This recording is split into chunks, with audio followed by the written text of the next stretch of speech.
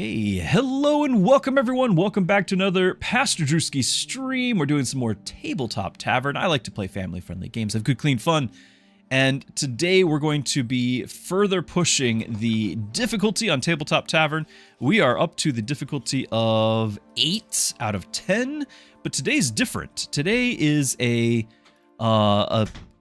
actually was a patch day, but this will be our first day of playing with the patch. And what has changed as a major change, and I've got you can use a command for patch to read the notes yourself, !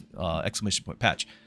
But what the major change is that all of the units that you're playing with, so for example, the Iron Resolve guys here, they've got that campaign bonus, which I can't click on. Oh, yeah, what's up, Jeff?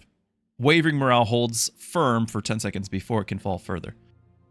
So this is a statistic for this faction of the battle bonus here, and then everyone else has their own, right? They've got the Death Cry, and they've got their Unyielding Dead. Everyone's got a different thing. But until now, those were not applying to the enemy. The enemy was not getting the faction bonus. They are now. So universally, every fight just got some sort of buff. Depending on what your faction that you're fighting, it's a different buff, but everyone got a buff. And some of these could be major. So for example, range squads might be 20 more accuracy, right? Melee squads getting 12 more weapon strength. Like, that's terrifying. So we're gonna be up against that today, and also at a difficulty of 8, where in addition to all the other difficulties, we're having reduced gold from ransoming captives. Settlements have stronger garrisons, along with everything else on these modifiers. And Orange Cat is moving my mouse, so I can't highlight it, Orange Cat, when you move the mouse here. So anyway, all of those modifiers are going to be happening today, but I'm not clicking these just yet because yesterday, if you've been keeping up with this stream, and I also added everything to a playlist so everyone can watch my journey from difficulty 1 all the way hopefully to 10, because I've only done one run each difficulty. We haven't had to redo anything yet, knock on wood. But we haven't done our upgrades yet. So we got 400 to spend. And one of the things I was looking at, I feel like, yeah, was selling the sell value of consumables by 5 and entering the shop gaining 5. Like, part of the reason for that is you can make it to where you can get a consumable every time. And so that's maybe some income there, especially early game. There were several times last run where I had extra consumables. And although now that I think about that, hold on. I might want to reset all of this then to undo that because the difficulty, I just remembered this, the difficulty of, I think it was 7? Yeah, received no gold for selling gear or consumables. So even though you can increase it by 5, it's still 0. So that does not apply. We're going to have to change that. I'm going to have to reset all this.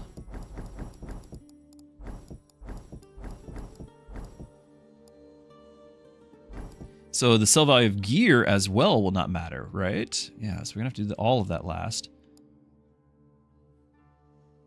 I still have a bunch to do. I think it was all of these. Yeah. Grave, good to have you. Good to have you. Hope you are excited for the next step in our journey. I know I am. Ransoming enemies goes up. Consumable guarantee. Yeah, 3rd reserve slot. That was the one we needed. And then I just added the ransoming enemies one, I think. So we're going to do the shop gaining. And we're going to reduce the cost of probably consumables and gear packs. Those are the ones that I'll actually purchase. And I think we're good to go. These do not affect me. So that's sad.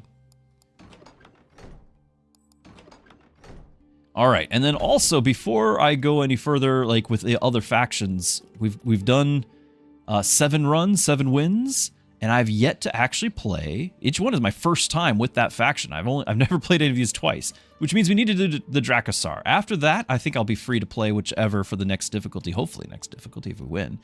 But I have yet to play this one, so we're gonna do that.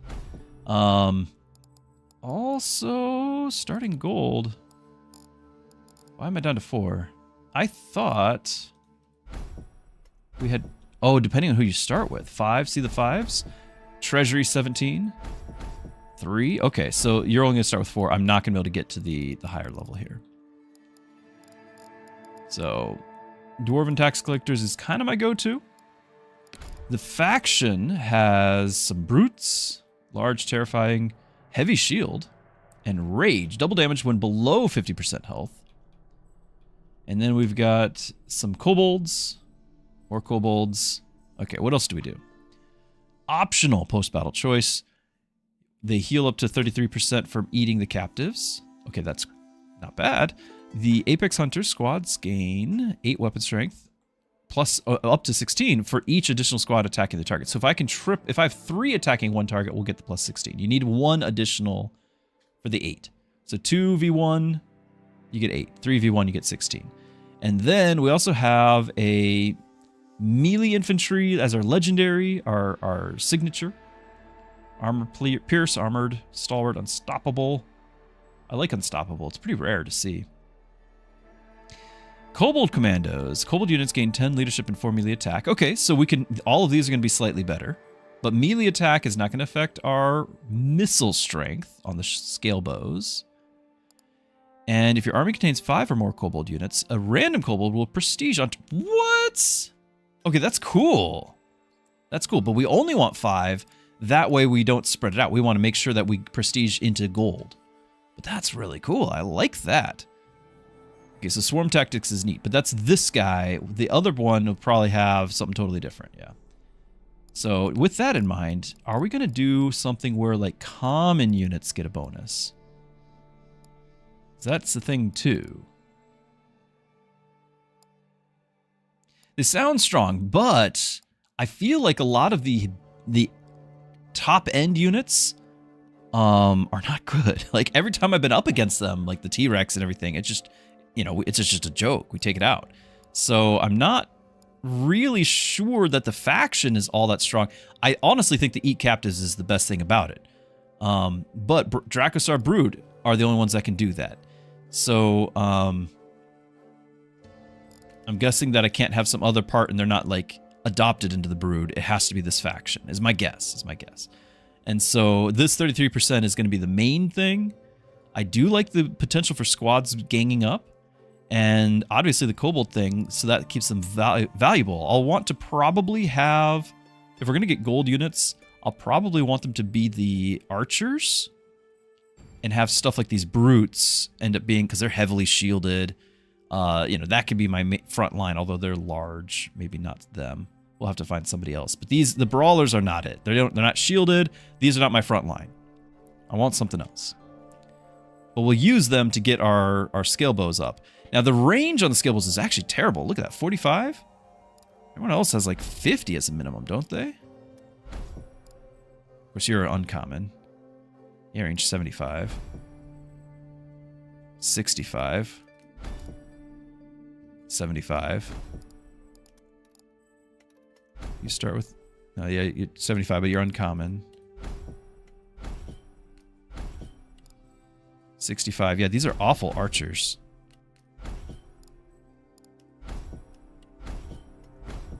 Oh well, it is what it is. I don't really like the kobolds. Look at also the ammo, 450. Oh, but I bet it's because they've got decent melee. They've got like actual melee combat. So 28, 28, 24, and 28, 24, 30 on the melee stats. If I go look at a guy here, yeah, 14, 17, 24, 10. So these things, once they're done firing, they actually go into melee combat, and they're good at it, which means this +4 melee attack is actually viable then. Okay. All right.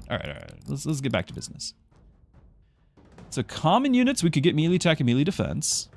This is good, but I do feel like having the gold from this is a way to just fund the whole rest of the run, and I feel like it's trivialized everything. I'm going to do it. Let's go. Level 8. Riven, good to have you as well. Hope everyone's having a great Friday and you're looking forward to a nice weekend.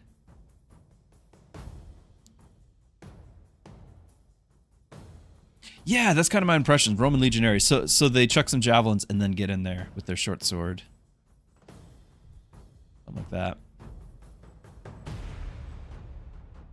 definitely run out of ammo quickly. Good point, Zerg. I don't have to protect them quite as closely. Armor-piercing units can gain melee attack. I don't know my faction well enough to know how many of my guys are going to be armor-piercing, but we could get a Trout. Now, our conscripted survivors are already going to be 75%, and we know that we don't really want other factions. So I'm not really excited about that. Now, the Trial of Grasses. I could make this a golden right now, and then start healing him up.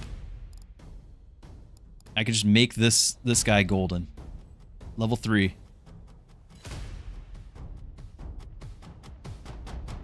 Yeah, entry frag, something like that. And I can possibly use that to help get the surround bonus as well. I'm really tempted to do an early click of this.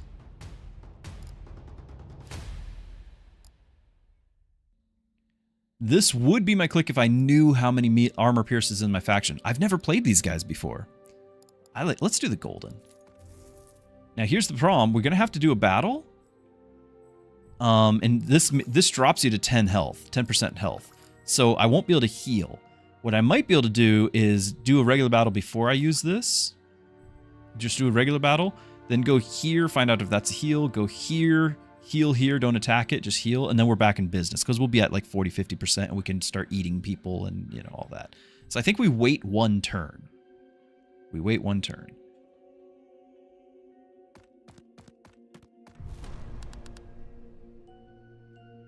Although we could possibly just say I don't use it at all, but I don't know. The dire wolves, without me having spearmen, I think the dire wolves are actually kind of scary. So let's not do this. Still, we'll keep to the plan. We're gonna fight out the battle. But the good point. Only use full health units. So I might have to use my if they're not full health. We'll see. Archers are probably gonna make me not full health. That's see, the thing is, I don't know if I do this, then I could just go ahead and do this anyway right now. But I don't know if this group wins. Although I guess right here it still says auto-resolve wins. But this is a probably tough fight.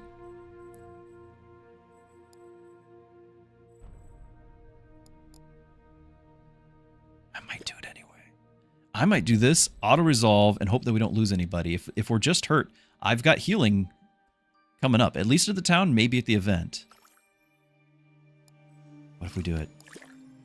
Let's do it. It's right at the start of a run. Okay, that's done. Gotta be greedy. Auto-resolve. Okay, we can handle that. And then look at this, full heal! Full heal, we're back in business! Got a minor health potion. We can recruit a raptor. These are brawlers, yeah. So the scale bows, I wanted the scale bows. That gives me a 5, and I need it to be kobolds. I need 5 kobolds. So that's the choice right there. We now have the 5. Now I could use this to heal. We can conscript some other dire wolves or something like that. There's no problem in doing that. If I get the ransom, then we can at least start getting interest. Which is really, really nice at this point, this stage. I don't think the heal is all that important. I think we did pretty well. I'm shocked that this healed full.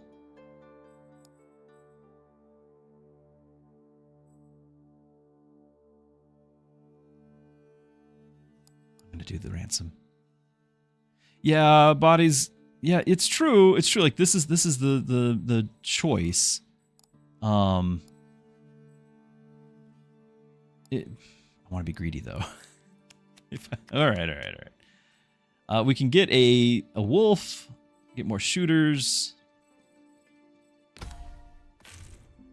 Look at that. Look at that. Already rolling.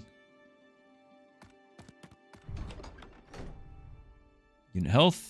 New unit. I don't have 8, so I cannot click that. Probably just the low roll, because I cannot influence the rolls anymore with this difficulty.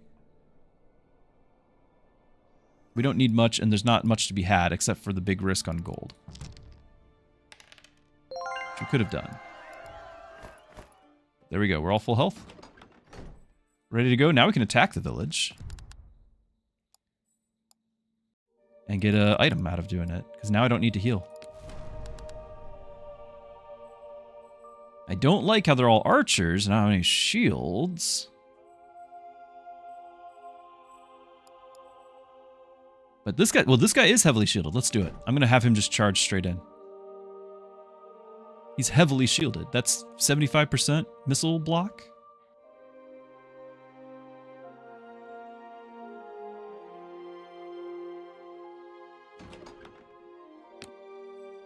%.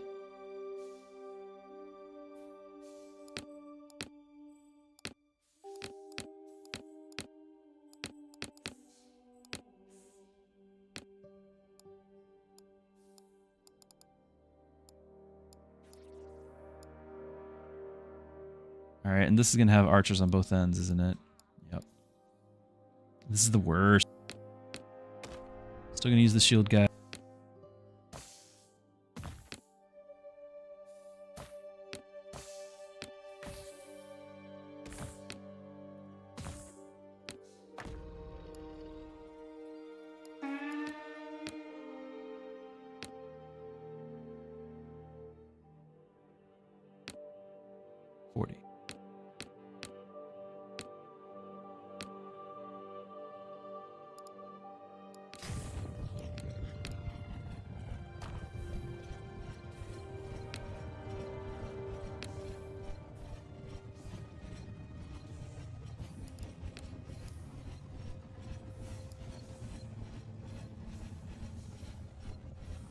Where are you wandering to?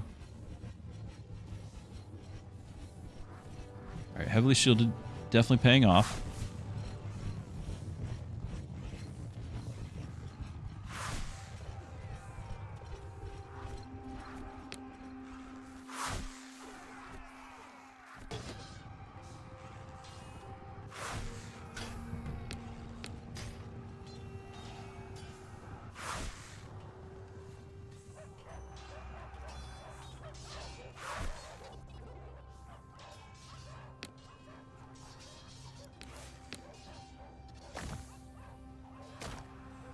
Archers move up so we can shoot at the trolls. Bring down the troll.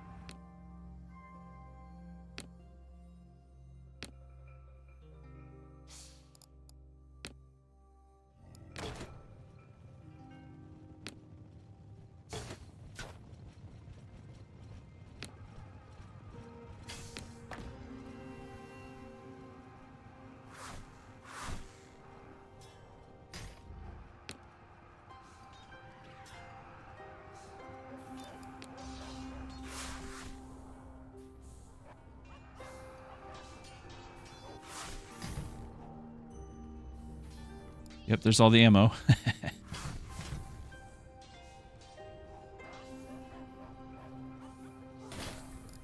Now, do I let the wolves charge straight into the archers, or do we keep using our heavily shield? I think that's the plan.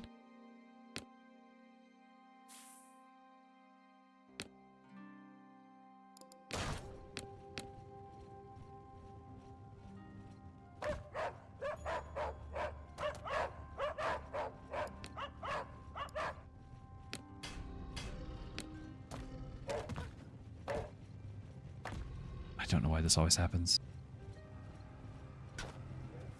No, you're targeting my wolves! You weren't supposed to.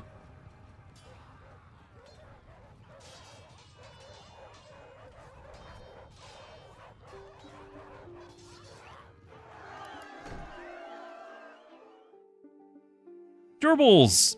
The combat is a lot like Total War simplified, but it's a roguelike Total War. It's like if you put Slay the Spire, but your battles are Total War battles. Baby Druski agrees. Slay the Spire. Nice. And we're getting the prestige. Need some gear. Cavalry units gain weapon strength. You don't count though, right? Yeah, this one should.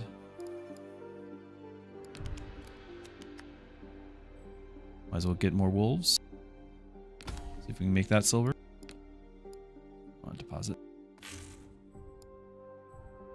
Okay, rain is going to slow us down from on the cavalry side. It's part of why you watch. You have similar. Well, you have great taste then, obviously. Glad to hear it. Now, it is a bit of a danger to auto resolve, but because of the rain, I'm wondering. So no, this should be fine. I just keep charging this guy up front. He's got heavily shields, so we're gonna use it. We'll probably eat some captives. We'll be fine. Yeah, a lot of the factions in this are gonna mimic the Warhammer, Total War Warhammer factions, which I still think that they should have called it Total Warhammer.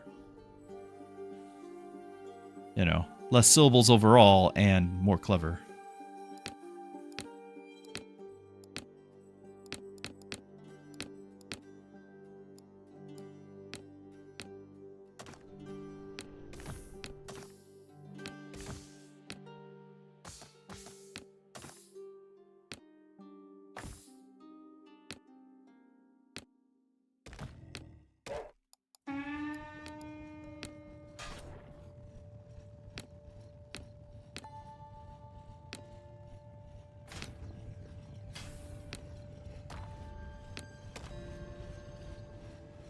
Nope, too fast. Because large units go slow. Hold on. Rain, for obvious reasons, right?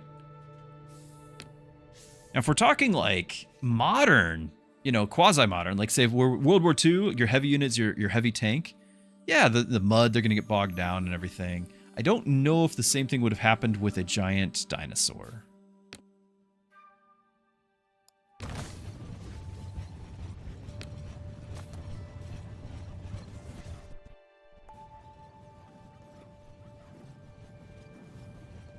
I don't know. I don't have a lot of, you know, tests to reference.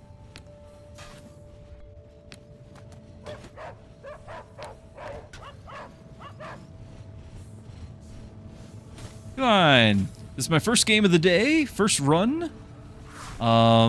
First time with the dino guys. So kind of excited here.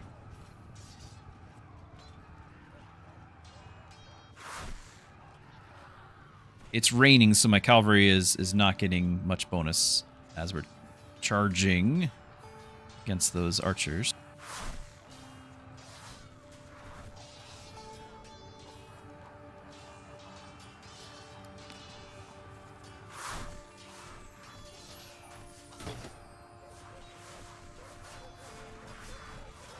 But I'm trying to use my heavily shielded guys, the blue guys, to the best effect I can.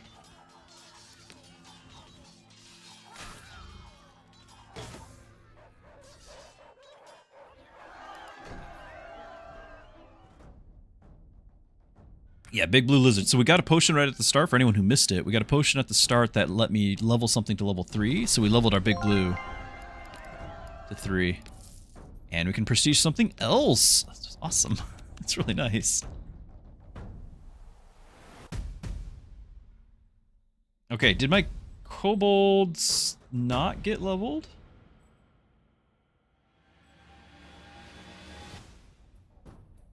They didn't get leveled. Does it not happen until a second later? Sure. Now, cavalry units are getting weapon strength, so we could do this. And I don't think I want that many more kobolds. Because it has to be 5 to get the effect. I don't know if it shows it here. Yeah, it's swarm tactics. If your army contains 5 or more kobold, a random kobold will prestige. So I got 5. But I don't want a ton more. Because I want to keep these ones getting prestige. I want them getting golden. I don't want to spread out a whole bunch of silvers.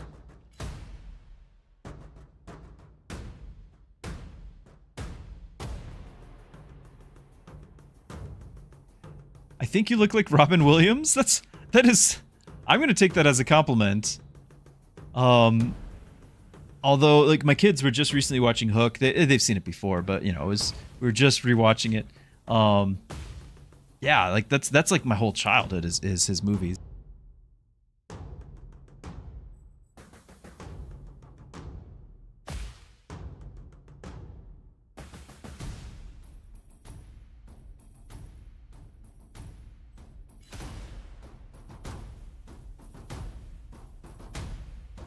All right, we're just gonna do the raptors, and then we're not stuck with the wolves.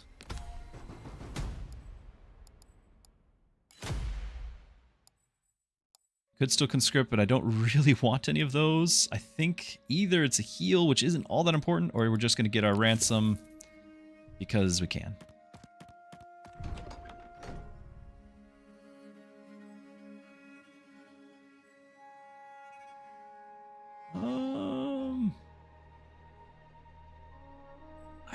I don't... We don't have much to go off of.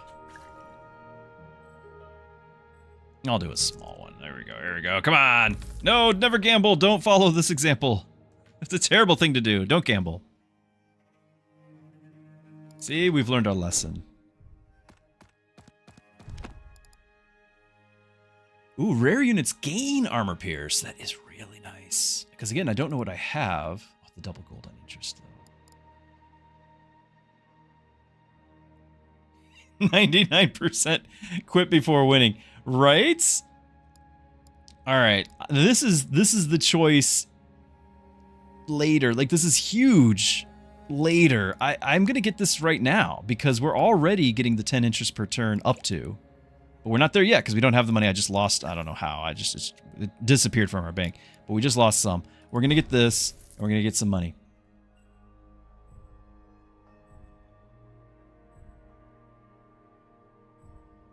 I'm gonna go over here. Oh, we did get that prestige. I'm gonna go over here because I want to keep getting prestige. And I think I'm just gonna do this and then eat. Because I can.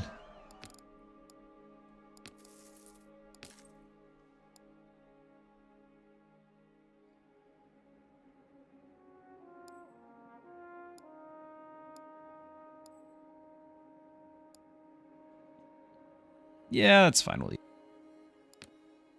That's right, it doesn't affect those. That's why we got this guy, because these guys are gonna have to go. Yeah, and I only want the 2 cobalt, like the 5 cobalt. I don't want any more cobalt, so this is fine. These ones are gonna go. Yes, we're getting golden now. That's what we're here for. Ooh. Okay, I've learned my lesson here as well. I don't think I want to prestige unless I get rid of the direwolves right now. We could scavenge. Nothing wrong with that. We got slots open. Maybe I am going to do that.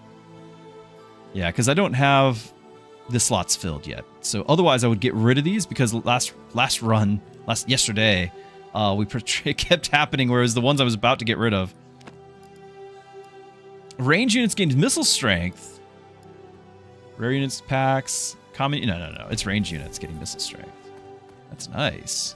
That's 50. We were only 5 missile strength before, so now we got 9. That's a much better deal. Honestly, because I can just eat things, I'm just gonna keep doing it. Like, you can't stop me. Minor, okay. I could get the Orc Ravagers, but I think we're just gonna ransom and get all of the interest. And I think, are we really keeping these long enough to? I gotta use something. Fine. They can't sell them. They're 0 to sell.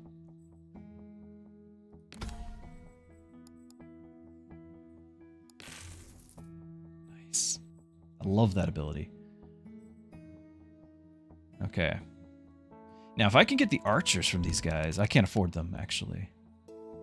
There they are. Hold on. I don't have siege. This is a city. I don't have any siege. If this was in the field, I bet we could do it. We've got a lot of cavalry, and we could circle around and get them, but it's... Yeah, the musketeers is what I want. I want them. I could fight it in order to get them. I don't think if we enter the town, I don't think I can afford to buy. I have 1 shielded guy.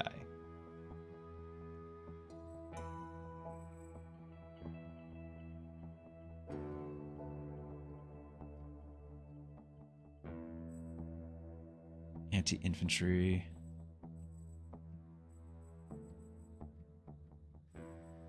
I already know that these are like my favorite unit in the game. I know that, and I would prestige it. Like we'd go all in on this guy, and plus he gets more missile strength. Like, so good. And yeah, we can sacrifice the wolves. Good point. Good. Okay, you convinced me. Because I know I can't buy. Now, technically, we could click auto-resolve and might even be better. Is this one of those cases? Because remember, I can heal. No, I can't heal because I can heal next time. I'm gonna get the units if I can. I can't heal this battle. I don't think I can heal this battle anyway because cities won't let you heal after. It's not the normal combat resolve. I don't necessarily need the wolves to die. It's just I can sacrifice them if need be. We'll get rid of them if I can just sell them. Yeah, we'd trade them. I don't think we auto. But I think I might bring in... Are the raptors going to be... I mean, these are obviously hurt. I might bring that... And I could prestige those. Yeah,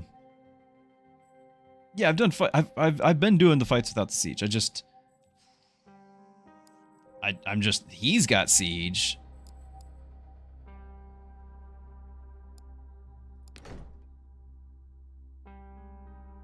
And those things got fixed, by the way. In the latest patch, those things got buffed. And this faction, they get the faction benefit. And like this faction, I think, is one of the strongest ones, right? If they're standing still, they get 20 accuracy. There they are. Oh, no, it's prolonged melee combat. Right. All right, so you got the scary guys there. Regular archers and artillery here. Terrifying.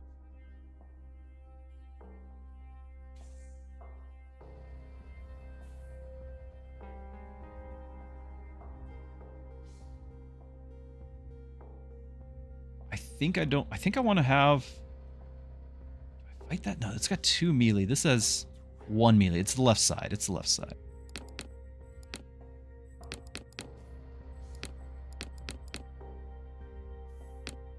You're getting a separate group because you're the guinea pig right now. I'm gonna have the artillery targeting this guy rather than targeting my brutes. I believe it's proximity based. That should be all I have to do.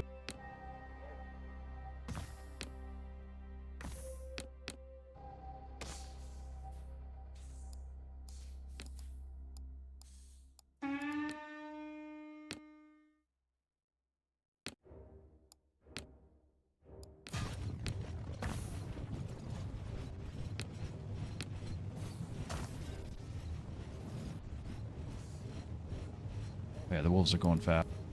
Probably too fast. It's raining again! But the artillery is hitting the wolves. It's raining though, I didn't realize that. My blue guys are slow. I'm gonna let the archers keep approaching just to get in range. This is awful. Absolutely awful. Should've brought the other wolves just for more sacrifice. Artillery's gonna demolish me.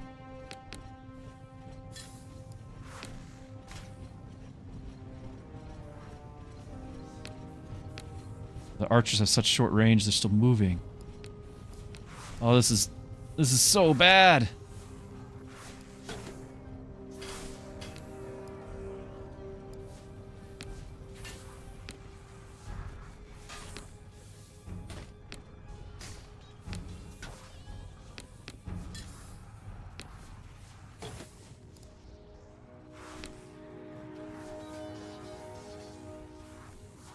Get in there, what are you doing?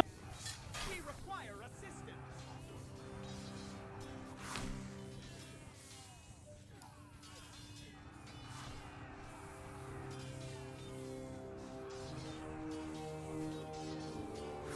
We require assistance.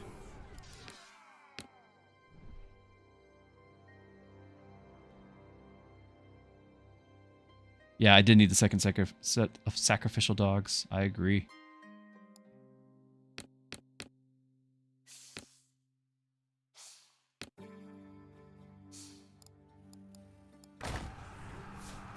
Get me out of here.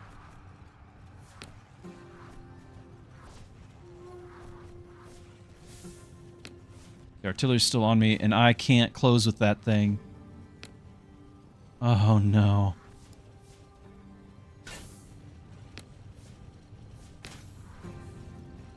So slow. Why did it have to be raining? It didn't even say, I don't think.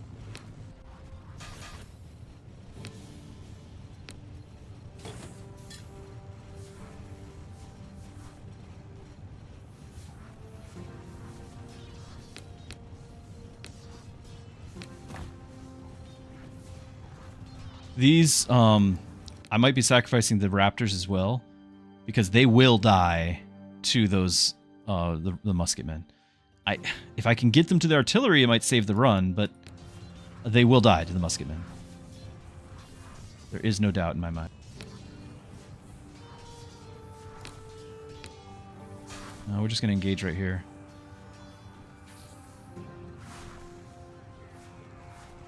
We're not.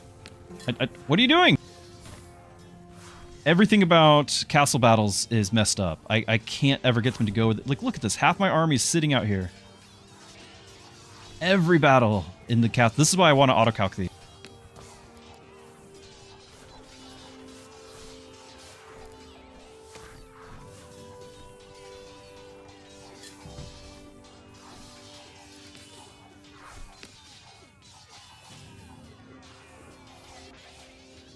Me out of here. We require assistance.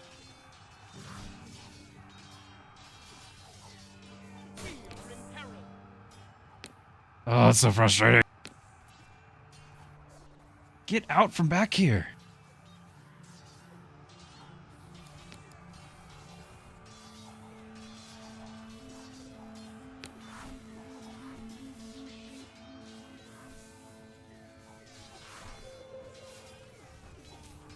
Worst case scenario, they're just going to use every bit of their ammo.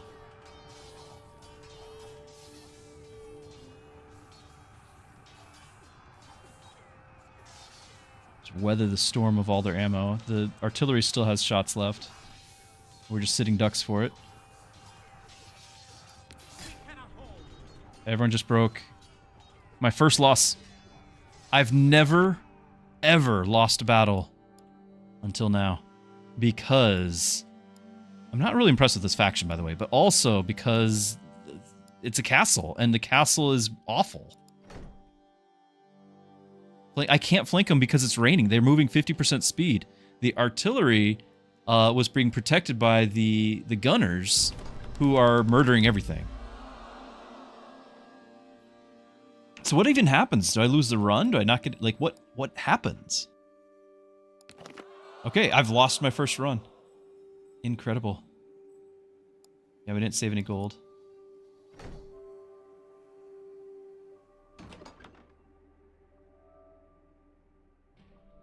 Yeah, that's just ugh. I really should have just auto-calced it because I knew it was a castle. I knew I didn't have siege. I knew I was going to be up against that. I didn't know I was going to be in rain. My advantage was in the cavalry. I had no advantage because the cavalry was moving at half speed because of rain, and therefore I had nothing going for me. And that was awful. It was very, very miserable. And now I've lost my first run ever. Yeah, definitely chat's fault. But you could see that the castle is what kept all my units out. Like, the door's open, but everyone's like, I don't know what to do here. You know, and so then they all go wandering the other way, and my guys, the rest of your force can't just keep moving forward because half of them is dragging them behind. And this is I need to go get them because they're all ranged. Yeah, that was really bad. It does sound like bad time. The thing is, I don't think, maybe somebody can watch the VOD, but I don't think it tells you in a castle fight what the weather's going to be. I didn't know. Maybe it was there and I did not pay attention. That's on me. But I don't think so. I think it does not tell you that it was going to rain. And if that's the case, then that's what killed me. Because the rain is what kept all... Oh, we had 4 cavalry. No, 5, because this is large too. The brutes that are mainline everything is what kept us from winning that. Armor pierce on range is good.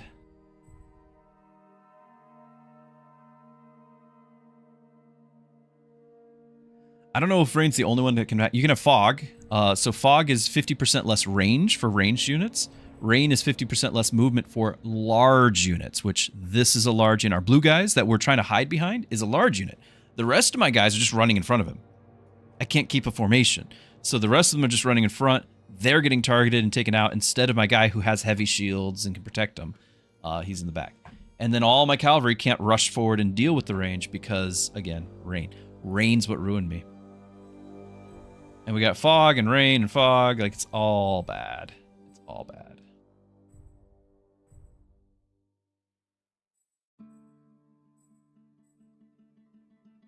Let me just go here. Now I'm a bit miffed. You know, go here. I'm going to auto-resolve.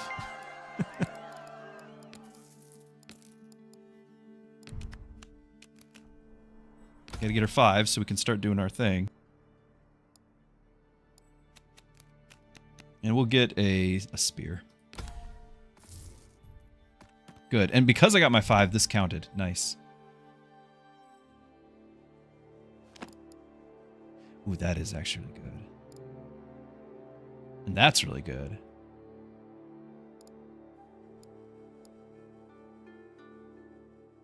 Higher rarity consumables. You guys saw how we got this thing golden right at the start. That's a rare consumable. Getting more of those is really good.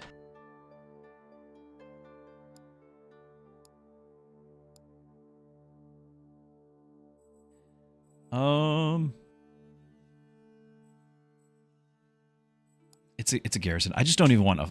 I'm just gonna auto calc. We're gonna fight it, but I don't want to do it. Walls are the worst, and we lost the guy, but it's fine. Everything about those walls. The bracelet of the sun goddess prevents rain.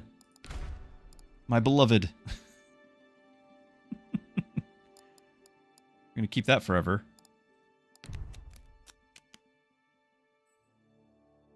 All right, we do have archers have all archers have armor pierce, so archer.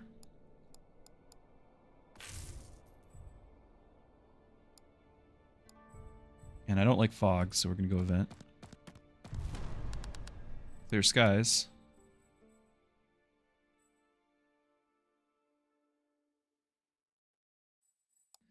Do we just want to...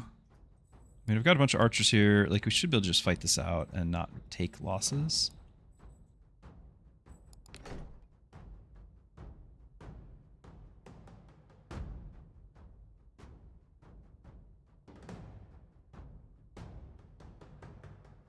Yeah, Zerg, those are important modifiers. It's just, I don't think it told me on that castle fight that we were going to have that modifier, is what I'm chafing against.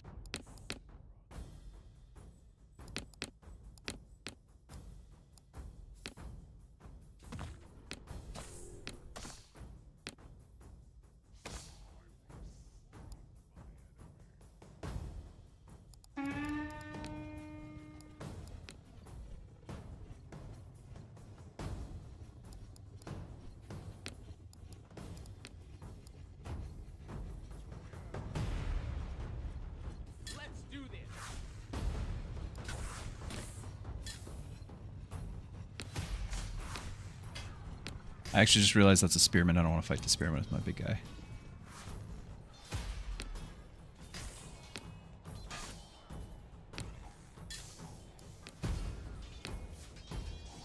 We will crush them.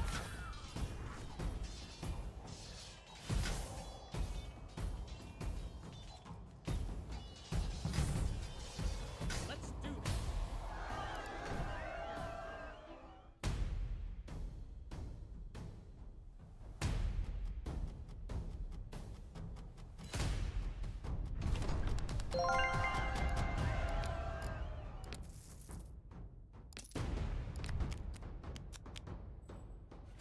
Raptor Riders. Outrider. Huh. I like Outrider on cavalry units. It'll never rain, so all's good. I am thinking about healing here. I don't really care about the survivors, and I want to make sure that this guy's full health. Close enough to it. I don't have any money for that. How can I help you? I don't have money for that. Health, next die roll, gear pack. I'm trying to get interest, so no. Goodbye.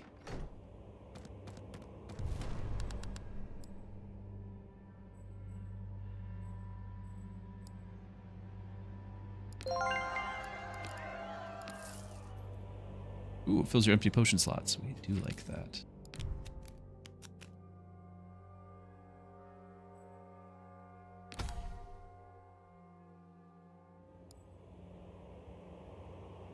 What were the Death Haven fiends? I don't remember.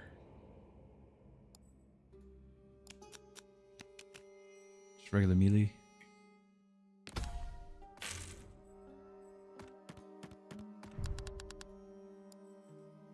Corpse Claws.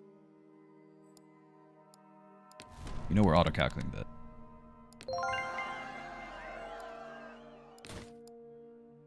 Yes.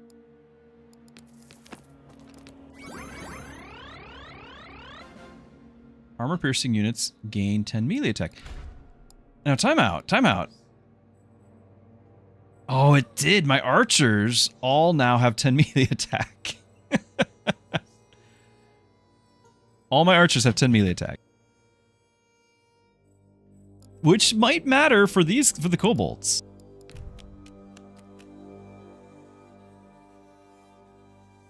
It did say the conditions, then it's on me, and I'm sad.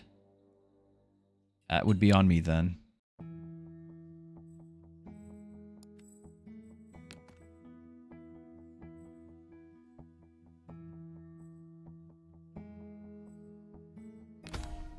All the archers. Fog kills the archers, so no. How can I help you?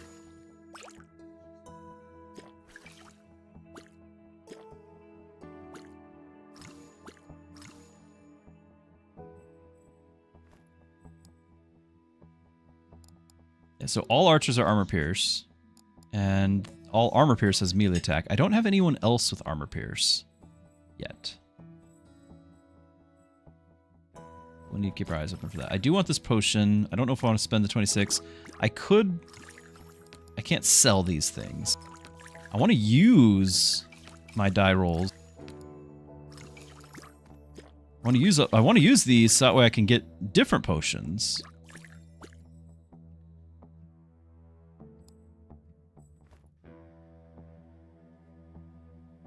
Yeah, it's something for the kobolds to chew on. You know, get that femur bone.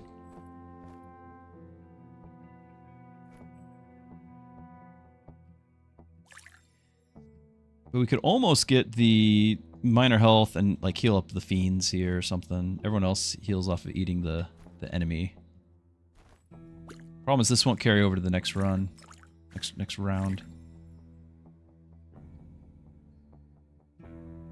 Eh. Just do that. Everyone else can heal. See ya.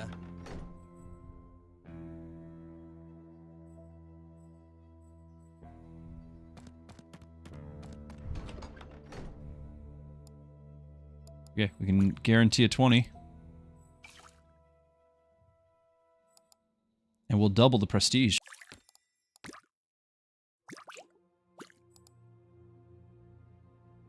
Now, do I get rid of anything? I don't need... I don't need any of the undead guys, but they're still fine right now, considering I don't have anything else.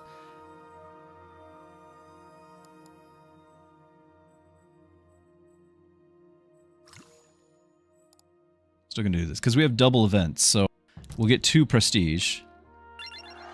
And I think you get an extra unit.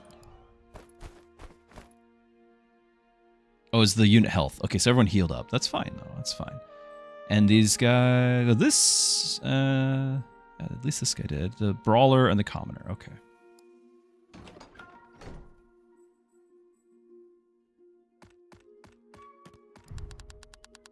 Okay, they do not have it.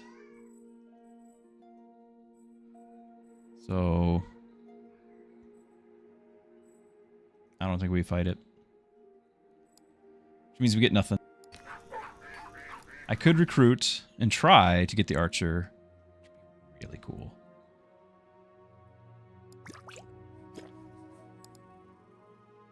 I wish this would let me re-roll like the unit as well, not just the die. There's not enough die rolls to matter.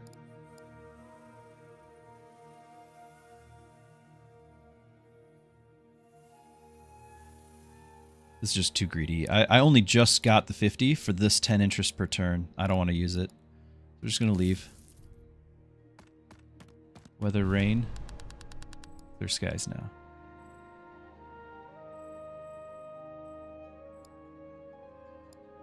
Alright, you have no archers. You do have a bunch of cavalry. 4 cavalry. I don't really need to do the Outrider ability. Also, I don't have any melee. Like, I've got to get this guy in. We do have too many archers. I recognize this. But they're all armor pierce. Who's armored? No, these guys are armored. This guy, yeah, they're all the top ends are armor pierce. My archers should do amazing. It's just I can't let them touch me because they're not anti-large.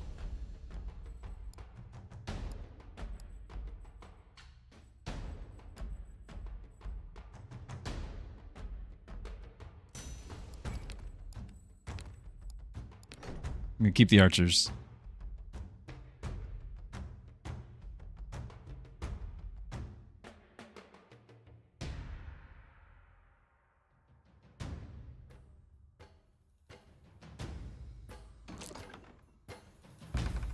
No, there's swamp. Well, actually, that's probably really good for me, huh? We're gonna play archers. Forest would have been bad. Swamp is great.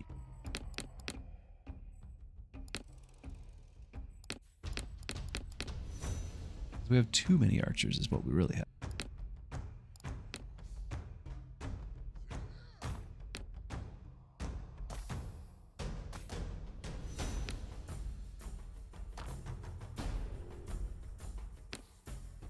Any use for Outrider? Not really.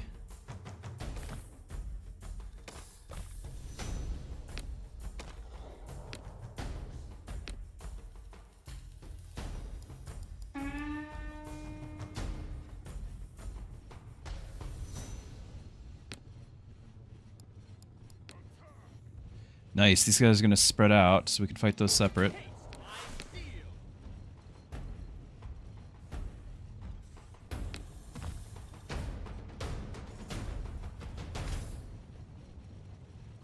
Charge bonus.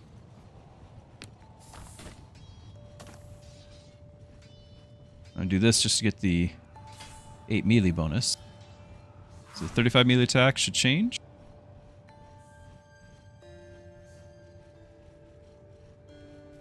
No? Maybe not.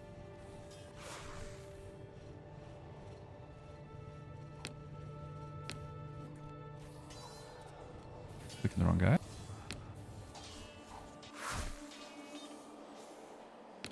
Oh, this is undead as well. Oh yeah, this is one guy. This guy though, weapon strength. Yeah, he's getting weapon strength bonus. All right, all right. See that coming up. Orange cat.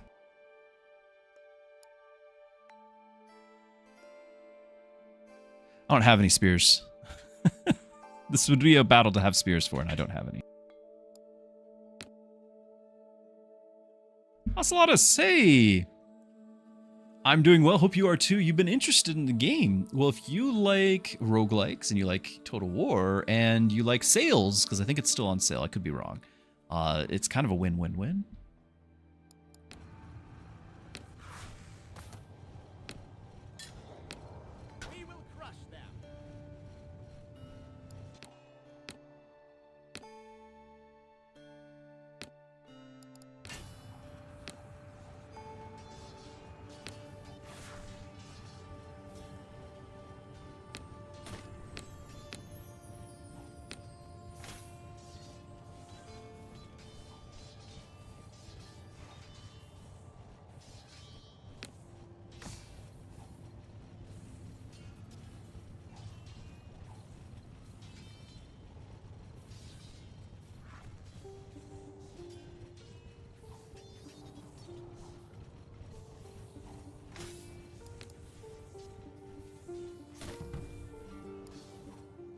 Ammo's already empty. That is a problem.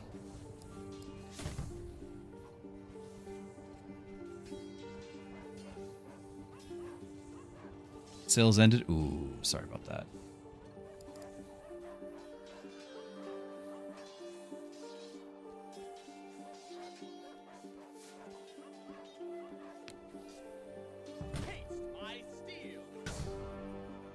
Okay, all those archers that we were excited about are all out of ammo. I don't like this faction, by the way.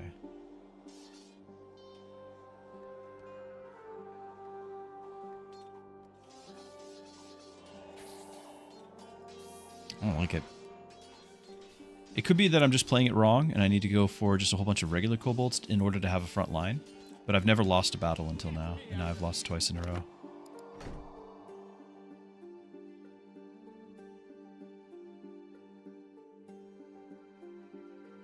The tavern element? So the tavern element is the roguelike element.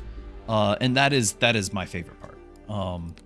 There's not really, I mean, it's roguelike in, you got like the progression map, kind of like a Slay the Spire, and then you've got combining units, kind of like Teamfight Tactics or Battlegrounds or something like that. Like you get 3 of a kind, you combine them.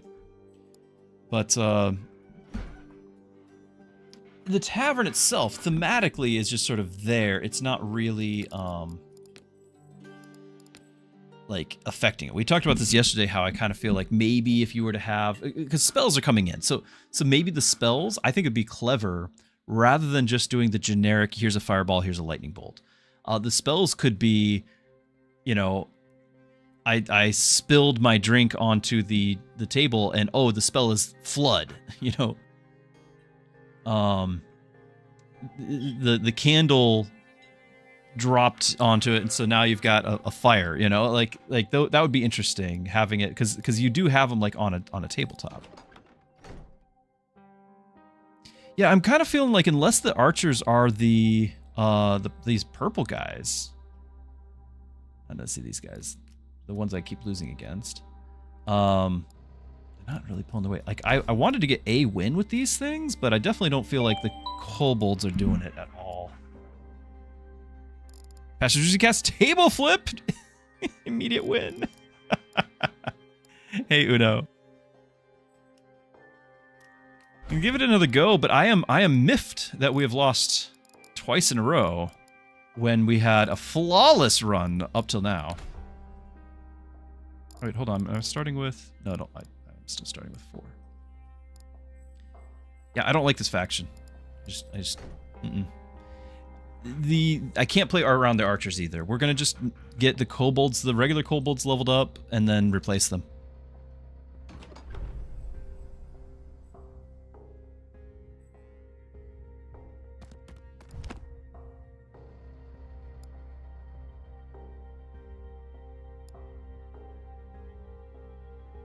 Sell cards that boost your pack or special dice or something.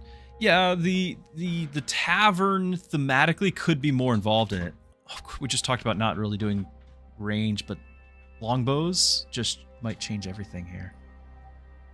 25 range bonus when these guys only have 45 range is massive. Even if I don't use kobolds, like this is still one of my favorite items in game. This is really good too, especially if we are going to keep the kobolds going. Like, can I get both?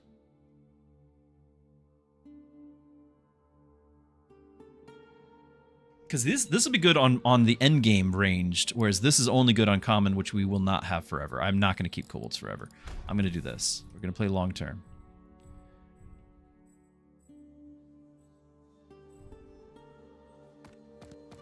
No fog.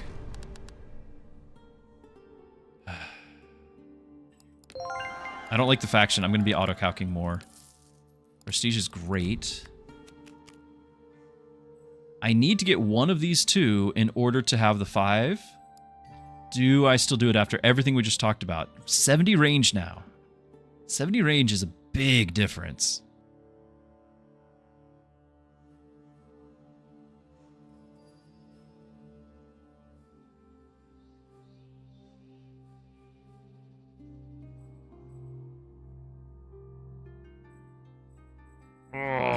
against my better judgment, I'm gonna click it.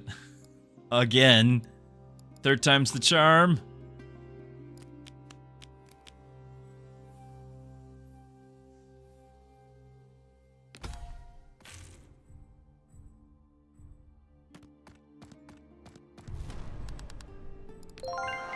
It's lost the dog. Major health. Not gonna set on the dogs though.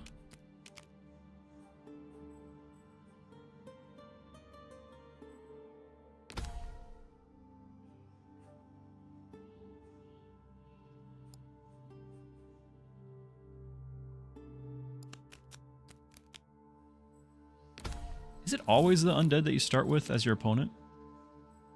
Is that a thing?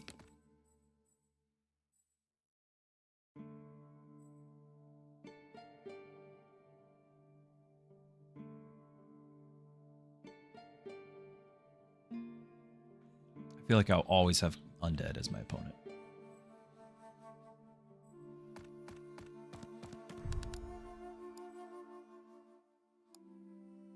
If we fight the garrison, we are losing these dogs, unless I just do that. I don't know if I care. But I might do that. We might be losing some of the kobolds, and I don't want that. I could just heal. But I would want to have this going, is what I really would like to do. We could also prestige our guy. I am going to be relying on him.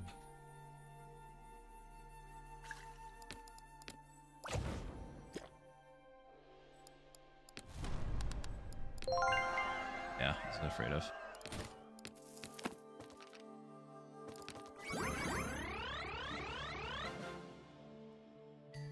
Someone gets speed attack.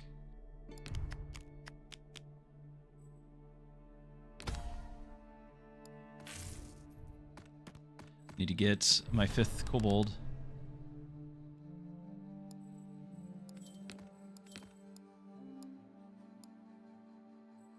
Fog. I'm just disgusted with this factions. I'm gonna keep auto-calcing. I know it's bad.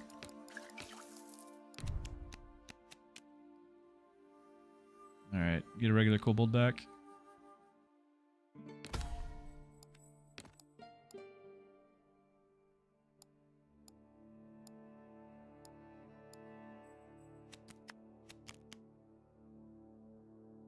.100 range. I don't have a front line, and I definitely don't have spears. Like, I need way more going on here.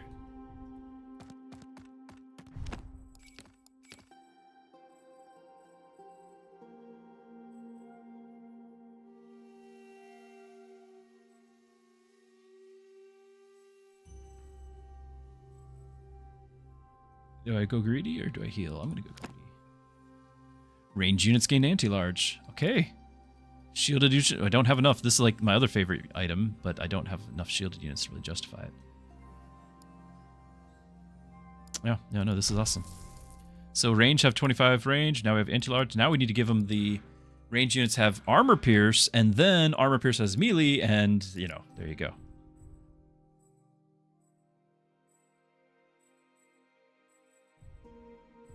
Fog or rain. At this point, rain's worse.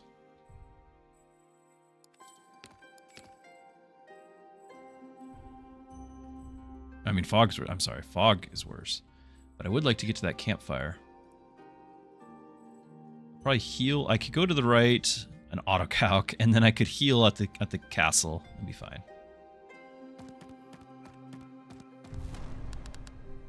This should be fine. We're gonna eventually here. You can't heal on your own, but you can.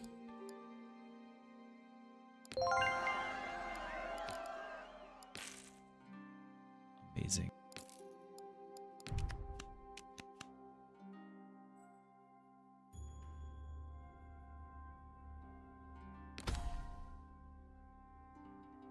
We eat? I think we eat at this point.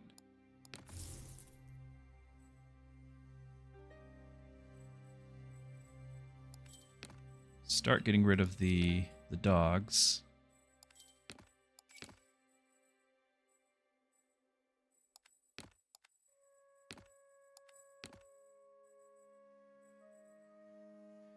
still want to heal, it's really just be for the one guy. Rain is awful, but I did want to get here.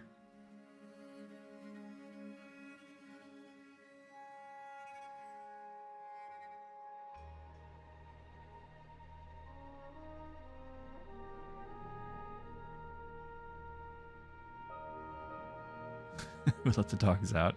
I put them out. It's true.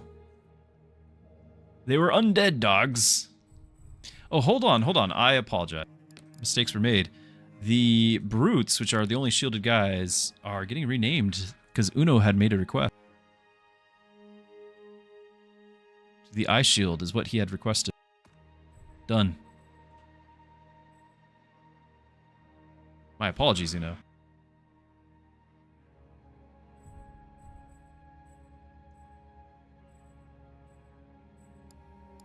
How important is that campfire to me? It's basically just an extra heal.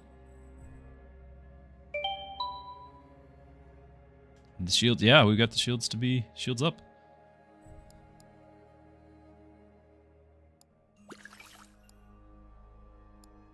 I'm gonna wait for something to be worthy of the level 3 prestige, and my first choice would be the archers from this castle, but I don't think we'll get them, and I've lost too many games against that.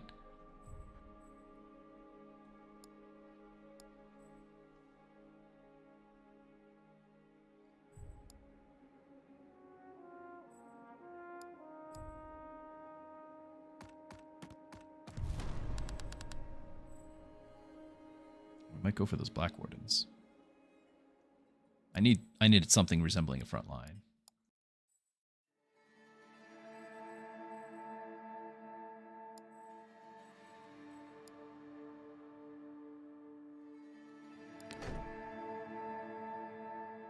Fire! Hello, good to have you.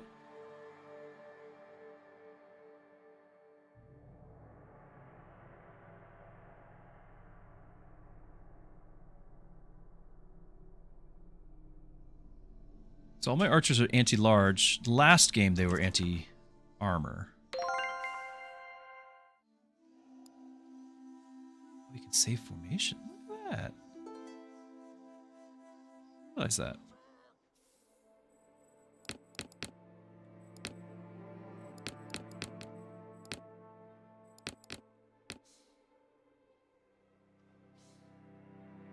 I don't want fighting missile resist.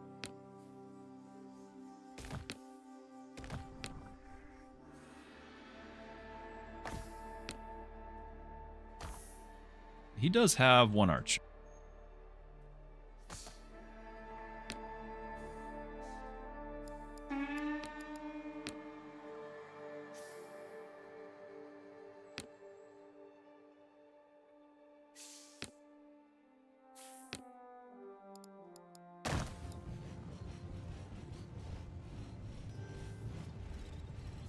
We're gonna do the sit here and not do anything game. I guess I can move up to the blacksmith then. I can do that.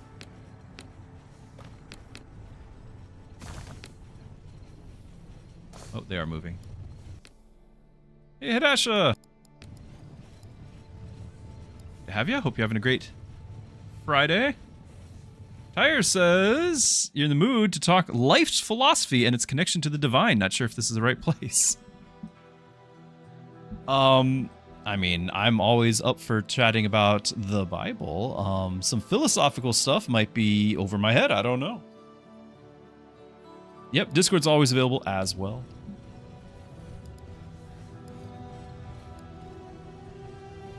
Some people feel more comfortable in different settings, so we have multiple avenues.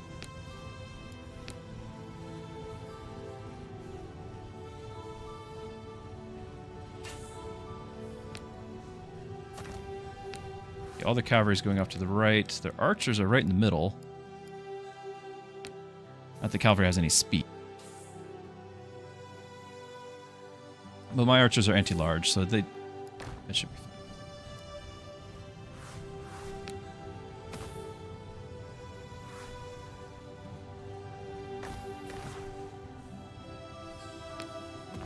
Should have had these guys in the middle.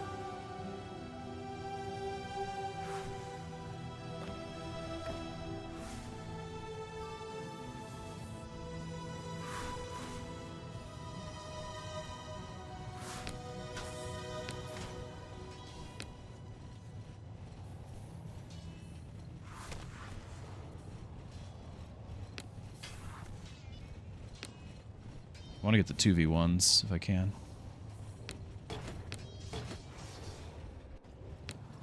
Let's do this. Cavalry is running away. Got it.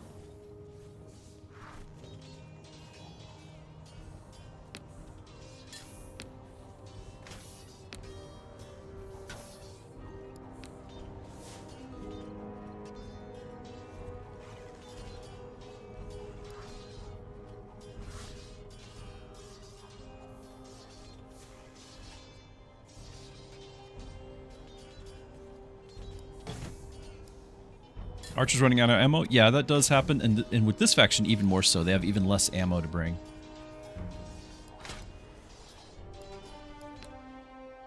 Well, Tyr, just in full transparency, I'm not going to know much about Zen philosophy. It's not going to be something I'm well versed in.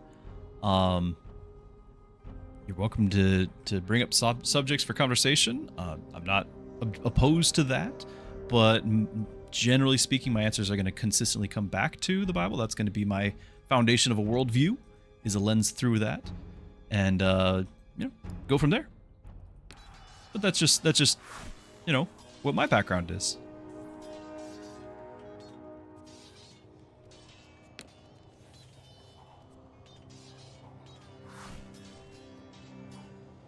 The more you know. See, and I get that like works well on like a fortune cookie, but that doesn't really work for me.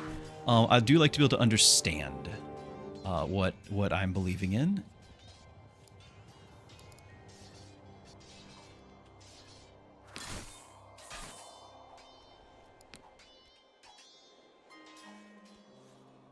Let's give him hell.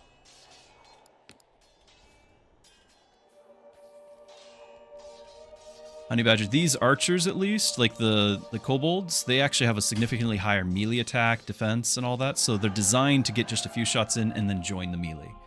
Are they great? No, everything about it has been really bad with this faction. But that's kind of their design. I've not enjoyed the faction, though.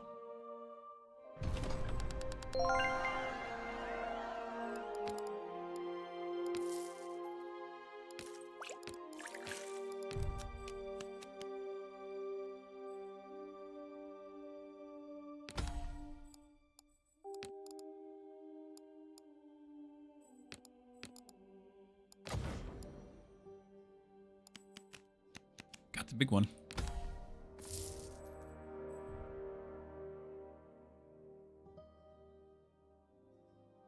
Big tanky lizards. Well, I don't like the single ones. Like, I can get big ones that are groups, but the single ones I think just die instantly. I could prestige this guy, but I'd rather it be my faction because then we can heal him reliably. I think that's very important. Let's see what we get here, though. Another battle. But Bloodsworn would actually be even more important to me because I don't have... Well, actually, my archers are anti-large. The power of the turkey.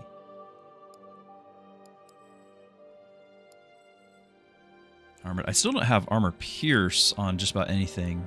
So this is useless at the moment. Yeah, no armor pierce. Rain. Is this an auto-resolve and then heal after? It might be an auto-resolve and heal after.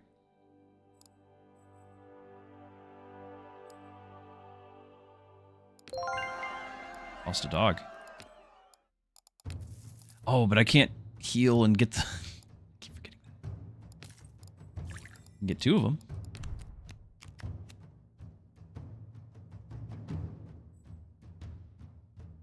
Did we lose a kobold? No, he's healing. Okay. I don't want more than the 5. I do need more... We need to get to the uncommon units and start just getting more frontline. I have no frontline.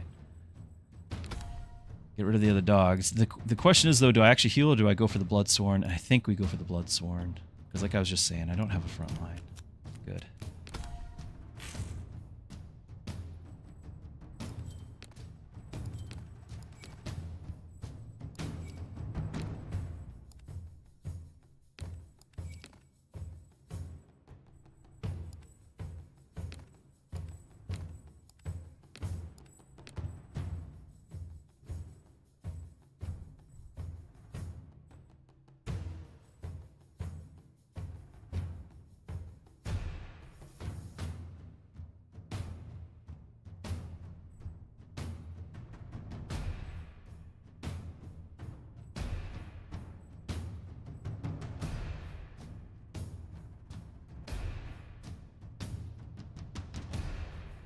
Tyr says, the thing that inspires you, kind of inspires you. In Zen, the general view is you are your own god, and everyone is because we're all the same. And basically everything you do is glorify existence in all its forms, from pleasurable to brutal, and that thing just honestly feels right for you because I am to the world as the world is to me.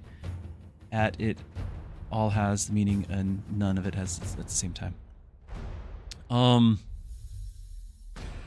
You would not be alone. Obviously that's a lot of roots in the Eastern mysticism philosophies and perspectives, and there's a huge portion of the population of the planet would be of that, maybe not practicing, but at least of that persuasion mindset. I firmly believe that we have purpose, that we're not just here with the Force and connected to all of that, that we have a creator, and the creator gave us purpose. The creator loves us, and when we rebelled against him, he sent his son to take our place in our punishment so that we don't have to be punished and we can get salvation through him, and his Jesus. And I think without that that purpose, that and he's a personable God, one that knows us, one that wants to be around us. I think without all of that, you can just feel free to make up whatever you want, and it's all ultimately as valid as the next one. But if you have your source of truth being outside of yourself, outside of your own whatever sounds good to you, the objective truth being that of a creator, then there actually is a standard for objective morality, objective purpose, things like that. So right and wrong is not found within me, but found from the lawgiver, the creator. And so purpose can be found in that, truth and meaning can be found in that, and love and belonging can be found in that. I think there's far more to be found there than just what a lot of people would say, Christianity is the Bible, book of rules, and all of that. That's people who don't understand Christianity. There's something much deeper than a book of rules, and it is family. It is belonging. It is the love of our Creator who wants to adopt us into His family and be our Father. We lose sight of that when we kind of think of everything as just a book of rules, and we kind of feel like, well, there must be more. There is more. So I know you weren't really referencing rules and whatnot, but a lot of people do. I don't want to debate the philosophical merits. I do believe that one can use your own intellect, look for evidence of a creator in creation, in everything that we see. We can see design, and there's all sorts of questions that can only be answered by having a designer, having a lawgiver, morality, intellect, and all of those sorts of things. So I prefer being able to use my, as I believe, God-given intellect to be able to understand things rather than trying to step out of that and be in a state of not using intellect or Zen or whatever that might involve. Being in control of my faculties, and within that control saying, yes, I believe and agree and submit to this of a creator, a Lord, a God, the God.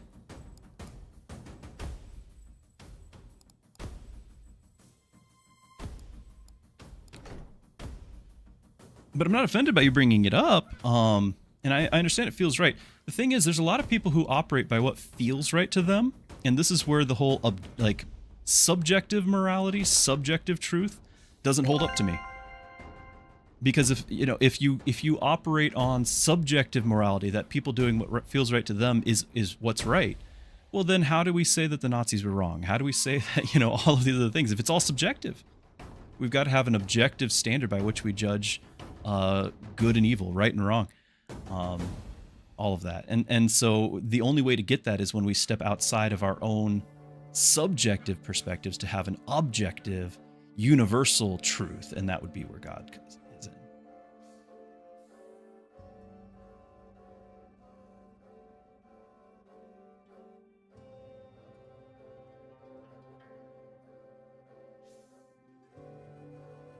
Okay, yeah, and Honey Badgers is basically saying the same thing I am.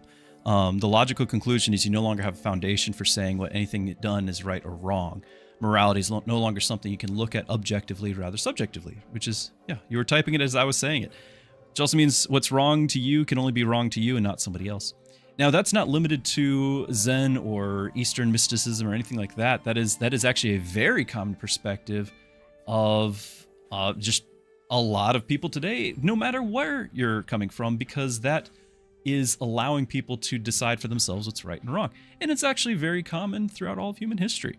That is what the Garden of Eden was all about. Man wanted to decide what's right and wrong for them.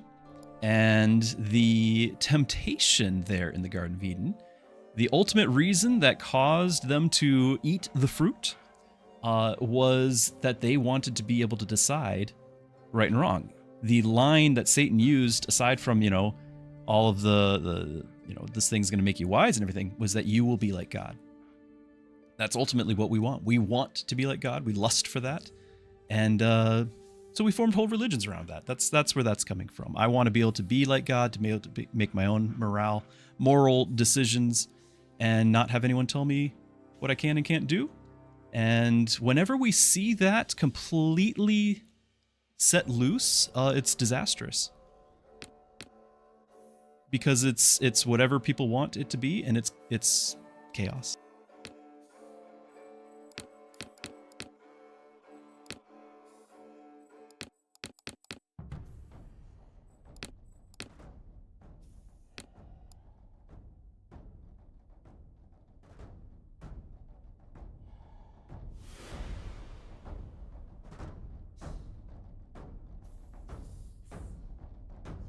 You understand the difference between religion and faith. You don't believe submitting to anything is something that one does, since all you currently feel there's only me, despite having people around. That's tough, but that's also freeing.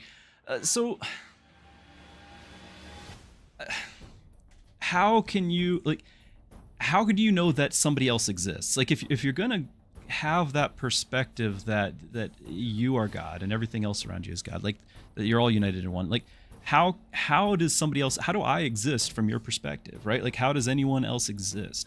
It becomes, ultimately, it becomes meaningless. Like, it becomes to the point where I've talked myself in such a circle that there's no meaning in existence. There's no meaning in anybody. There's no meaning in any relationships. Because you can't even know anything's real. It's becoming kind of like people, think we're living in a simulation and we're all in the Matrix and everything. It loses all meaning.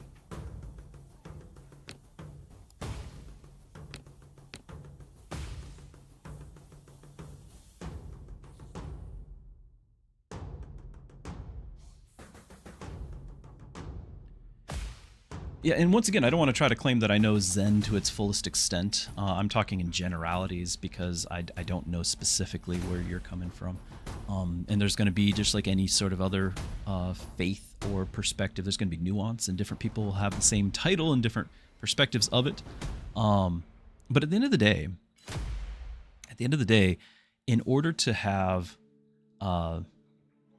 morality, it can't be subjective. It can't be something that I decide what it is, or that because you decide something different. If I decide, if we meet on the street, we're just walking by each other, we meet on the street, and I decide that it's subjectively good for me, might makes right, and therefore it's subjectively good for me to steal your wallet. Who are you to say I'm wrong? Well, you object to me stealing your wallet. But I say, well, it's right for me. And, unless you can appeal to a higher power like the authorities, or you pull out a gun or something, but we're not going there. Like you're not going to be able to say that it was wrong for me if everything is subjective. We've got to have an objective truth. And when we, take a position that I am truth, then that's subjectiveness. Like, ultimately, that's what I'm boiling it down to. When I get to be God and I get to be one with everything, But that really is me saying, I get to determine truth. I get to be determining the subjective nature of what's morally good. Which is why we were bringing that particular angle up, was because, you know, we don't know the nuances, but we can look at big picture, and the big picture is you're going to end up with subjectiveness.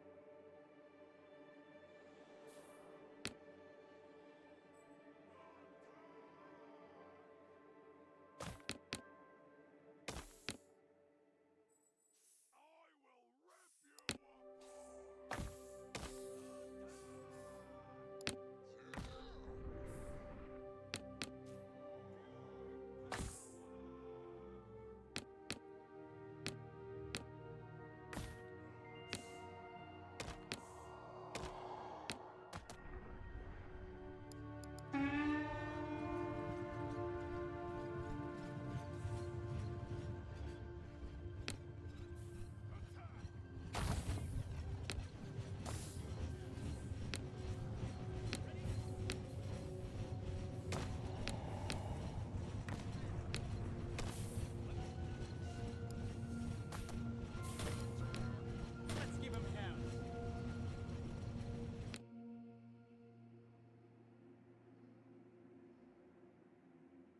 In the big words, yeah, I would agree. Like, a lot of people are going to have a different understanding of what that is. So I might be speaking to something that is not directly correlating to where your beliefs are. Though I still like stand by it. You don't see where the Holy Trinity comes in there. Definitely feel destiny. Sometimes it feels like I'm guided towards something, but I don't stop 1 second on doing things to enforce outcomes. So it's kind of all connected through you. As of moral scenarios, but that's not faith that stops you. Like, maybe not you specifically, but in general, people are stopped by law and those enforcing it. I don't steal because risk is definitely more than the value I'd get. But if $20 is on the floor and nobody around, I pick it up and forget. That's okay. In general, I'd like for people to not suffer, but currently there's a group of people I enjoy. So we have a conscience. We know right from wrong. Very quickly, that conscience can be burnt, seared, snuffed out. And we can operate without conscience. We can be set loose from the constraints of that conscience, which is why at that point, you need law enforcement to step in. We don't need law enforcement for every aspect of our moral choices. Right? Like, we don't call the police for every time that something comes up, only when it's the times that are like outside of the control of you know, whatever's going on there. But that doesn't mean that we don't know right from wrong. We do know right from wrong. What we do want to do, though, is we want to find ways around what's wrong, or be able to justify what's wrong into such a way that we can call it right. And again, that's what we did back in the Garden of Eden, when we were like, oh, this fruit will make me wise, and it'll, you know, let me become like God. These are all good things, and so I'm going to eat this thing. I justify it. I know it's wrong because God told me not to, but I'm going to do it anyway. But I justify it to myself. So we do this all the time. So we know this, whether we have faith or not. We inherently have it. And that's actually what the knowledge of good and evil did, is we gained that conscience.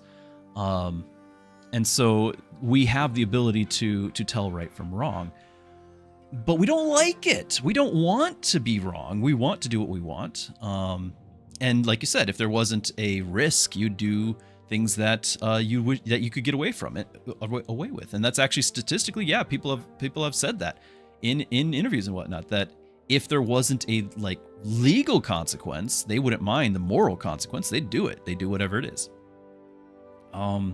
That speaks more to like the sad state of society. It doesn't change the truth. The truth being that we are inherently moral creatures that know right from wrong. And we all got that from God. We got that understanding of this is wrong because we have a objective truth of what is right, and we are breaking God's laws. This is why you can universally say things like murder Well, actually, we're at such a point in society that we can't say that anymore, can we? I used to be able to say that we can all agree murder is wrong, but there's actually a lot of people who no longer agree with that, which is just a horrible place our society has gotten to. But regardless, where do we get our understanding of right and wrong from, if not from an outside source? And that's our creator, that's our lawgiver. And we are currently in rebellion from him, in a general sense. And so that's where our need for a savior comes into place, because otherwise we end up ultimately having to pay our debt of sin. God doesn't want us to have to do that. We are the ones doing the rebelling, incurring the debt.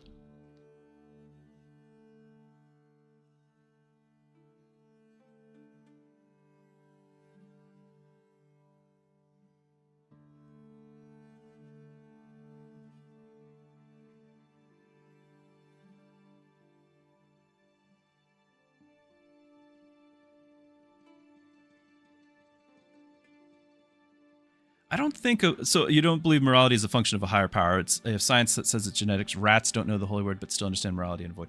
So I don't think appealing to nature for our sense of right and wrong is in any way going to be an advantageous argument. And the reason why is because that's where the whole idea of might makes right. Rats are going to because they are social creatures, they're not going to harm each other, but they are absolutely going to do other things that are going to be what we would consider bad, right? Also, we are a higher creature from a rat. We have intellect that they don't have. I don't think the Bible ever says that animals are given conscience. We are the ones who know right from wrong, but they do that for their own personal gain. They're like the whole social argument. Really, a lot of times people will bring up, well, we have right from wrong because that's what society has. That's the societal construct where, as a tribe or whatever, we're stronger together. So we follow these rules. We all agree upon these rules. So we follow these rules. But again, then I appeal to, well, what happens when an entire society agrees on rules that we think are wrong? I bring up 1930s Germany, that was before the war started. That was being praised as like the peak of human civilization, by around the world. Like Mustache Man was on the cover of Time magazine. You can Google that. So we can't rely on nature, and we can't rely on society to tell us right from wrong. It gets it wrong all the time.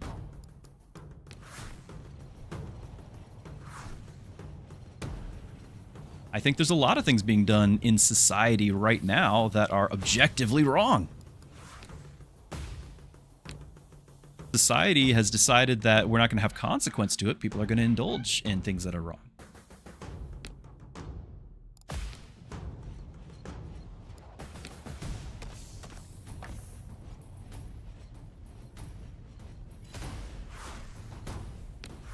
We will crush them.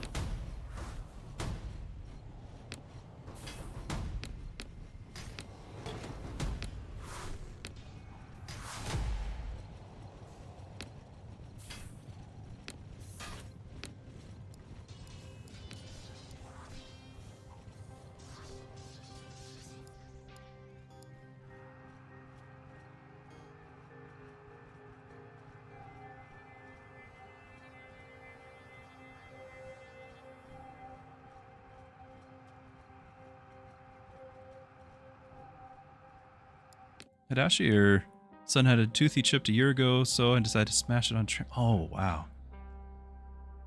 Hope he's okay. Did you have to take him into the ER or dentist or anything?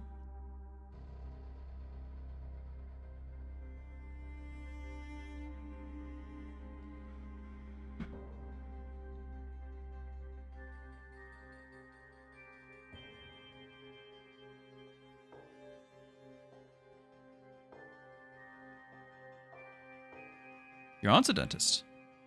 Okay, well, that's great. That is great.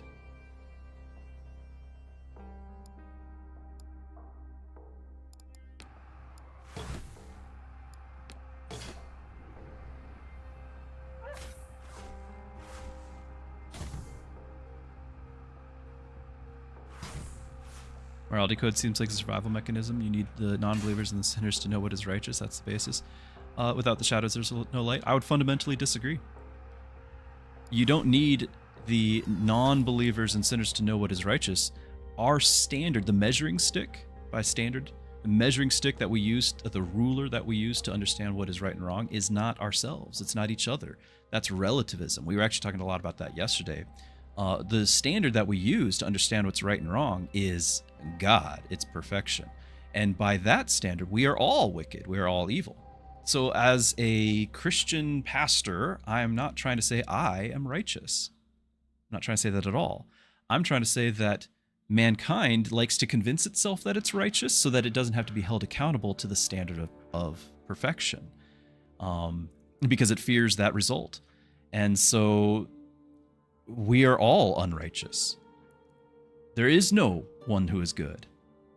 And that's because we all live in this rebellion.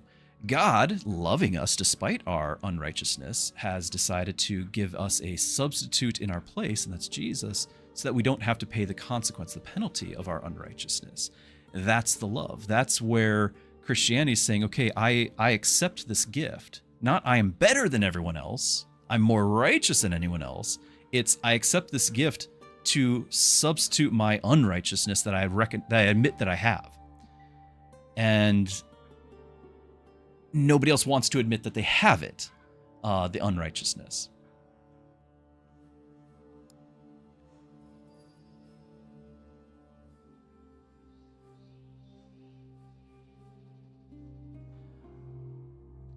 Iron Hand wants to bring up Old Testament Leviticus. So the Old Testament God is the same God as the New Testament God. The situation, the circumstance is very different. The Old Testament is a situation of where if man is to be expected to live righteously outside of having a savior, because that's the New Testament, here's the rules. And the whole point of the Old Testament is saying you are incapable of following the rules. That's why they need to have a sacrificial system. I know there's going to be all sorts of people who are going to cherry pick, and this could be one of them. I could check out. I don't know the reference off the top of my head.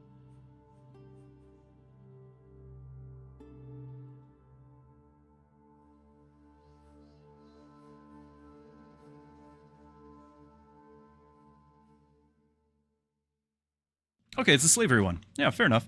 So here's the thing. I can maybe even bring this up, but I need to move the cat.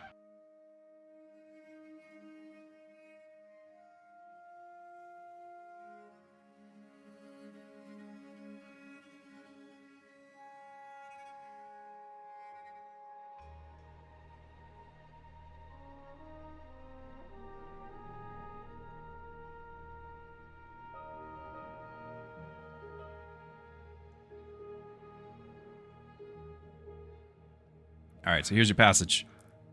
Leviticus 25, 44 through 46. I'm using New Living Translation, but we will shortly after I'll bring up a more accurate, because this is readable, but it's not a studious translation. So we'll do the readable one first. You may purchase male and female slaves from among the nations around you. You may also purchase the children of temporary residents who live among you, including those who have been born in your land. You may treat them as your property, passing them on to your children as a permanent inheritance. You may treat them as slaves, but you must never treat your fellow Israelites this way. That is not that's not uncommon passage to reference and be like, oh look, your God is horrible. Slavery is the worst evil of today's society, right?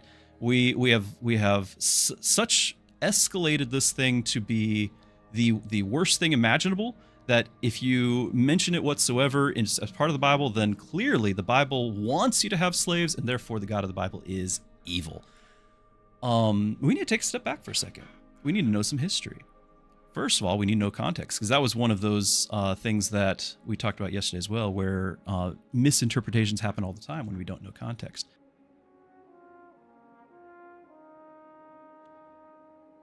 Okay. So we got the whole chapter here.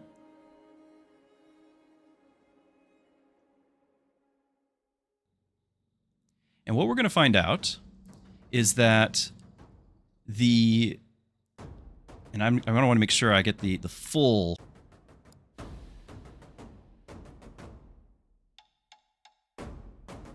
references, so give me a sec.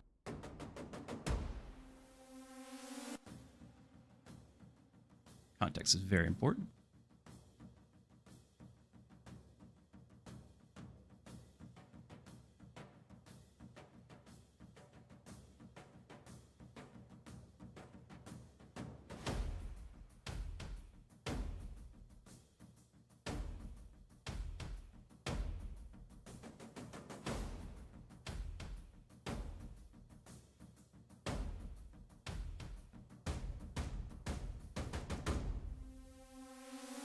So I've got this here with Leviticus. We're going to hold this. Can I have a second to duplicate the tab?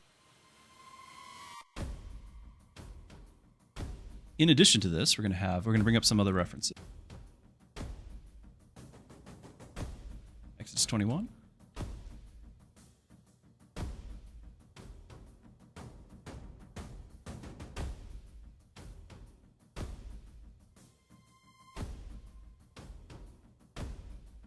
Deuteronomy. Now, I'm assuming that because you brought this up, you actually are interested in the answer. You're not just looking for a gotcha. And if you are looking for a gotcha, then you're probably not going to stick around for the answers. But I suspect that other people would like the answers, which is why we're going to continue the conversation.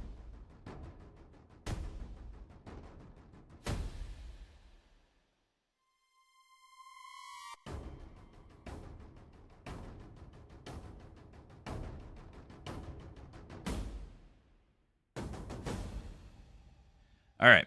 Now, first of all, what is slavery in the Bible? So we've got this whole thing. The evil God of the Bible right here is going to be this one where it's saying that you can purchase slaves, and so slavery must be condoned. It must be good. First of all, we need to define slavery. Hey, Snoomer, good to see you. Let's define slavery. Is this chattel slavery that we see in the U.S., because that's obviously what everyone brings up as like worst case scenario? Is this the same as what it was in ancient days? Not at all. Not even close. The idea, like, we're using words that are the same, but the meanings have changed. What this is going to be talking about, and why I was bringing up those other passages, because I want to show you, is that the definition of this is what we would actually call indentured servitude. Okay? So how do I show that? So we're going to go to Exodus 21. If you buy a Hebrew slave, you may serve no more than 6 years. Set him free in the 7th year, and he will owe you nothing for his freedom. So right now, already, you've got one condition, okay? You bought a slave, and the actual practice of this would be a voluntary, like the person would come to you saying, I have a debt, or I can't buy enough food this year because we had a bad harvest, whatever it might be. And you've got food. And I'll say, okay, I'm going to work off this debt. And maximum 6 years is what you could say. It might be less. It might be 1 or 2 years, depending on the amount of debt. But then on every 7th year, it would be the cycle where they would be set free. And then there was a separate law that we won't get into, but the year of Jubilee was every 50th year. No matter how much debt somebody had, no matter what, on that 50th year, they were always, like, nationally, the calendar 50th year, not 50 from start to finish of somebody's slavery. But just every 50 years on the calendar, every slave gets set free. So this is an economic system. He will owe you nothing for his freedom. Okay, and the whole chapter is going to go on about this. All right, there's going to be a whole lot here about how to deal with this. Let's also think about the context of the historical setting. Every culture in the entire world had slavery legal. Which just speaks to our other conversation we were having earlier, where society, we can't really rely on society to tell us what's right and wrong. Every culture had slavery legal. The Bible is the Bible in the Hebrews, the Hebrew culture through the law, is the first one to ever regulate it, to ever actually give rights. So for example, anyone who assaults and kills another person must be put to death. You're going to have that. Deuteronomy 15.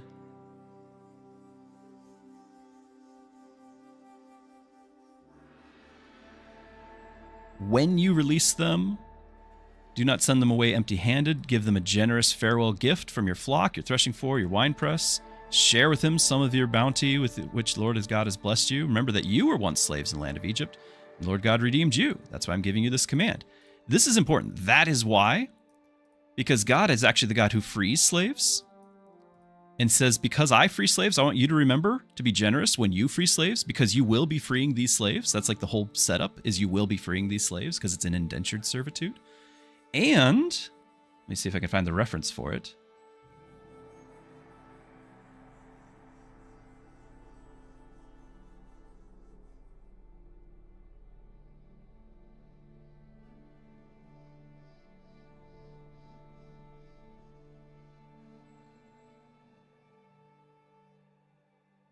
Yeah, here, back to this one, Exodus 21.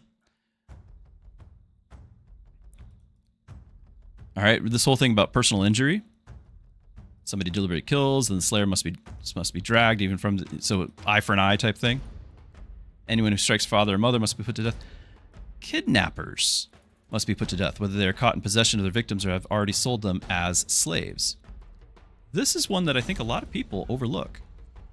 The idea that somebody is actually bringing somebody into slavery that's against their will is punishable by death. Everyone else who's going into slavery is doing so by their own conscious choice in that culture.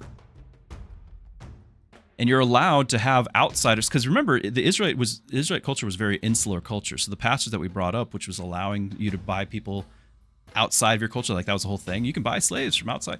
That's because they normally would not associate with Gentiles. They would not let people come in. And so you're having people come in and you're allowing them to do that. You have to treat them kindly. You have to let them go. And if somebody is a kidnapper who's actually taking people into slavery against their will, put them to death. I can't emphasize this enough. This is not chattel slavery. The Bible 100% forbids chattel slavery. It's talking about indentured servitude. So now if you're talking indentured servitude, and we go into this, okay, you can help people out of their debts because it's an agricultural agrarian society that doesn't have, you know, the stock market or whatever to make funds, or you can go get make your crypto millions and all that. You have the sweat of your brow to work off your debt. And if you don't finish off for your family, your children can too. Children worked all the time in that society. So they're working for the family that is paying for their food for this winter because you didn't have a harvest. This is how the society worked. This is the first society ever in human history to then protect the lives of those slaves. So no other culture, I don't have that here. Let me find that too.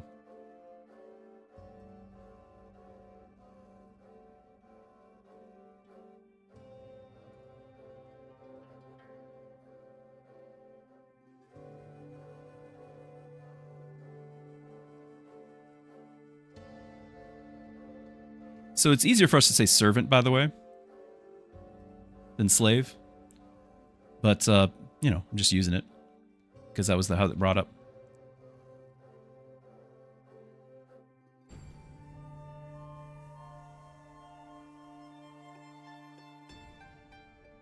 Oh yeah, back in here when we had those rights of we go further down.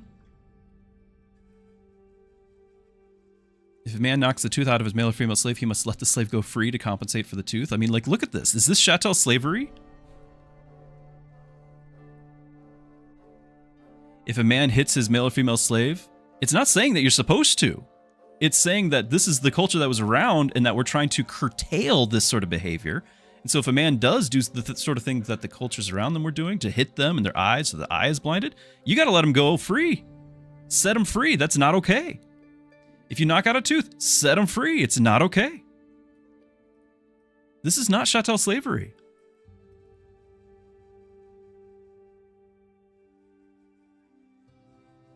Like these are things that people don't. I'm sorry that the little marker there keeps popping up. You can't read it.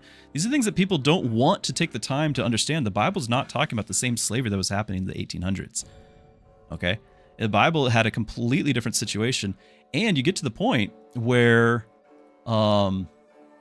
slavery was actually preferable for many people. They actually would have the choice back here earlier in this chapter. The The slave may declare, I love my master, my wife, my children, and I don't want to go free. If he does this, his master must present him before God. Then his master must take him to the doorpost, and publicly pierce his ear with an awl. They pierce the ear as a sign that they are permanently a slave. After that, slave will serve the master for life. So otherwise, unless they voluntarily do that, they're not going to serve for life. So they voluntarily say, I think that this master treats me well.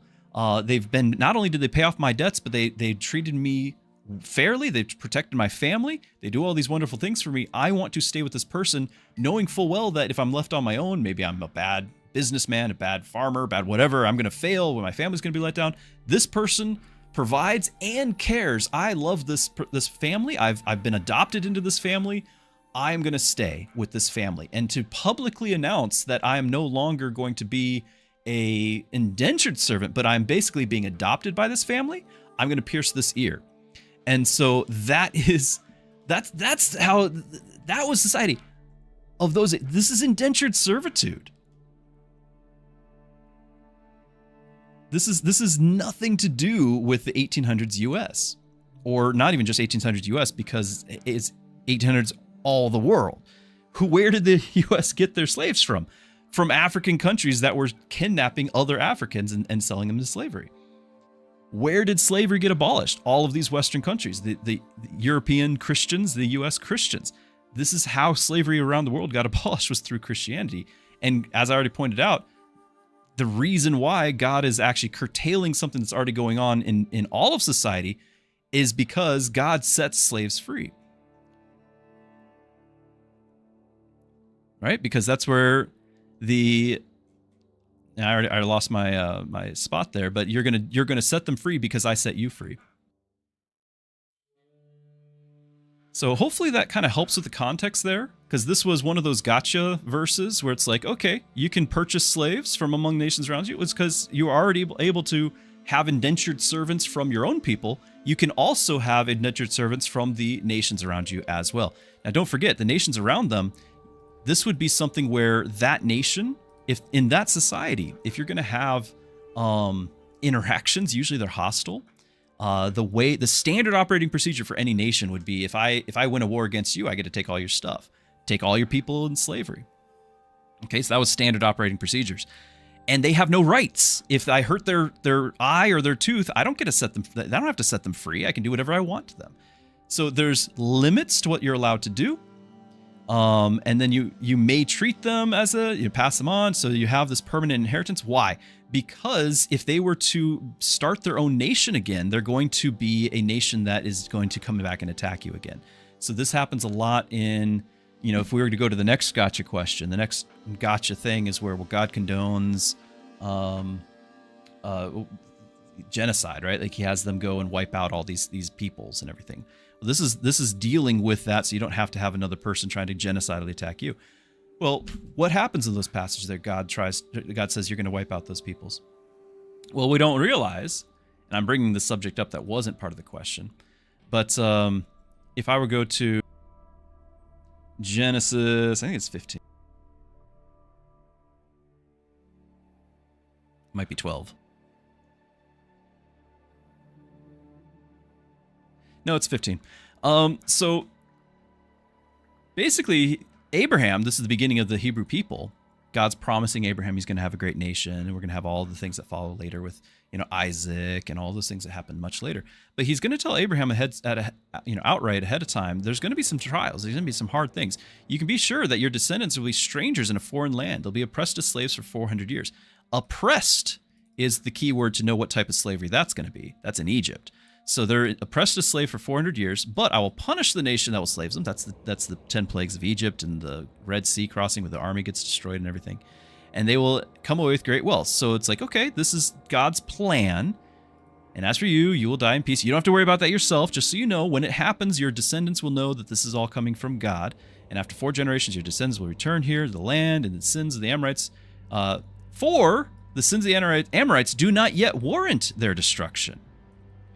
And this is interesting, and of course I could have a more accurate translation, but for sake of simplicity, this is really interesting because they don't yet warrant destruction. They have time to change their ways. And then, so God then makes this promise Abraham seeing a vision of God making this promise as a covenant, as a way to kind of sign into the law, sign a contract where they have this fire pot and everything. I could talk about that if you really want. Lord makes a covenant with Abraham. I've given the land all the way of these ites. So from the Egypt to the great Euphrates rivers, the land that occupied the Kenites, Kezanites, Cadmonites, Hittites, Perizzites, Rephaites, Amorites, Canaanites, Girgashites, and Jebusites. All of those people are summarized by the Amorites. That was the strongest group. But their destruction is not yet warranted. What are we talking about? Well, if I were to jump over to Deuteronomy, when they're going into those lands, God's saying, look at how these are these evil things that those people are doing. And I have forgiven them. This is 400 years earlier. I have given them time to repent. And they actually had prophets. We have Balaam and all these. These are not the greatest of dudes, but they had people to know about the God of the Bible. They had Methuselah. Trying to remember the Melchizedek. Then Melchizedek. There was knowledge of God outside of the events that goes on in Egypt. Back in Canaan, the people were aware they are doing wrong. They had prophets and whatnot. And so they're given 400 years to repent. And they don't. And if God's a judge and he has to judge evil, 400 years is pretty lenient. And as they enter in, these people are attacking them. So God said, okay, you need to wipe them out completely. And so people are like, oh, it's genocide. Well, these are people who God has given them 400 years to repent. He has already shown them their evil of their ways. He's warned the Israelites not to copy their ways. And because of how evil they are, there's a whole area in Deuteronomy we could talk about that. And they need to go. It's been 400 years. They refuse to repent. They're only making things worse. They're now going to corrupt everyone else around them, including my people that are showing up now. They got to go. But I gave them 400 years to repent. That's a lot more generous than any of us would ever do if we were the ones who were wronged in a courtroom, or our families, our daughters, somebody was wronged, and we're saying, okay, I'm going to give 400 years for them to say they're sorry. Like that's not how we would behave. It's very generous, in fact.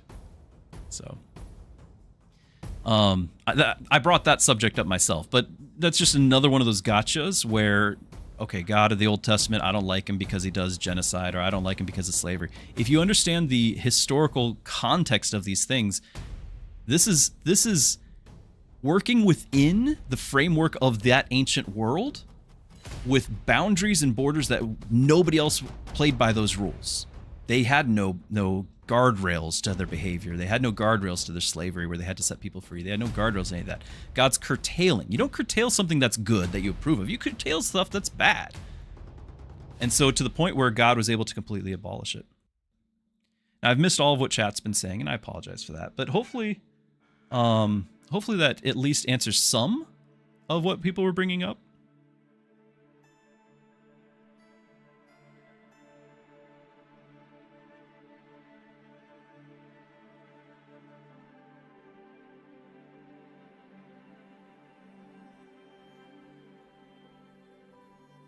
I'm scrolling up because I can see when somebody tags me. So it was brought up in the books of the Minor Prophets, the way people treated slaves like animals was highly criticized and frowned, and that wasn't the way of economic environment that God allowed.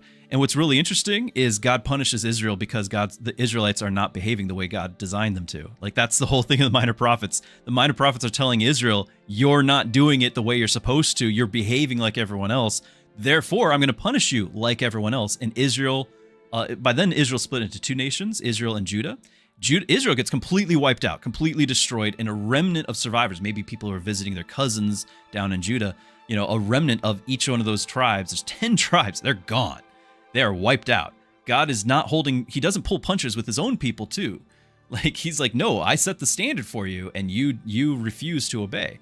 And so he destroys Israel in 722 with the Assyrian invasion. And then in 586, you have, several times. There's like 3 different invasions of the Babylonians. But 586 is the big one, where the Babylonians come and take 70 years of captivity, like the whole population take him captive, because they weren't following God's laws. God said, I'm bringing these people. That's the Minor Prophets. Their whole job, all the Minor Prophets, is not saying, okay, look how great you guys are doing. It's saying you guys are doing awful, and I'm warning you again and again and again. Okay, you're out of warnings. Now the Minor Prophets at the end are like, I'm just going to detail what's happening. What's going to happen. It's going to be the worst. It's going to be worse than any of the other punishments on any of those other nations.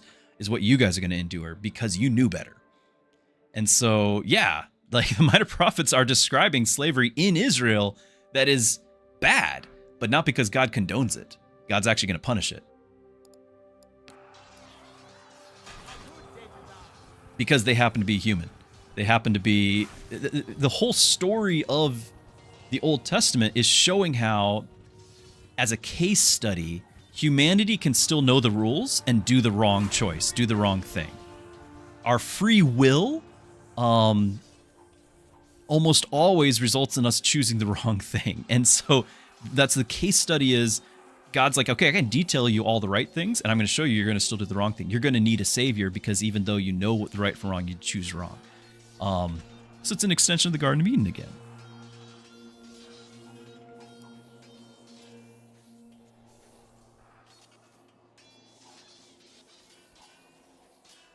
Sorry, where are we coming up with Lilith? Lilith is not in the Bible. Lilith is a folktale. I don't know where you guys are coming from there. I'm jumping in towards the end.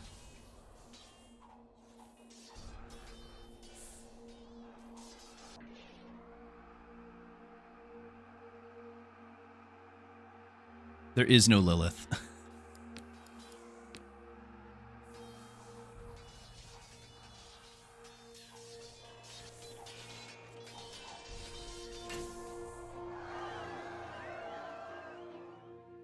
Oh, we're talking about imputed sin too. I can talk about that. I do have plans to put that on my blog over on Patreon, but it was like, it's going to be too long for the imputed sin conversation. People don't like the idea that they're born with sin. And we had a big long conversation at one point with that on Discord. And I was thinking I was going to make a blog post to summarize that conversation, and the problem is it'd have to be like 3 separate blog posts to fit it all. So imputed sin, we understand we have a sin nature, or at least if we're honest, we'll admit that we have a sin nature. We call it, nobody's perfect and all that, but that's just a way for us to kind of sugarcoat the fact that we know that we've done wrong. If you compare, your life to the 10 Commandments, it doesn't take long to realize that you've broken most, if not all. If you've ever told a lie before, you are a liar. I am a liar. If you've ever stolen anything before, you are a thief. I am a thief. If you've ever looked at somebody with lust before, you are an adulterer at heart. That Jesus makes that clear, that it's not just the act, it's the indulging in the heart. And so, yeah, that makes me an adulterer. If you've ever looked at somebody with hate in your heart, that makes you a murderer, according to Jesus. And yeah, then that makes me... So I'm a lying, thieving, adultering murderer. Like, I'm not a good person. I'm not a good person. So in my own... Like, I like to think that I'm a good person, and then I realize in humility, oh wow, I'm just as bad as the next person. I'm no better than anyone else. We're all dirty, rotten sinners. But there's actually another part to this. In addition to my own committed sins, or omitted, whatever you want to say, the things that I've done that are wrong, that I recognize that are wrong, in addition to that, I am born with a sin nature. And people chafe against that. We don't like that because I'd rather be wrong on my own merits because we're all just, that's doing so well for us. Like, because I'm doing so well at being perfect on my own, I don't want to have somebody else's imperfection laid on me. So we chafe at the idea that Adam's sin is accredited to my account. The Bible actually uses financial terms a lot of times for this. So imputation is a financial term. It's putting Adam's debt into my account. And so that's not fair, right? I don't like that. That's not fair. Well, first of all, Adam is our representative of mankind. He was without a sin nature, so he had a much better chance of doing the right thing than I do with a sin nature. So he is the best of us that we could possibly offer, and he failed. So first off, if it was me, I would have done it too. So let's get that out of the way. I'm not better than Adam was. So with that understanding, now we're like, okay, well, what do I do? Why is it okay that I have this debt that I didn't commit, even though if it was me, I would have? So I have a debt that I didn't do, but I would have. Well, this is actually a good thing. Because in God's courtroom, by him admitting into the courtroom the imputation of the federal head of the family of humanity, Adam. Okay, he has a governmental position, not just a biological position, but a governmental position in a representative sense. He is our representative that represents all of us. And so he, through his actions, represent all of us. By God allowing that into the court to represent us, and his actions have ramifications onto us. And this is all in Romans, by the way, if anyone's curious. This is, by one man sin entered the world and all of that. So Adam represents all of us. He brings sin onto all of us. But by God allowing that into the courtroom and saying this is a valid problem, he also, therefore, by making that the standard by which he judges, by the same standard, he can now have a new family head come in, and by his example, have the consequences of his choices and his behavior be for everyone in his family. Well, what family is that? That's Jesus. And that's the family that we can be adopted into. He offers us adoption into his family. So if we can have imputation of Adam's sin, we can have imputation of Jesus's righteousness. And if we didn't have imputation at all, I'm left to stand on my own. And on my own, I've already failed. We've already talked about that. I'm a lying, thieving, adulterer, murderer, right? Like, I failed, you failed. Admit it, right? Like, if we're left on our own, we fail. There is no way to pay for it. But if we introduce this imputation, and hopefully you guys are following me on this, if we introduce imputation where I can say, okay, my guilt is actually based off of Adam here, then my righteousness, my declared innocence, not the actual innocence, because I know I'm guilty, but my not guiltiness can be imputed upon me through Jesus's righteousness, because that's the standard by which God is judging.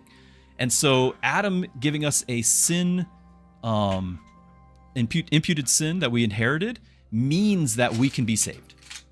Okay, so this is a big deal. Theologically, most Christians aren't even aware of this, how that all works out, but that is a huge deal, because this is how God, in his judgment, allows us to be saved. Because this is how we get to have Jesus's righteousness on us. Otherwise, we couldn't have it. So we shouldn't chafe at the idea that we have inherited sin, because I've already would have ruined it on my own anyway. If it was all based on my sin, I would have ruined it. I have ruined it. I'm a dirty, rotten sinner. But if it's based off of Adam's sin, then Jesus can swap it out. Does that make sense?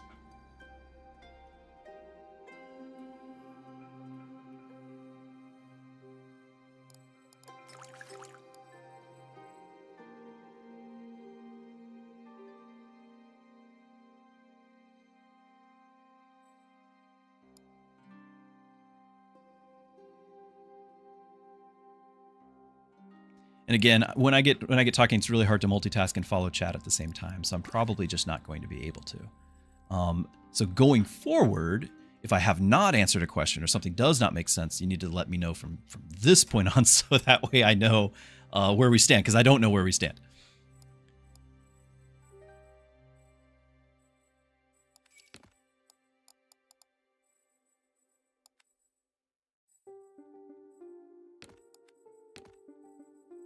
Still got a 5. Got a healing potion. Can do the prestige and then major heal it. Is there somebody I want to do that with? It wouldn't be my own faction.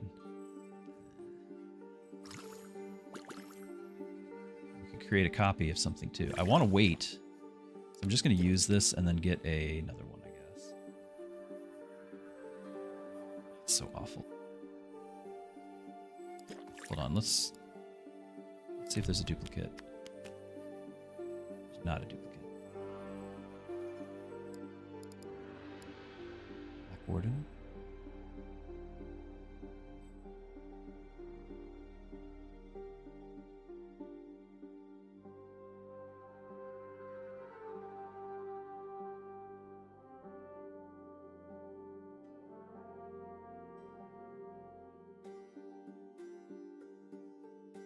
Okay, so Honey Badger, you're talking about Age of Accountability.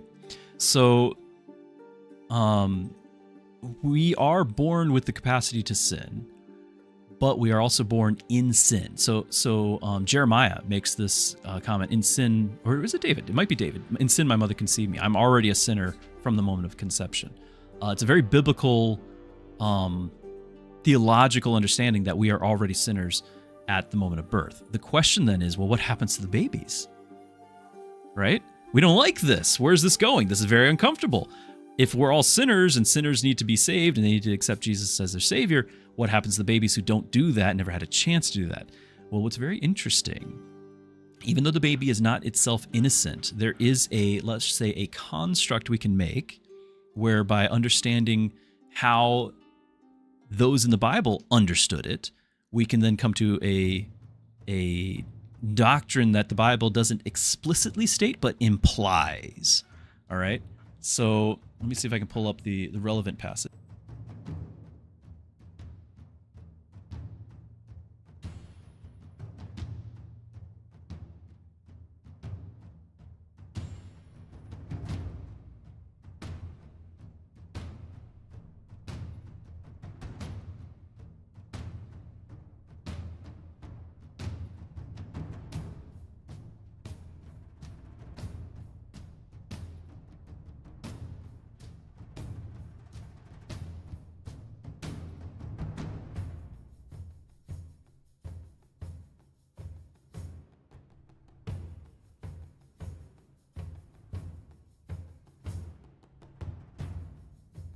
Not two.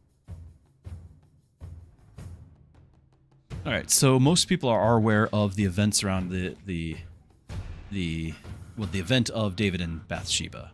Okay, I'm not going to get into all of that. David, even though David is a man after God's own heart, he's very much a sinner. So David has sinned. God sends the prophet Nathan to confront him and rebuke him. That's what this part's about. And God also says, okay, as a consequence of this sin, this newborn baby from this wicked arrangement that you were responsible for. You had the husband murdered and committed adultery with the wife. As a result of all that, by doing this, your child will die. Okay. David begged God to spare the child. He went without food and lay all night on the bare ground. The elders of the household pleaded with him to get up and eat with them, but he refused. Then on the seventh day, the child died. And David's advisors were afraid to tell him. He wouldn't listen to reason when the child was ill, they said. What drastic thing will he do when he told them the child is dead? Is he going to, in a rage, have them all executed? That sort of thing.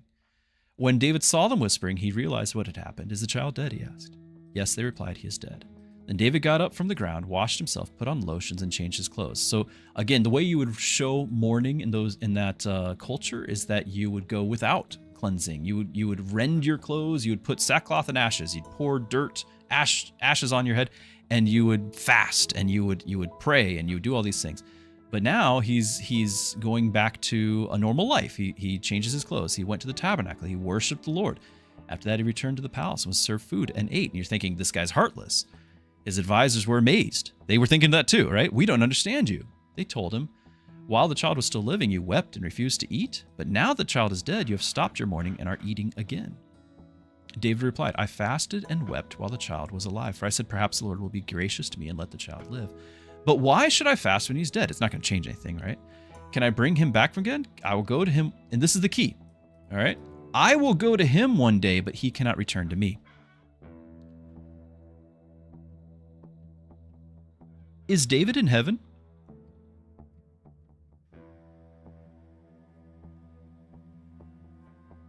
If David's in heaven, where's his baby at? If he went to where his baby was. And so that's where we come up with the construct of this is one of the major passages. There's multiple, but I'm going to just do the one. This is one of the main passages for the construct of the age of accountability, to where God, knowing that free will is involved in salvation, prior to our ability to exercise that free will, whether we are an infant or maybe mentally incapable, handicapped and all that, God takes it into account. And that's part of his grace, part of his mercy, part of his love. We don't know where that line is, because we kind of are figuring this thing out from inference rather than from a direct thing. But we can definitely say, okay, David was confident that he would be with his son, and David knew God probably better than I do, right? So we can take confidence in the same way that David took confidence that the unborn child will be in heaven, even though the unborn child was not innocent. Does that make sense? Like, there's a difference there. We're not saying the unborn child was, or unborn, not just unborn, but newly born, all of that. they're not born without a sin nature. They have imputed sin from Adam. They have a guilty verdict hanging over their head. However, God in his grace says they have not yet chosen to reject me like everyone who is past this age of accountability where they have chosen to reject me.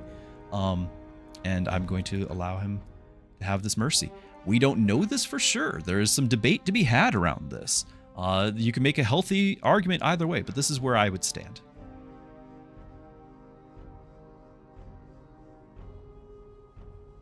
Tyre says, I'm not sure we're born with sin. Before I read the rest of the passage, before the rest of your paragraph, let me just say I've got 4 kids. One of them's hanging out nearby. I never had to teach them how to sin. They figured that out on their own. It was natural to them. They had a sin nature. I am a witness to them having a sin nature. In fact, I'm a witness to my own sin nature. We are all born sinners. We are born with our own ability to sin. The whole conversation, notwithstanding, that I just had about how before our age of accountability, which can be different for every person, mental ability and all of that, that again, that I'm implying from Scripture, but not saying that it's exclusive from or explicit from Scripture, that there's an age of accountability, that an infant will be in heaven. But I do not in any way deny that we have sin when the moment we're conceived, we are guilty in sin. That's a very biblical concept. In sin, my mother conceived me. I think that is David saying. It might be Jeremiah, though. Psalm, yeah, it's probably David. For I was born a sinner from the moment my mother conceived me. There you go.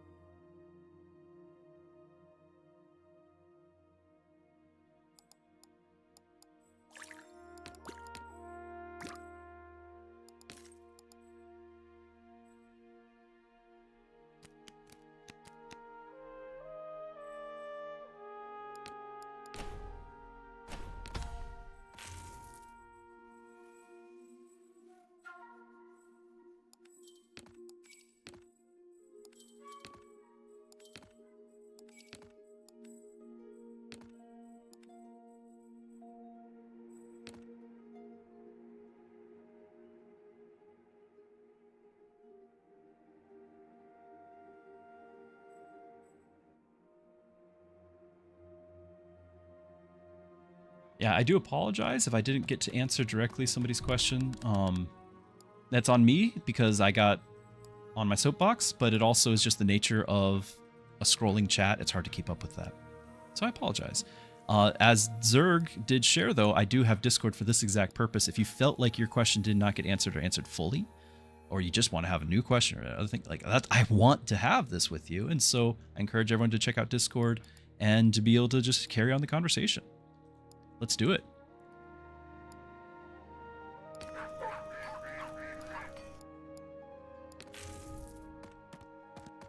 At least 3 conversations. Yeah, and with my own, I really don't think I could have kept up with it all. So I tried to address a couple of them. I don't know if there was a major one that I really should go back and address. I just don't know what else was said.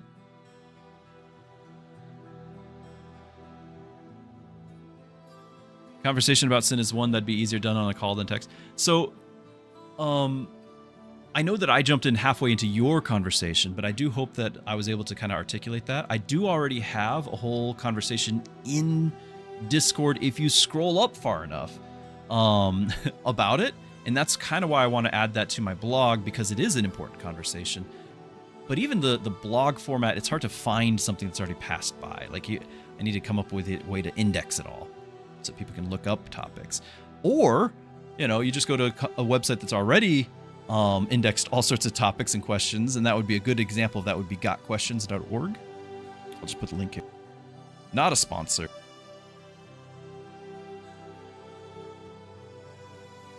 But that is an excellent website that you can just type in a question, and it's already got dozens of, potential permutations of your question. You click on one and you go and you read it, and it's a straightforward article.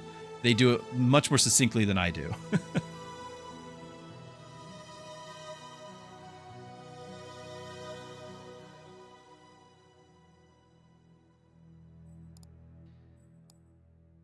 So they do have an archer.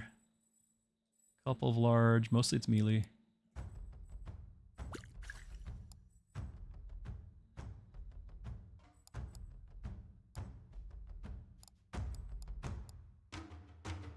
I think we should bring this guy in.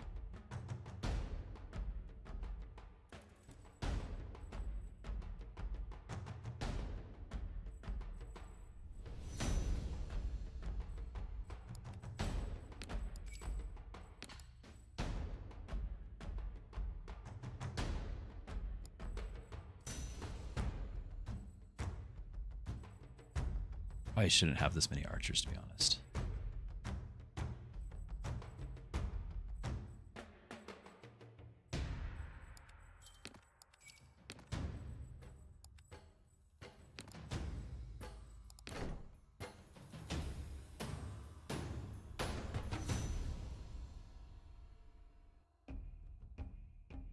AI, I'm not going to have very thorough responses for AI. It's clearly something beyond my own understanding, so I want to be humble in this with AI. Because, and I think it's going to be beyond most people, if not even the people who are making it. I think it's already surpassed their understanding of it as well. I think I've read articles where they're like, we don't even know what it's doing anymore. So I think it's very human of us to think that we can control it, but I don't think we're going to be able to control it. I think it's a terrible idea, but I think it's inevitable at this point, because you can't have one country say we're going to control it and the other ones are like, well, no, I'm going to do what I want and get an advantage. So everyone's going to get their advantages, and we're going to have AI. And I've seen Terminator, so I kind of know where that ends up. If I want to bring in a spiritual element to it, could it be demonic? Or at least being brought about from a demonic source. Not necessarily like the code is demonic, but why are we here societally? Why is this why did we get to this point in such a way that we can't control this and it might spell our own doom? That sounds like a win for demonic forces. So I wouldn't bet against that being a possibility.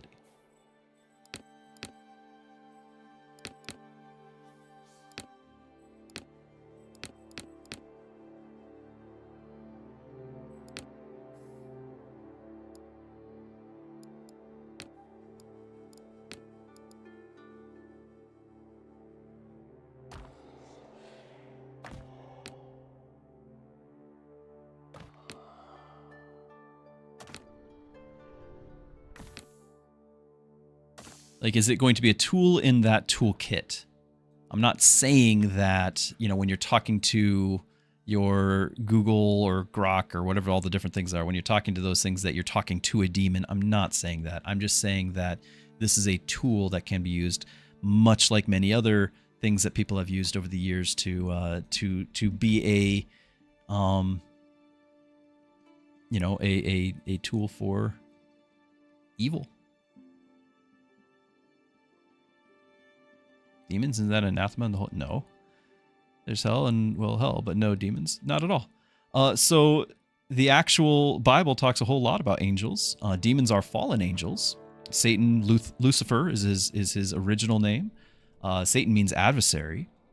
And he basically, having decided that he wanted to be like God and fallen, he convinced, we believe, theologically, we don't know for sure, but it is implied, that a third of the angels were filled with the same sort of pride, same sort of desire to be God themselves, which is a familiar theme back to our original conversation of wanting to be like God, which is the same temptation he brought into the garden for mankind to fall.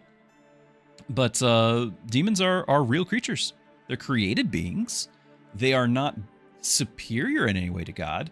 If grandma is scrolling through Facebook and she shares the picture of Jesus and Satan arm wrestling, and Satan's got his horns and pitchfork, and they're arm wrestling, and it's like, if you don't like and share, then Satan's gonna win. Like, that's not at all what the reality is. But there are created beings that are angels, and we believe a third of them have fallen and become demons. And their whole goal, even though they are more intelligent than we are. They know that they know they can read the Bible. They know it's going to be. They know that they lose. Their whole goal is to do as much damage and bring as many people down as they can with them. And so that's ultimately what all other religions are doing. If they're pulling people away from the only answer, Jesus saying, I am the way, the truth, the life. No one comes to the Father but through me. That's a very exclusive statement from Jesus. He's not saying anyone else can reach God, heaven, through any other means except for him. Then all of those other means, ultimately, whether intentionally or not, ultimately they serve the purpose of the enemy who wants to drag everyone down. Sorry.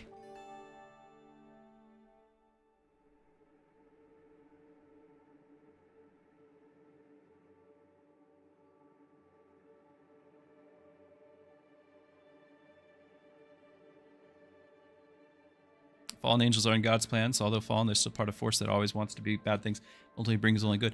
So, okay, so there's actually some good insight there. So, God is sovereign. How does that work with our free will? We don't know. We've been debating about this for hundreds of years. We don't know. There's a whole denominational divide of churches over man's will and God's sovereignty and all of this. Calvinism and Arminianism, if you must know. But that's all about man, like man's free will. Angels would have a different flavor of free will. Their free will was made a choice at a singular time because they made it with full knowledge of God. They were in his presence. They know him and everything. And so they are in their immortal state. They are having chosen one or the other. They're locked in to one or the other, for God or against God. God, still being sovereign, can use all things for his good. And an excellent example of that is the book of Job.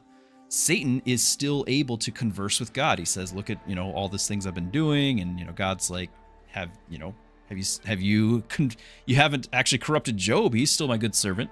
And Satan's like, well, bet, right? If I were to use the youngsters terms.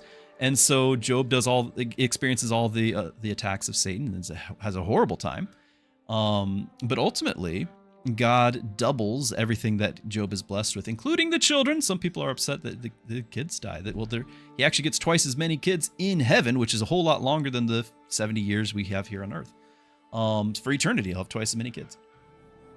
So he has another set of 7. I think it's 7 kids originally, and then they die, and another 7. But anyway, God uses Satan's actions against Job to magnify God's own glory on how Satan was unable to break Job. Satan is unable to break God's plan for Job. And ultimately, God is glorified despite Satan doing all of his things. So yeah, you're right that they want bad things, but ultimately bring only good, as you say. But they are real.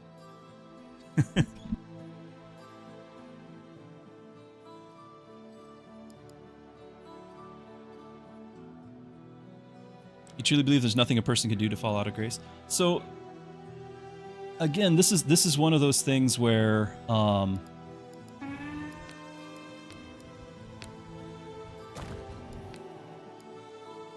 I don't want to be harsh. I don't want to be confrontational here, but the Bible's very explicit that all have sinned and all have fallen short of the glory of God. Romans 3:23. And the penalty for that sin is death. This is why God goes through everything he goes through with sending Jesus to take our place. He doesn't want that penalty for us, but that is the penalty for sin that we, through our rebellion, have done. We don't like admitting that we've done wrong, which is why, as we kind of started our whole conversation, mankind hasn't built this whole system to where we can justify our own wrong. We can make it relative. We can make it subjective. We can change morality to be a way that fits our preference. But if it's an objective lawgiver, then we've broken those laws, and we'd have to face up to that, whether we do that in this life or afterwards. And my reason for wanting to bring that up is I do think that this is such an important thing that everyone should be like face to face with that choice that they're making. It's not something to be frivolous about. I'm glad you are taking time to think about these topics, but the danger of being wrong here is eternal one.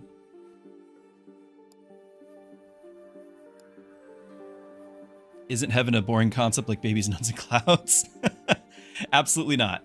The ideas of babies, and you forgot playing harps, right, and wings and all that. Like all of that is Renaissance Europe. Thanks so much, like Renaissance painters with the halos. None of that's biblical. Not any of it's biblical. But I think you recognize that.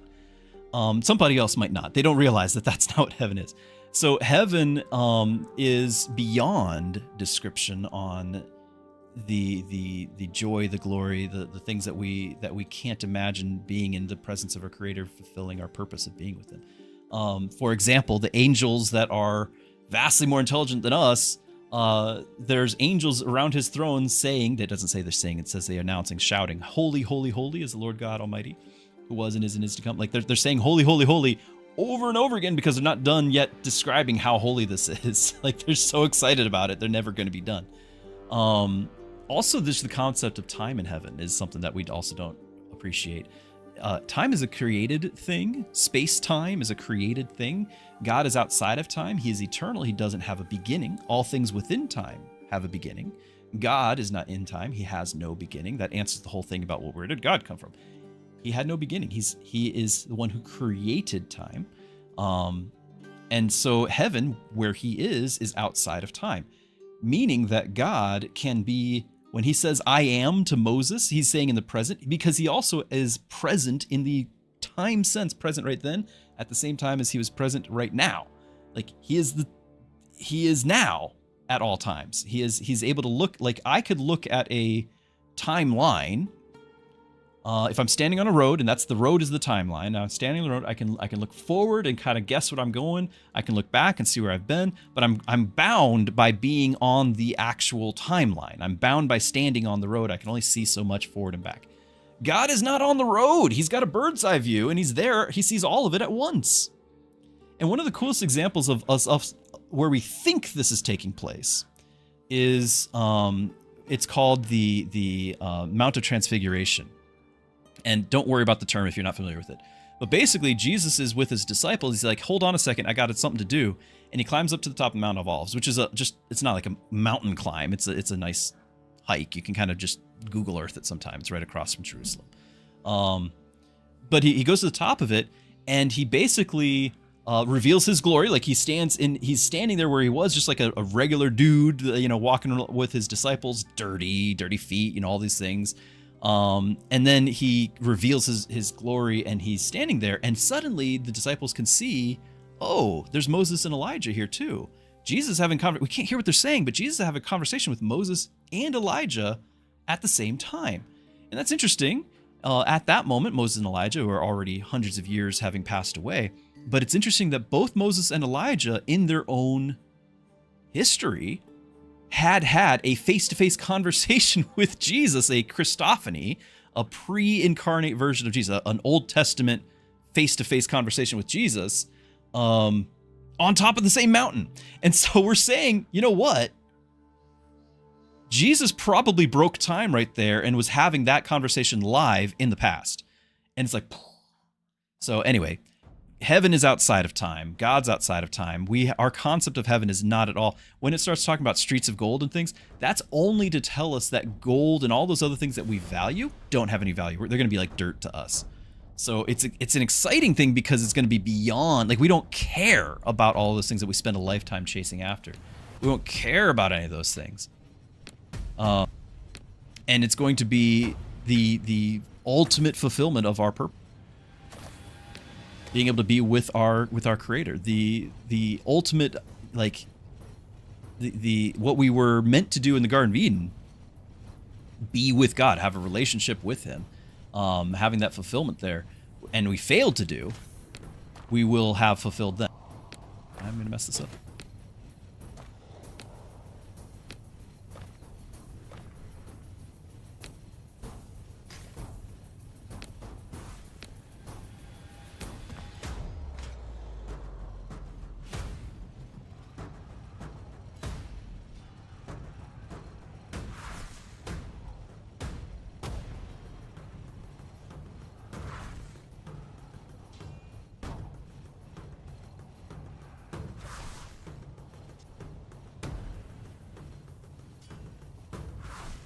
Iron Hand, you believe in the Gnostic text? I'm sorry? Like, the Gnostic texts are 100% not written by those authors that they claim to be. We can prove. They were known to be forgeries, like forgeries of the authors,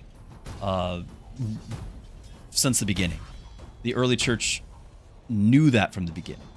Like, it's not a question. It's just that the Gnostics wanted to give legitimacy to their beliefs, and so they put names with authority like Peter onto their texts. It was not written by Peter. And all it is just a way to try to corrupt Christianity, which, as we were already talking about how Satan, the enemy, wants to do these things, that just makes it one more attack against truth by trying to muddy the waters. But we can prove all those Gnostic texts. We can prove that they were written dozens, if not hundreds of years later, depending on which book. There's actually, I've got a whole list of them. They've got contradictions left and right. They have the way that they spell, like the spelling reveals, okay, 100 years later, this is how this word is spelled, and it's spelled that way, as opposed to the earlier then. They got locations wrong. They got all sorts of things wrong. In no way is it at the same standard of the rest of the biblical text, because it's not a biblical text, and they knew it from the beginning.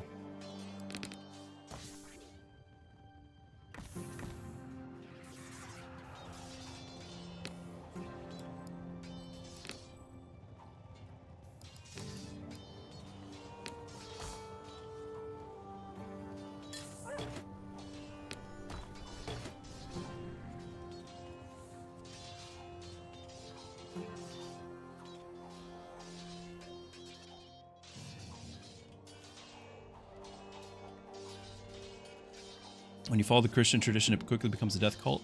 I'm missing part of your conversation, but I'd love to know how you figure that.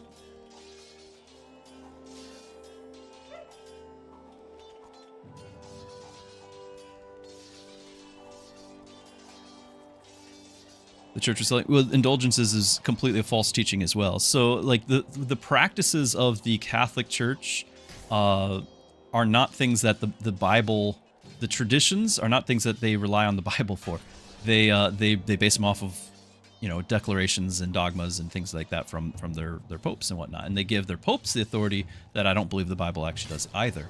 But yeah, things like selling indulgences was one of the actually catalysts on the Protestant Reformation in the first place, when they're like, you're not getting this from the Bible, we need to fix this, and they refused to fix it, and so they're like, well, I guess we have to split from you. They tried to reform the church and fix indulgences was one of the ground zero complaints. So you don't need the text of Peter to destroy the church, the Catholic Church, the indulgences. You just need the Bible. Like, you literally just need the Bible. That's actually why the Reformation happened. They started to read the Bible. Like, we think that's a crazy thing that the priests and whatnot wouldn't be reading the Bible. They literally weren't allowed in most cases, or wasn't in their own language. It was only allowed to be written in Latin. And most of the local priests did not know Latin. So that's where they had liturgies and all these things where you had scripts of, like, pre-scripted sermons, or not even sermons, they'd have prayers. They didn't do sermons. They didn't preach the Bible. That wasn't a thing until the Protestant Reformation. Church was only Mass. So you'd go and you get your communion, which, if you're Protestant, that's what we call it usually. Mass or Eucharist is what the Catholics call it. That was church. It was a long, elaborate ceremony, but there was no preaching. It did not exist. Nobody was being educated in the Bible, because if they were, they'd find out that those things were wrong. So they kept that under wraps until Luther and these others started to read the thing and then translate it into the local language. And that was illegal according to the church, because they didn't want people to know this. I don't believe that the church is Christianity. That church was a corruption of it.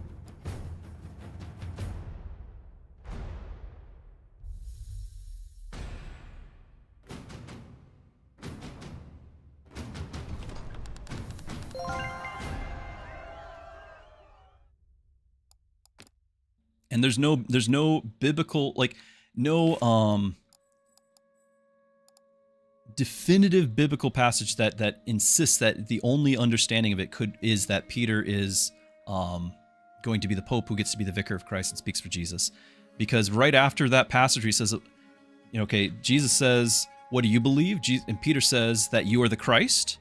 Jesus responds, okay, and I tell you that you, Peter, you are Peter, and upon this rock I'm going to build my church. Which rock? This rock means the thing that Peter just said, that Jesus is the Christ. That's the rock. Jesus is just using a play on words because Peter's name means rock. It's like, okay, Peter, you got it right.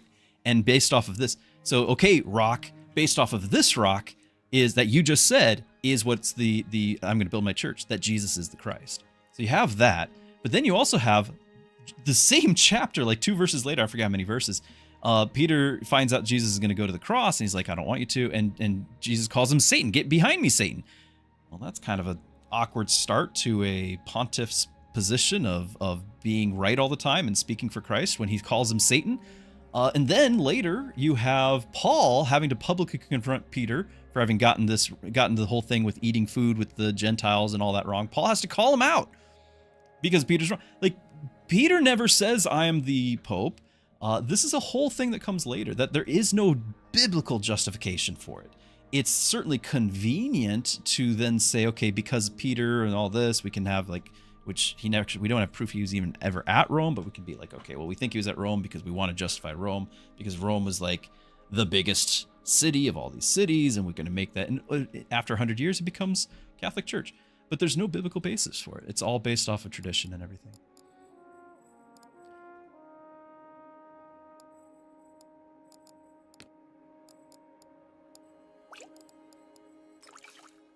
Another major health potion. I might be able to get...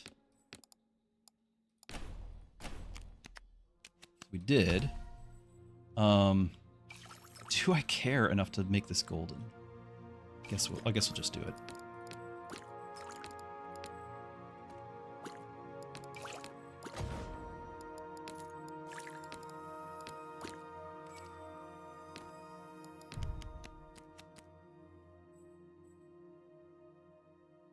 So yeah, there's like the Gnostic Gospels, and I could pull up specifically the one on Peter, but yeah, there's no reason to need the Gnostic Gospels to disprove what was going on in the church. You just need the Bible. We like this. Armor Pierce gives extra attack too.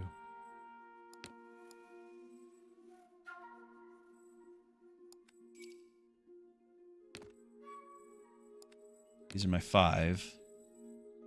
Close to getting rid of them.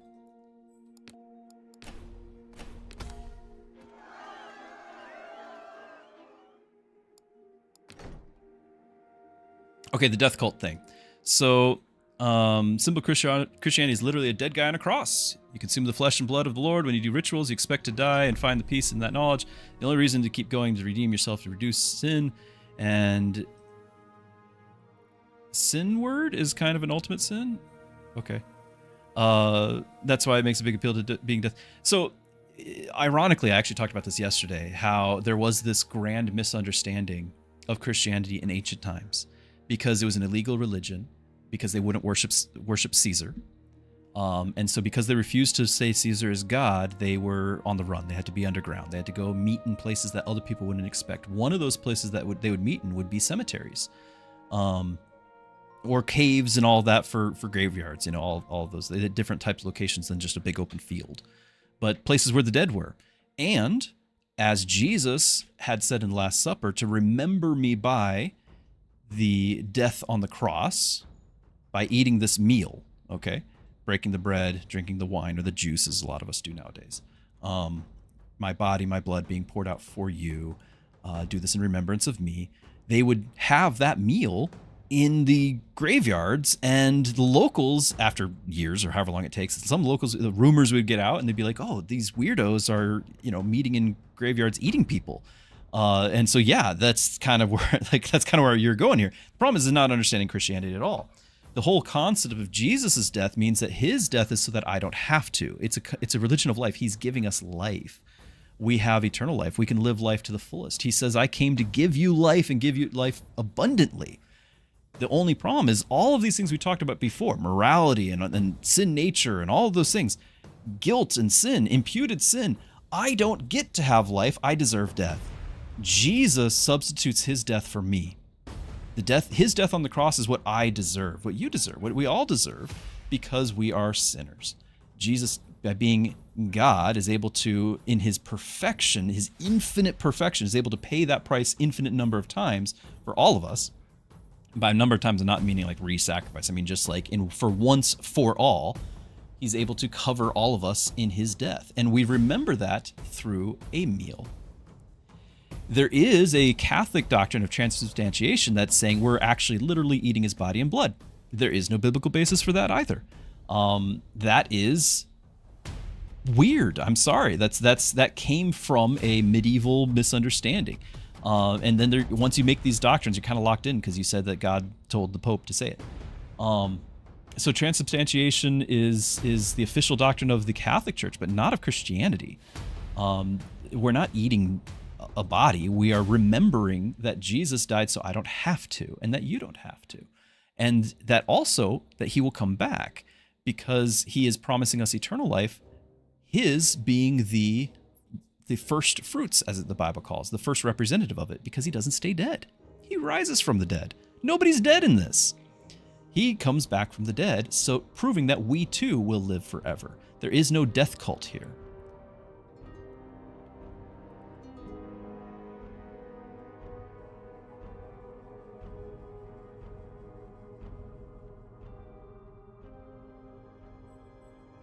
In fact, the Bible declares death to be the final enemy to be defeated. So, we've talked about Satan and things like that, but the penalty for sin in the garden was death, right? God said to Adam and Eve, if you eat this fruit, you will die. Satan tells them, oh, you won't really die.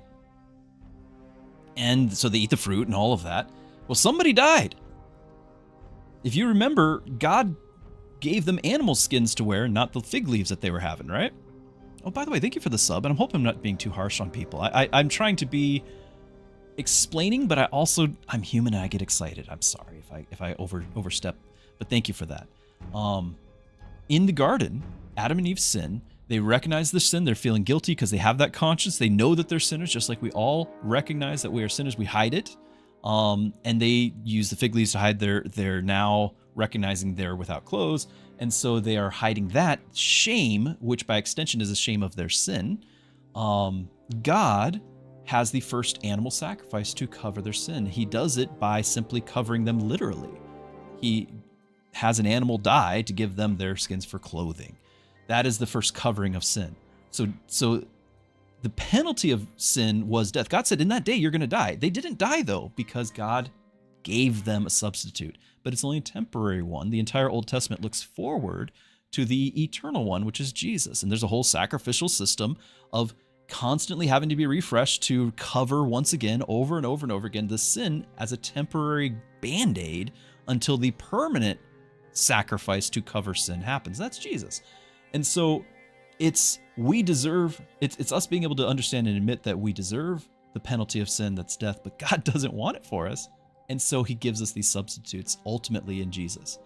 And that's why we're thankful. We're grateful. We live lives of gratitude, saying, I'm so glad that I don't have to pay what I owe. Because if I had to stand on my own merit, I would fall.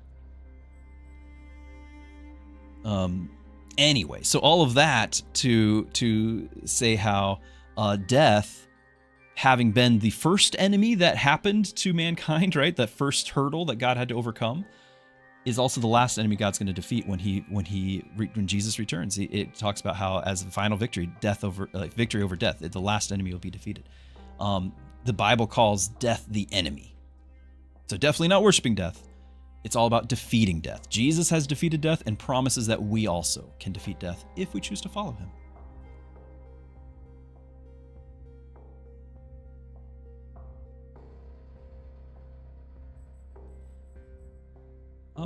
I'm tempted to rest just to kind of have a fresh start, but I don't think we need to. I've got full health guys that can rotate in.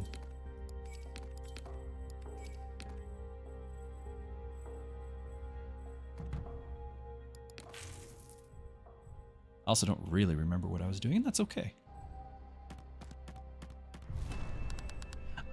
Tyra, I'm glad you appreciate the explanations, and I'm glad for the questions. I'm also really glad, and I want to especially thank you and Iron and anyone else for giving me the time to explain and not taking offense, which I think is very easy to do and misunderstand because we don't want to understand each other and all that. Thank you for allowing the conversation to move forward, for allowing me to articulate, because I'm only human. I'm not going to be able to get it right the first time on all these things and all of that. You've been patient. Thank you for that.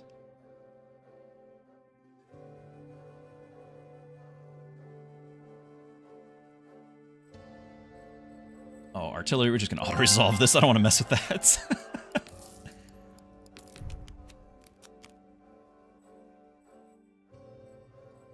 Okay.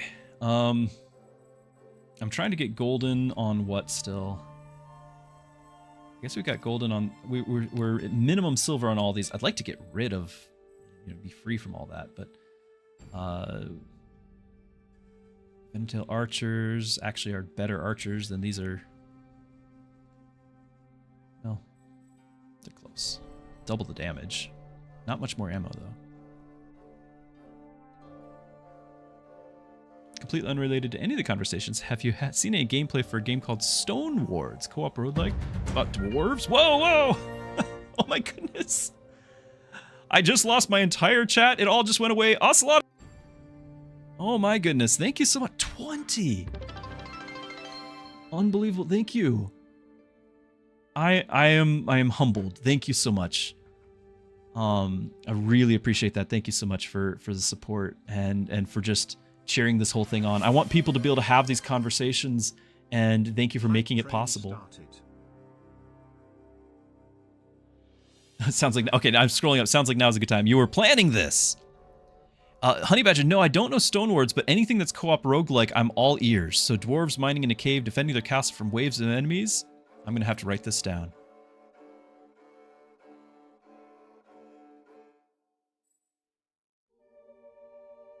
Is it new? Because that's one of the problems with streaming, is that people tend to not care about, even if they're games that are good, they don't care unless it's new.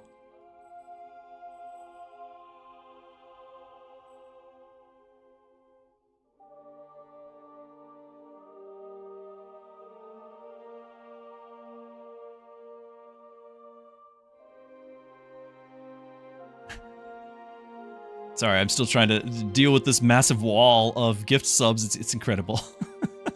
We have a level 5 hype train. And Turbo's adding to it. You guys, I can't even carry on this conversation. It's a good problem. Thank you. Thank you so much.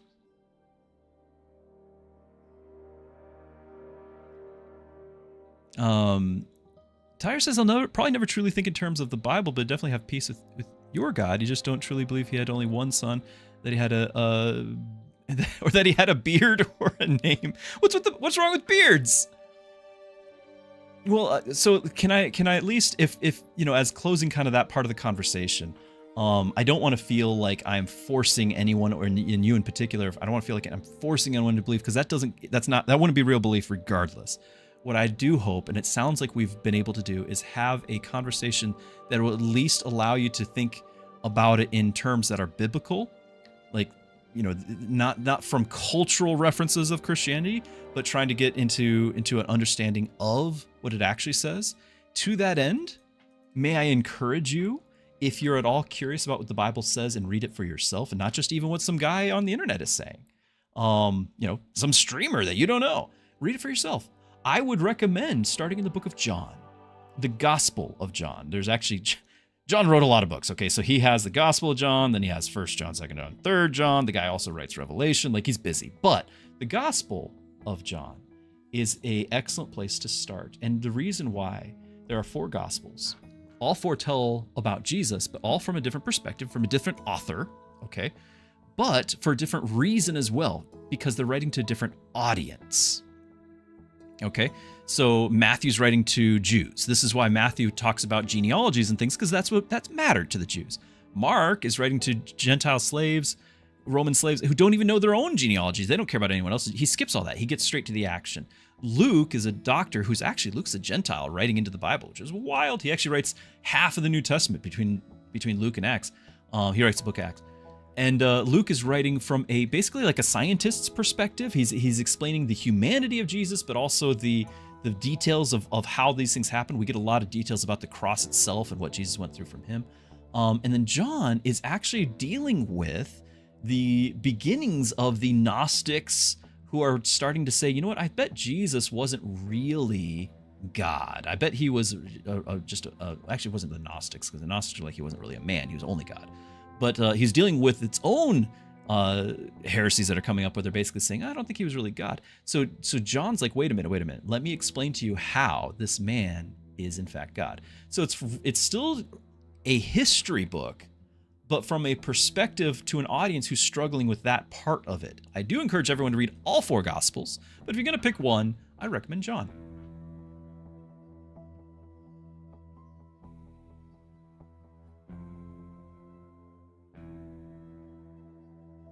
Oh no, Zerg got a sub. Oh no.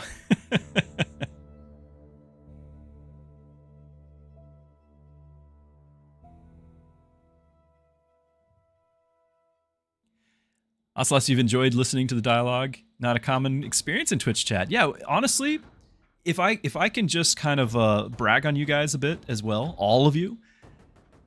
I don't know of any other, not that I'm very well versed in all of Twitch, but I've been around the internet. You know, I'm Gen X. I've been around since this began. I don't know of any other forum or Twitch, you know, YouTube, whatever. It doesn't matter. I don't know of any other place where you have people from all over the world gathering together and being able to have a conversation with differing views, and no insults are being thrown. Respect is being maintained. Like, this is just a beautiful thing. Thank you for that. Thank you guys for you behaving the way you are and taking the time to try to understand each other and to listen to me. I mean, I'm floored. Thank you.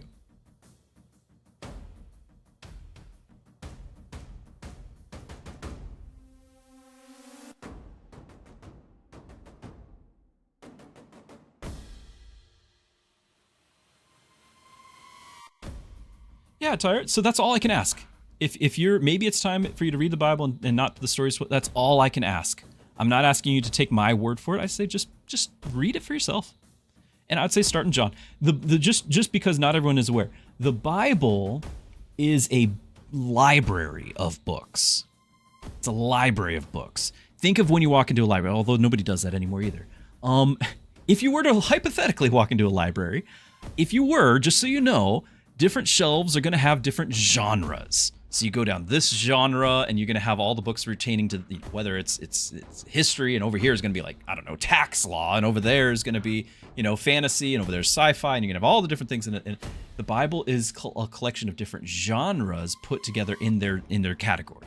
So you've got the history books first, which is why everyone's like, okay, this is all just one story because it starts at the beginning. In the beginning is the history books, right? It's going through Genesis all the way up through Esther. Is really how far that goes. They're all history books. But then you get into the poetic books, so Psalms and Proverbs and things like that. And then you get into the prophets. There's major and minor prophets. It's only because some are long and some are short. It's not because some are more important than the others. And then over in the New Testament, you get the Gospels, which is the story about Jesus, but in 4 different perspectives. But then you also have the history book of the New Testament, which is Acts. So pretty much everything of the New Testament happens during the Gospels and then Acts. All the rest of the New Testament are the letters written to the churches that start during the book of Acts. Kind of like all of the prophets in the major and minor prophets, just about all of them. You've got exilic and post-exilic, so like pre and post, like the majority, 3/4 of the prophets happen during 1st and 2nd Kings. Because it's like 200 years with all these evil kings and God sending all these prophets to warn them. So each of those books of the prophets are actually happening during the book of Kings. And so it's like, here's his prophecy that he's writing that happened in this verse of Kings when he shows up and talks to the king, and then later on. So it's like if you pause the main storyline and then you're like, okay, let's watch the spin-off show, right? That's this other book. That's this prophet's book, you know? And so the New Testament has a whole bunch of letters to churches that are happening during the book of Acts. So as the missionary journeys of Paul progresses, he's going through and then he's writing back to other churches he founded earlier. So he first goes to the region of Galatia, and that's a region in central Turkey. And there's like a bunch of churches that he starts in there. And he's worried about them because he hasn't visited in a few years. So he writes the letter to the Galatians. And we get the book Galatians. It's just a letter to those churches. And then he goes off and he visits Ephesus. Well, he hasn't been back in a while. He writes a letter to the church in Ephesus, Ephesians. And we get that letter. And so these are things that are Acts is telling us where Paul is as what he's doing, or Peter and all the others during the first half of the book. And then we get the letters that he wrote. If you don't know that structure is how it's built, you're going to be like, doesn't make any sense. It's jumping all over the place, because it is.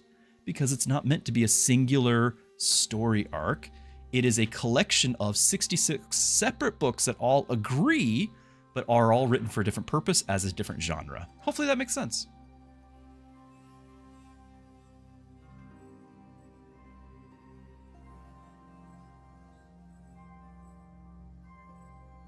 We just swap out our cavalry.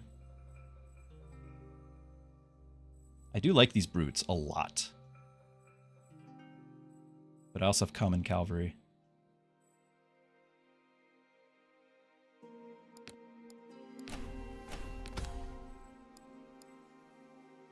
Oh, Royal Cavaliers. I didn't notice that.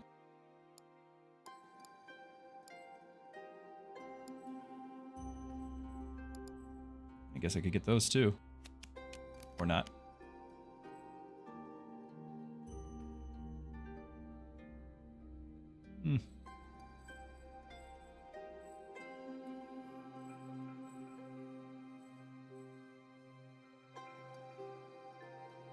I'm about just happy with the 3 golden, and I guess we're gonna have 1 more golden right now, so let's keep them. Let's get a cannon.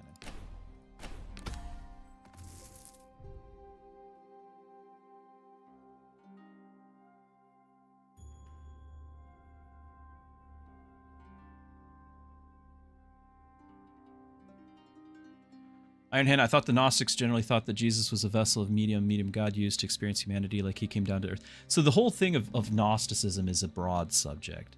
The core belief of Gnosticism comes from Greek philosophy, and the idea being kind of where I think Plato and Aristotle are even doing, where the idea of the physical is bad, the spiritual is good. And ultimately, you know, anything physical is tainted, and and everything spiritual. So ultimately they're saying, well, if Jesus is really this great guy, he could not have had a physical body, so he must have been essentially a spirit being coming to visit us. So you have that on one hand, but it also is built on this idea of knowledge. This is where the Gnostic thing parts comes from, and this hidden knowledge that only some will have. And this is essentially Luciferianism, which is Lucifer attempts in the garden, right? Like, I've got knowledge and God doesn't want you to have knowledge, and I'm trying to be the good guy here and give you knowledge. And that's really what Gnosticism is all about. So a lot of the Gnostic texts are trying to subvert the same events and people and everything that the Bible describes, but to have a different spin to where it follows up with this. And that's basically what's going on there. But yeah, you are correct. It's a wide variety, so they are all over the place. And that's because they were written across several hundred years after the fact, trying to subvert this. Because they're demonstrably all forgeries.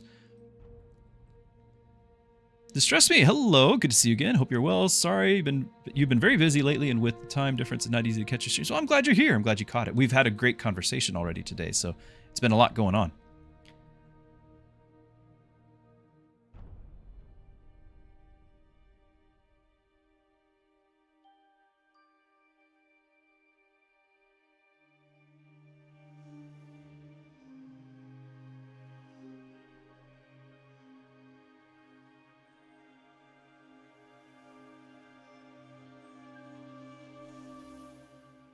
You know that reading the Bible and reading holy texts of other religions during that time gives a lot more accurate history of the world. There's a lot going on in the world, yeah. So you get a lot. There's a lot of time between a lot of these things, right? The Bible itself is written across 1,500 years, but the miracle of the Bible is that it never contradicts. It has 42, I think, authors across 66 books, 1,500 years, and they all agree. You can't have 5 people in the same room all agree on something. There's a very famous photo of cross-referencing, not photo, but compilation of cross-reference scripture where it looks like all these lines. It's like something like 16,000 cross references in scripture. So somewhere in this, in Genesis, it's got like a dozen references that are brought back in the New Testament. And this, you get 16,000 times that they reference each other and they never contradict each other. Like it's interconnected, and there's no way that these individuals could manage this. If you look at, say, you go to the New Testament, you go to the account of Jesus' resurrection. There's no way that the authors of the New Testament would have made this to be able to be a self-fulfilling prophecy or a self-indulging religion to where they get to be propped up and be important, because they all died martyrs, all but John, who got to be boiled alive and exiled. Seems like a nice escape from death outright, but they all died to be horribly tortured and martyred. Nobody dies for what they know is a lie. And so these people saw Jesus resurrected. They were terrified of the Romans before he was resurrected. They fled in fear and scattered and all that. And then after he's resurrected, he shows himself, if you recall, where he multiple times he shows himself actually to as many as 500 people at one time. But in particular, a lot of people remember how he shows himself to Doubting Thomas, right? Doubting Thomas, unless I see the holes in your side and the nails in your hand, the nail holes in your hands, I won't believe. And so he sees it. He, along with everyone else, have seen the risen Lord, and they go out and tell everyone. And they all are willing to die for what they have seen, which people don't do if they've made this up. That's just not human nature. There's like, that's there's a famous thing that doesn't really apply anymore because we're all too young to remember. But there's a famous saying that I know that the resurrection is true because of Watergate. And as Watergate is a scandal, as scandals go, is actually pretty tame nowadays, considering all the scandals that we have left and right. I mean that both, metaphorically left and right, but also politically left and right, scandals all the time. The whole thing though was you can't get these couple of guys, you hold their feet to the fire, they're not going to hold to the lie. You put them, in any way that they have to face consequence, they're not going to hold to the lie. And so they fessed up. They couldn't do it. And they were the most powerful men in the world, right? So you have these disciples who are willing to die for something because they know it to be true.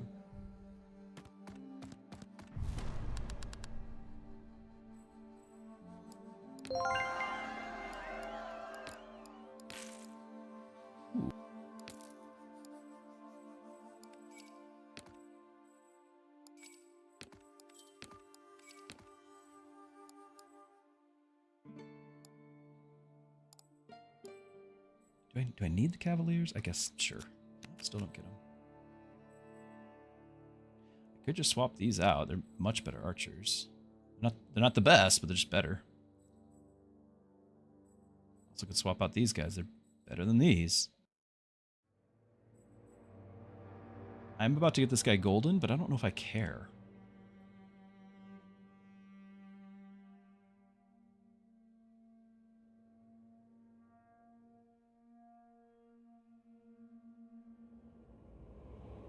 You don't understand why the Easter is about bunnies? So it's not because bunnies reproduce a lot at spring. Like it's just observing nature. Like it's a sign of springtime is when you see a whole lot of bunnies everywhere. It's kind of like when we say fall because we see all these leaves falling. It's just a sign of the nature. Like it doesn't matter where you go, they're all going to be like, oh yeah, the leaves all changed. It's fall, new season. Bunnies around. It's spring, new season. So then they adopted into their different cultural things.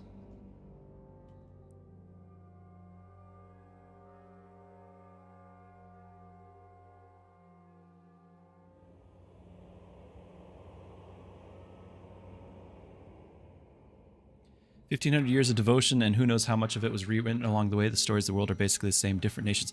Okay. All right, time out. This is one of my favorite conversations, but I need to take a bio break. I know we haven't barely progressed in the game, but I need to take a bio break, and we're going to talk this. Keep that thought in mind of the Bible, whether or not it has been rewritten or changed or corrupted or whatever you want to say along the 1,500 years. I will be back. 1 second.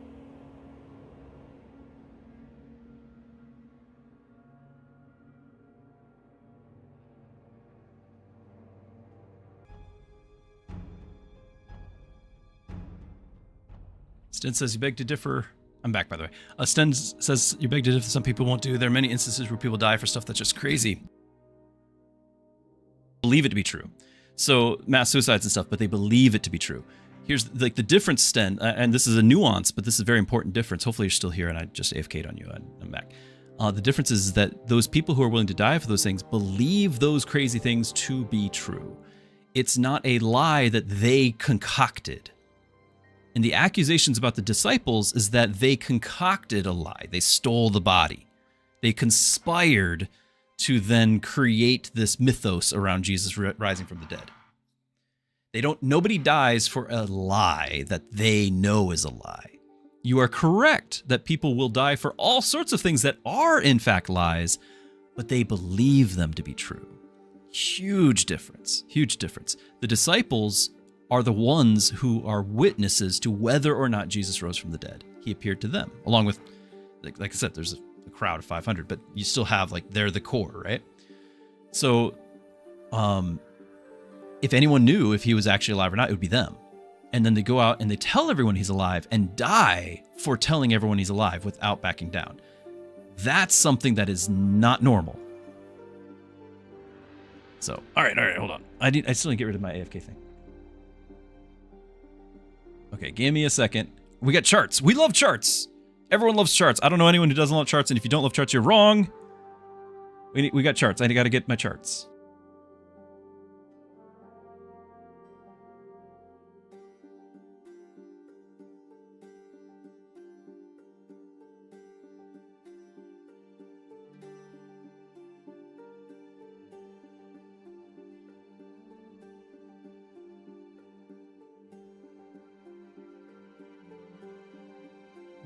Where is this particular chart? I have a bunch of charts for a lot of the things we covered today, but I didn't bring it out. Now I'm bringing out the big guns.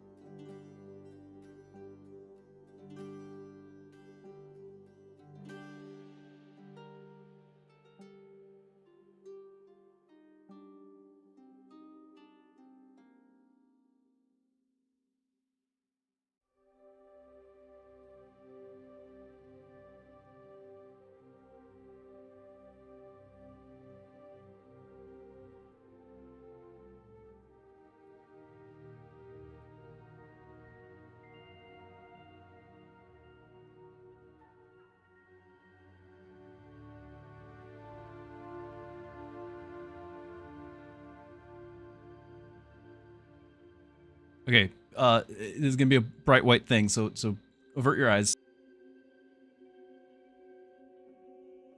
Okay, I gotta fix this.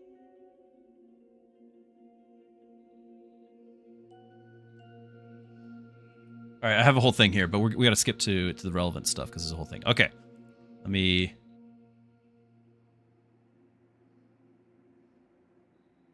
All right. This is the beginnings of a chart. I'm sorry, this is so huge. I don't want to reveal the whole thing just yet. I'm not ready. We're not ready for this. And I have to be careful that I don't accidentally scroll things off this page because I've only got part of the page here. So, okay. What you have on this, can you read that still? I hope you can. I'll just tell you. What you have, these are the manuscripts as of about a decade ago when I made this chart, okay? We still have our ongoing archaeology. We're getting findings here and there on occasion. I don't know the to today accurate number. I'll need to update this at some point. However, in all of human archaeology, this is what we found. The most prolific ancient document in all of human history, secular document, is the Iliad, written by Homer. We have 1,757 copies of it. It was written about 900 BC. The oldest copy that we have is 400 BC. So there's a gap there. If you can kind of see this here, there's a gap there of 500 years. All right. Who's to say that what we have, when we read the textbook in school of the Iliad that was compiled of a bunch of the different manuscripts, you know, the 1,700 manuscripts, who's to say that what we have is right, that it didn't change. And usually your English class or whatever class, if you're, have a different nationality background, whatever it is, whenever you're going through your ancient civilizations class or your literature, most of the time they'll be like, yeah, we don't know. We don't know. Or maybe they won't. Maybe they don't go into that because they don't want to have you doubting things. But it gets worse because that's our most reliable text in all of human history, secular text, is 1,700 copies. And when I say copies, these are manuscripts. Some of them are going to be incomplete, but different manuscripts is what that is. So 500 years off from the original. Who's to say if it changed? Then we've got some other people. You probably don't know the name Demosthenes, but he's the next most prolific, 340. It's 1,300 years off from the original. Our oldest found is 1100 AD as a copy of manuscript, right? Then most people recognize the name Caesar. He wrote the book Gallic Wars, so Gaelic, France. He's attacking France. We have 250 copies of that. He wrote that somewhere during his lifetime of 100 to 44 BC. Our oldest copy is 900 AD because these monks are preserving all these things. Christianity preserved literature, by the way. They're the ones who gave us a lot of these in that. But this is still 1,000 years off. How do we know what we have is accurate? Okay, Plato, we know that name. We have 200 copies of his. He was in 400 BC. Our oldest 900 AD, 1,200 years off. How do we know that when you're going to your philosophy class that you're reading about Plato, that what you have is actually what he wrote? You don't, right? We get further down. Okay. Aristotle, here's another one. We have less than 50 of his works. This is all works of Aristotle, not just any one. Total of the entire man's writings, we have less than 50 total, and they're 1,400 years off from the original. Okay, so again, how do we know that what we have of Aristotle is what he wrote? Now, for most of us who are not like a philosophy major, that doesn't matter. It's not going to change our lives. But just to acknowledge that in school, it was taught to you that this is what the guy wrote. It was never taught to you to be like, we think it is, but it might not have been. You should actually kind of have some critique or criticism of the text to be able to make sure that, we don't know for sure if that's what he's saying. Maybe somebody else came by later and asserted what their propaganda was. We don't know those things happening. Okay, so here's that list. All right, this is the most prolific. These are not cherry picked. This is like the most to the top 10 or whatever of all of the ancient documents in all of human history. Do we get to like Tacitus here with 33 copies? It's not very many copies. 1,000 years off the original. None of them are closer than 400 years. Okay. New and the Old Testament are two entirely different documents. For those who don't know, the Old Testament is basically the Jewish Bible. If, for lack of a better term, they won't call it the Bible, but it's their holy books. And separately was written the New Testament.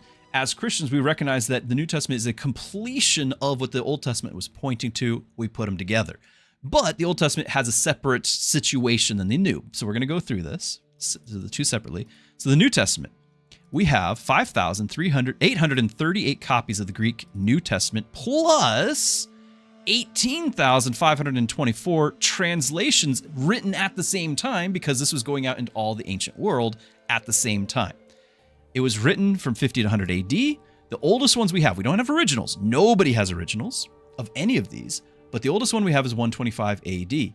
This means that it's 25 to 50 years off from the original writing for the New Testament. We got 20,000, 25,000, whatever this is, 25,000 copies of the New Testament. They all agree with each other, and they're all within the lifespan of a single person, one generation of the original, meaning you could still have eyewitnesses, elderly perhaps, but eyewitnesses alive, able to affirm the writing in that text. Okay? This is unheard of in all of human history. There is no other document more well attested to be accurate to what was written. You might not agree to the truth of the contents. You might disagree that the Bible, what the New Testament is saying about Jesus and all that is true. But what is 100% universally agreed upon, undeniably agreed upon by all scholars, is that the Bible, the New Testament, is accurate to what was written. Because we can look at all of these different copies from all these different locations around the world. These are, these translations of different languages. So we'll have some in Egypt, we'll have some in Greece, we'll have some in Syria, in the Middle East there. We'll go all the way to to Italy and Rome. They'll go all the way to Spain. You know, we'll have them all over the Mediterranean. And they're all saying the same thing. They all agree. You don't have, and any ones that do differ, right? So you'll have somebody where, like, because of the translation or whatever, or spelling is off, or all these different things, we can actually identify those and be like, okay, we understand this one went off that direction, but it is the anomaly. It's not the original. It's coming from the original. It's not like that one was the original and it got corrupted. We know that this is the one that is corrupted because we can tell where it was dug up, when it was dug up, and what happened with the path of how it spread. We have enough to tell this the pattern of spread to know, okay, what is the original. And so we can basically say, and you'll have a modern Bible. King James doesn't do this much because they don't use the Dead Sea Scrolls, which is a whole nother awesome conversation. Dead Sea Scrolls is where a lot of these are coming from. Well, the Old Testament ones, not the New Testament ones. Anyway, King James doesn't, it was written before a lot of these were found. So, but if you have a different version, so New American Standard or NIV or whatever it is you're using, a lot of them will have footnotes as you're reading. It'll be like, okay, according to you know, a handful of manuscripts, this one word might be swapped out for another word. No meanings change, but they'll be careful to say, okay, we know some manuscripts vary here, and we're going to be transparent and show it to you because there's nothing to hide anyway. And so this is beyond any other ancient document in all of human history is the New Testament. That's amazing. We know that to be factually, like the contents are accurate to the writing. Again, you might not believe the context to be true, but the copying is an accurate copy. More than any other ancient document in all of human history. Moving on. Old Testament. Okay. Now I got to say this before we show all this. Okay. The Old Testament, up till the Dead Sea Scrolls were found, the oldest known manuscript that we had was old like the rest of these. Okay, the Old Testament is completed around 400 BC. Again, it's written from about 1400 to 400 BC. So Moses about 1400, and then the Nehemiah, Esther 400, and everything else happens in between. So 400 BC, it's done. And the oldest one that we had was about 900 AD. And that's the manuscripts that the King James Version was based off of. Okay, so the manuscripts King James Version is based off of is the 900 AD manuscripts. It's 1611 was originally written King James, so it's based off the manuscripts from 900 AD.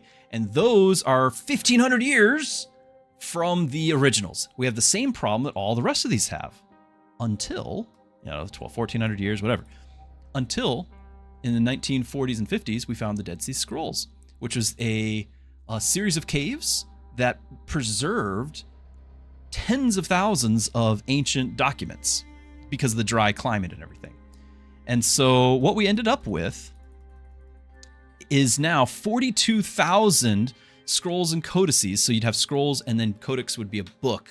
They would call a scroll a book up until we started making what we modern call books. And fragments. Okay, I don't think I have it on the thing here, but fragments. So we can match it up to, so 42,000 of them. And those are ancient. They go all the way to 125 BC, which means that when the Old Testament was concluded, okay, the Old Testament was concluded 400 BC. We got 125 BC. Now we're only within that 300-year gap from the finish of the Old Testament to the manuscripts that we have in hand, which is already better than almost everything on this list.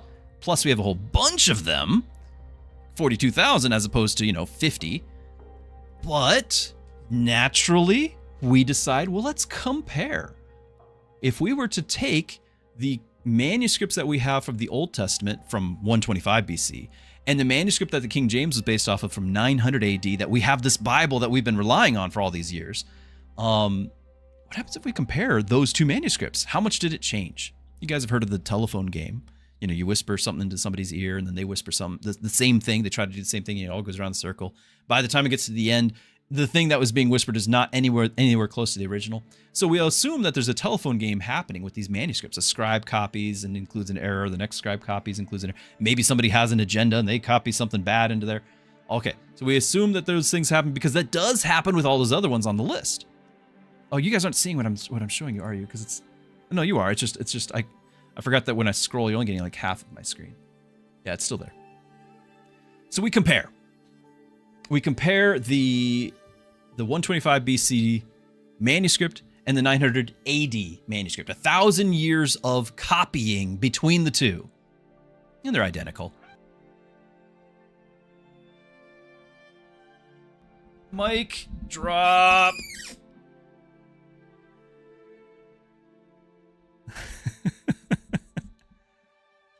Thousand years difference, and they're identical. Now, there is difference in language. Language and spelling changes over years. I mean, English has done that just fine on its own. We don't even know what our kids are saying anymore. But if you account for the changes in spelling, you're saying the same thing. And one of the best examples of this is the Great Isaiah Scroll, because it's the full book of Isaiah preserved perfectly. Like, you got a whole bunch, and you take that and you compare. Now, the reason why we say King James is not necessarily the most accurate is because it's still based off of that 900 AD manuscript, which is still going to be like, okay, did some sort of spelling error creep in? Did something? So all of the other translations, because there is a bunch. I mentioned a couple: New American Standard, English Standard Version. You can list off a whole bunch. Those are all based off the Dead Sea Scrolls, which are 1,000 years older. So if you want to be technical, those are more accurate. But King James is totally fine.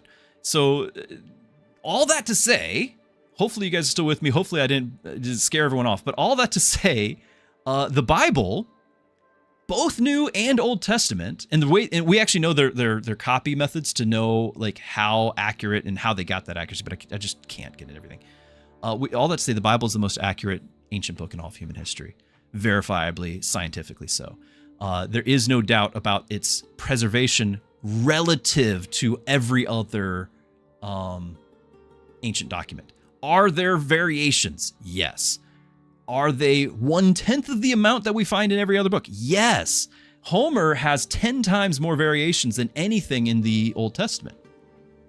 Okay, so even though you have a whole bunch of Homer, you have a whole lot of variation. And this actually goes all the way up through until we have the printing press. Shakespeare. This is wild. I'm sure just about everyone's aware of Shakespeare and probably had to take a class. Like I hated the literature class going through Shakespeare. Hated all that. But regardless, I took the class. Never did anyone bring up in my literature class about Shakespeare that we have absolutely no idea what Shakespeare wrote. Absolutely no idea. There is not a single manuscript, because they're all copies of copies. There's not a single manuscript that agrees with another manuscript. So what you have, if you have like a library and you've got maybe a codex and you got like the thing of all the Shakespeare, what you have is a Frankenstein's monster, a amalgamation of all of the different best guesses of all the different manuscripts, and they kind of crammed them together and they're like, okay, this is Shakespeare. We have no idea what Shakespeare wrote. And he's what, 1500s? And yet we know what the Old Testament says. It's wild how accurate the Bible is. Again, you might not believe the contents of the Bible. Also Shakespeare. So it definitely is now. Like we know that for sure. I don't know about the different. I know that there's some theories about him. I don't get into any of that. But the fact is, the Bible is reliable. You don't have to, as far as like transmitted information, you don't have to agree with me that the contents are true. But if you are intellectually honest, you have to agree that the contents are accurate to what was written. At least more so than any other document we ever have. And if you're willing to trust those documents, and by the same method, you should be able to trust the contents of the Bible to be accurate. You know, if you have a healthy skepticism of all these other ones, then sure, you probably have a healthy skepticism of this too. But we probably take for granted that these are accurate. And yet, looking at these, I can't highlight it because of the way this is written. Looking at these, the time gap here, they're not accurate. So hopefully, and Jabron, thank you for the follow. But hopefully this makes sense. I will not wax poetic any longer on this, but I do hope that is something that I get nerdy and excited about, but I hope other people enjoy that concept as well. That's fair. The Bible is a reliable transcription of the eyewitness belief system at the time. That's fair. The question is, do I believe what they believe? Okay, so that's the question. But a lot of times that question gets muddied because people are going to say, well, it got changed over time, it got corrupted and all these things. They don't want to be confronted with, do I actually believe what it's saying? Because they're going to say, well, I don't have to believe what it's saying because it's not, got corrupted. The fact is it was not corrupted. It is reliable. The fact that the eyewitnesses genuinely believe what they saw, the resurrected Jesus and all of that, they were willing to die for it. They genuinely believed all that to be true. That's not an argument. So all of the contents there is stated and is reliably presented to you. The question is what do you do with it? Do you believe it? And people are going to say no. Some people are going to say yes. That's the free will aspect of this whole conversation. And I can't force you to believe it. But I can at least strip away the excuses of, well, the Bible's not reliable. We can prove that to be false, right? Prepper. Hey, it's been a while. You love when you put words, Bible, religion, and scientific scientists in one sentence. So cute how you keep selling these religious stories. You're a good narrator, storyteller. I'll give you that. Your whole geek is genuinely funny. I'm glad you enjoy it. I'm glad that you stick around for these conversations. You've been through a number of them, I know. But I do hope that through this, you at least start looking into it for yourself, just like I mentioned to Tyre. Don't take my word for it. Go, try it, read it for yourself. Start with the book of John. Check it out for yourself. A lot of people have never read it and yet passed judgment on it.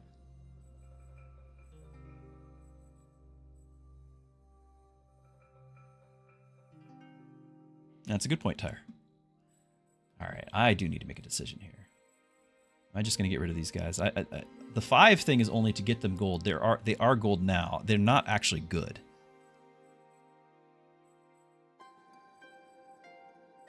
$800 kills. Maybe they are.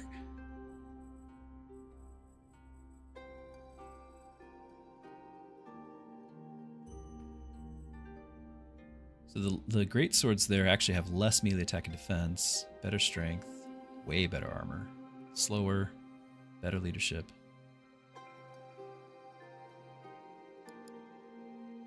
Not armor piercing, so they wouldn't get that benefit.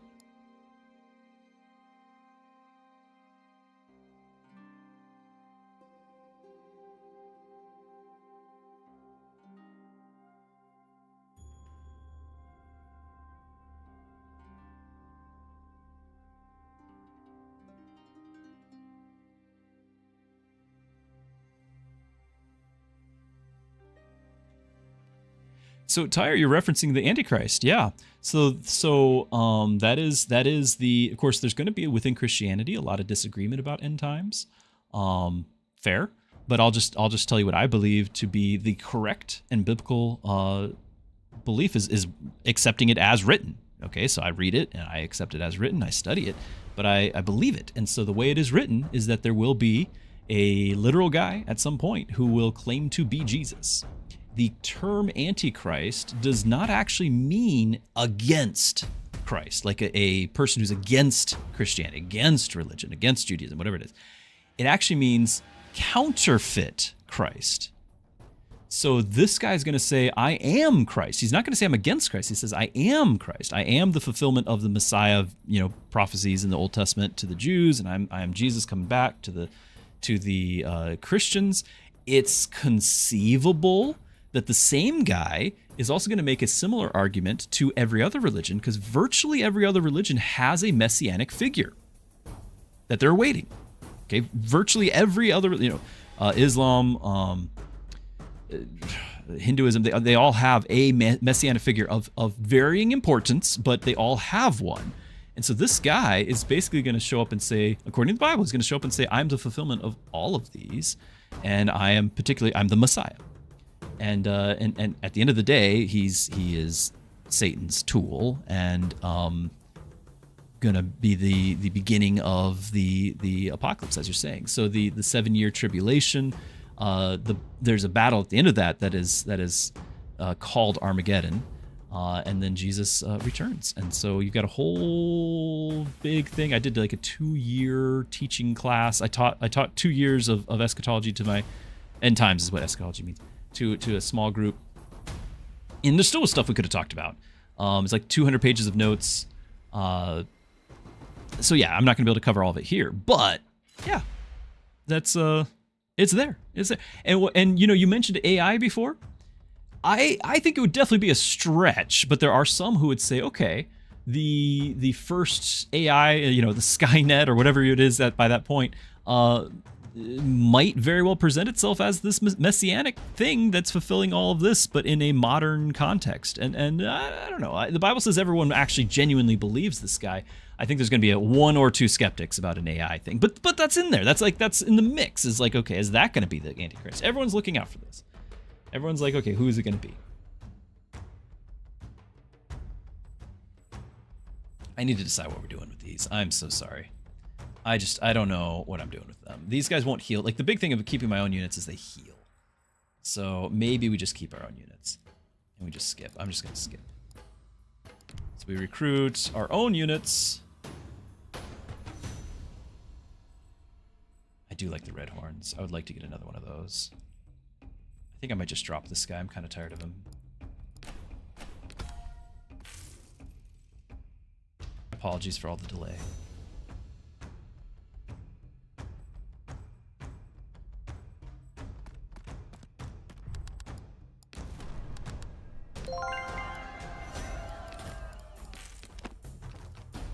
Well, not really. I'm not really regretting the delay. I just hope that everyone can enjoy it as much as I do. Anti-large units gain 10 weapon strength. Does this make them range gain anti-large? So all range units have weapon strength, but it's not range strength. So when these guys run into melee range, they just gain 10 weapon strength. So that's actually pretty amazing.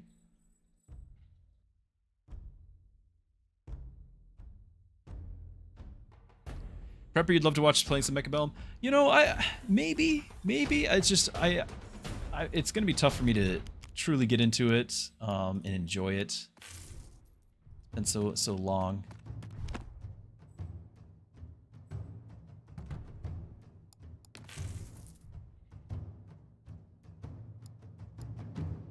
Honey Badger, yeah, that's exactly what I was pointing out. Interesting to you how the Antichrist that's described in the Bible is to the Messiah described in Islam.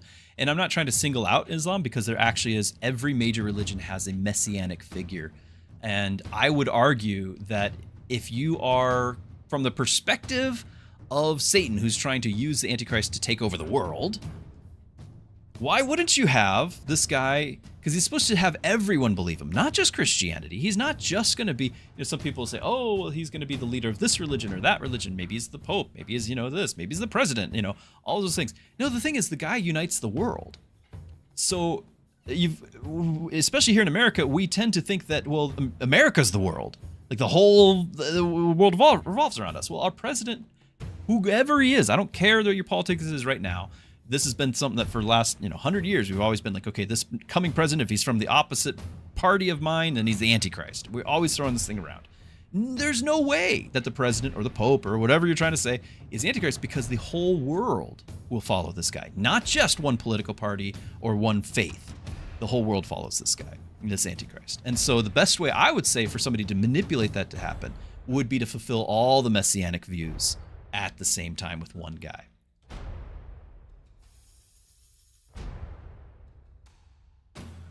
Keep the pastor talking for 2 hours. Yeah, it's not necessarily only achievement. We've done it before. It's just been a long time. Yeah, right, we can prestige, and I can heal, and I can make copies. I can make copies of this. I can make 2 copies of the Shade Lords. I just don't know if I like the Shade Lords. The fact that they're armor pierced, they're getting an extra 10 melee attack, which is nice.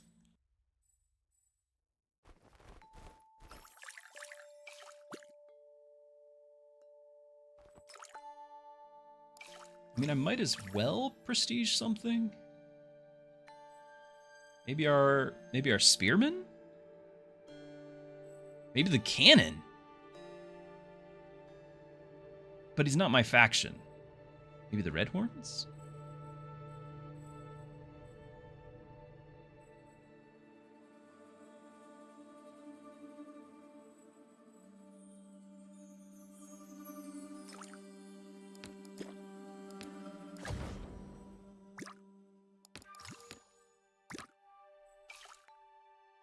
And we could create a copy, right? Left Behind Watch Party, right? Some goat herder from Middle East or something, or Elon Musk. I mean, so okay. Can we have a little fun with this for a second? This is fun speculation time. Fun speculation, not Bible doctrine time. Okay. But based off of Bible doctrine, I'm just saying, there's going to be this guy named that's referred to by the Bible as Antichrist. Everyone's going to call him the Messiah. They're going to think he's the real deal. But how do we get somebody to unite everybody? How do we get somebody in a position to where all of these warring countries and religions and faiths and factions and all this, how can we get them all to agree? It's never happened before in history, right? How do we get that to happen? Speculation fun. Okay. Well, we do know from human history that in times of crisis, people are willing to look towards a savior person. There is a reason why Mr. Mustache in the 1930s Germany was able to create his whole thing, a whole national following, and have so many people willing to throw their lives away to follow his vision. And that's because they were in a depression. They were desperate for food. They were desperate for everything. There was a national crisis because Germany was forced to pay for World War I and all of that. And so they needed a savior. They needed somebody to rescue them. The guy said, "I have the answers, and I've got a people group to blame, and I'm gonna, we got all these things. We're gonna solve all this." And he had answers that people like to hear. And so people who normally, if they were in a position of safety, security, they would have been able to think more clearly and rejected him for what he was. But in that circumstance, they wholeheartedly, nationally, just bought into him. Okay, we know this is human nature because that's not the only example. This happens all the time. Desperate people will cling to, people who are willing to manipulate that. If the world has a global crisis on the scale that we never have seen before, at least in modern history, we might, as a global people, be willing to turn to somebody who says they've got the answer. So that might be all it takes, is a global crisis. That's probably plan A. Okay, that's not the fun one. The fun one is more pop culture and modern everything. It's always in the news lately, because there has been significant media. Let's your student thunder. Yes, there's been significant media that aliens are real. Okay, so if we were to entertain this idea, if aliens were to just suddenly show up and say, "I am the leader of the aliens, and I am actually responsible for your creation, and I'm actually responsible for all your Messiah waitings because I've visited different times and had you, maybe you got it corrupted a little bit, you messed up the message a little bit, but you're all talking about me because I'm coming from outside and I'm fulfilling all this, I'm bringing world peace, and I've got all these wondrous technologies and all these things, and maybe there is a global crisis to kind of go on top of all this." Aliens. It could be aliens. But here's the thing. I do not believe that aliens would be real in that wild scenario. I think it would be simply a demon presenting himself as an alien. Okay? We know that demons can do supernatural things. They can present themselves in physical manifestation ways. So like this happens in the Bible and all that, possessing people and all of that. So we know that the Bible talks about the Antichrist being possessed by Satan himself. So you can have a person having supernatural ability, things that we can't comprehend, and it could be demons presented as aliens. Because again, it would have to be outside of our culture. Our culture is like, we're too divided on all these things. Globally, culture, nationality, religion, we're too divided. We need something outside of all of this, either global crisis, or whether it's the whole global AI thing. I don't know. That'd probably just be crisis as well. Skynet can do all that, or something else. It could be aliens. Again, fun speculation, no biblical basis. In the grim dark future, there's only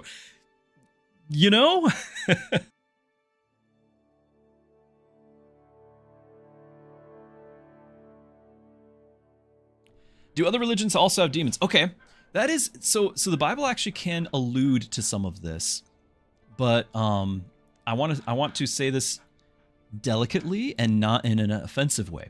Yes, absolutely. So when the Bible in Daniel talks about Daniel's getting some of these prophecies, and some of them actually have to do with the Antichrist and whatever. So Daniel, I want to say 11 or 12. 12. I think 10 and 11 are a vision that Daniel gets, and then 12 is an angel having a conversation with him. And the angel says, I'm sorry I was late. I was delayed. I was battling it out with the prince. They would call these angels princes over these countries. Basically the puppet master of these countries. These ones controlling these countries. I was battling out the prince of Persia, but the prince of Greece is coming along, and I had to. Michael, your prince, came in. The archangel Michael. I mean, this is wild. All the stuff going on. We can't comprehend it all.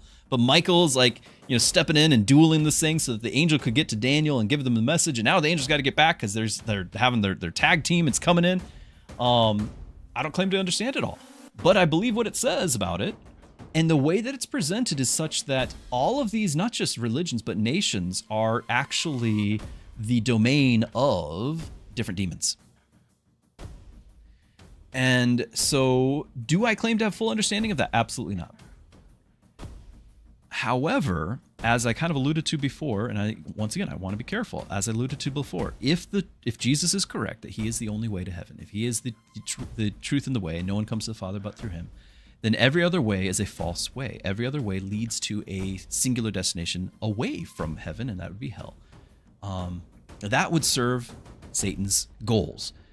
You can conceivably then say all of those are actually being perpetuated by Satan to distract and to corrupt and to deceive people into these other faiths who are sincere in their faith, in their belief, but being deceived by the deceiver away from the only pathway to heaven. So according to scripture, yes, other religions have demons. They're actually the ones who are giving the prophecies, giving the holy books, having that, whatever the visions are, those sorts of things. Yeah. Is that an endearing quality that I just talked about? No, but I'm interested in truth, not necessarily in just being warm and fuzzy. And so that's concerning that people are being deceived. I want them to know the truth.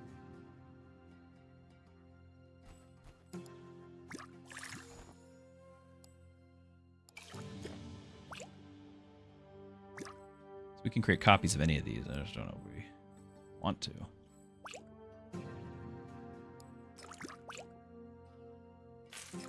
See ya.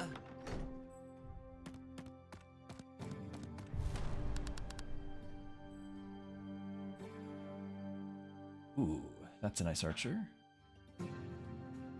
Armor pierce, so he'd have melee attack, which doesn't matter. He's an archer. He also have weapon strength.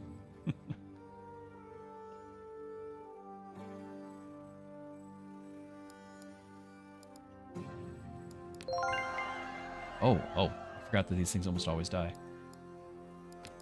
Oopsies.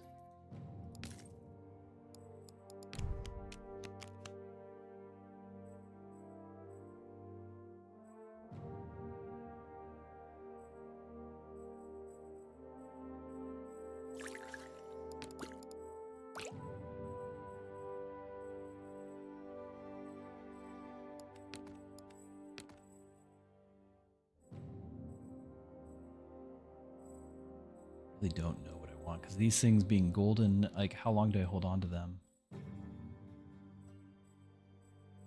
Maybe a little bit longer, but I don't know if they're worth holding on forever.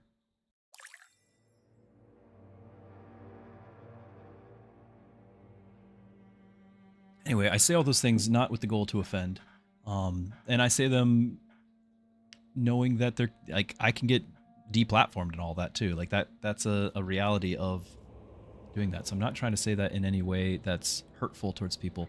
I'm trying to say out of concern for people.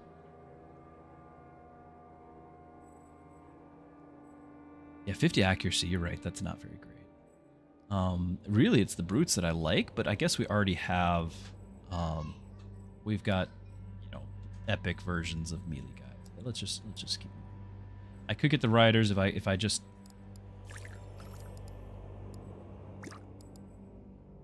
Same thing. Like I could get either of those epics and run it, but I'm just gonna do this and keep moving.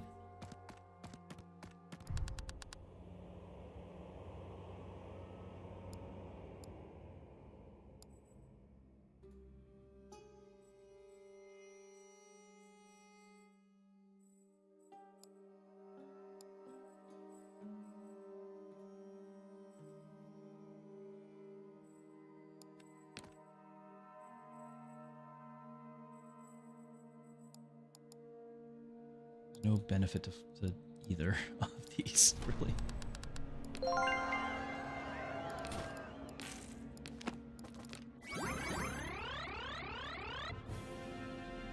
Oh yeah, the bank.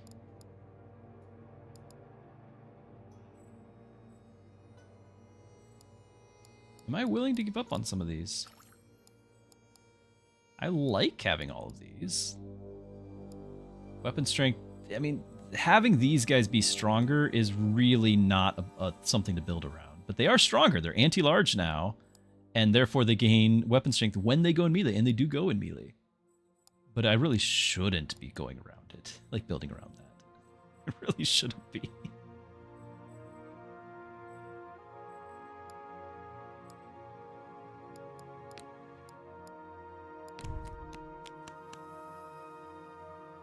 This would be nice, armor pierce, because again, you get the melee attack. But we're in epic territory here, so I'm just gonna leave.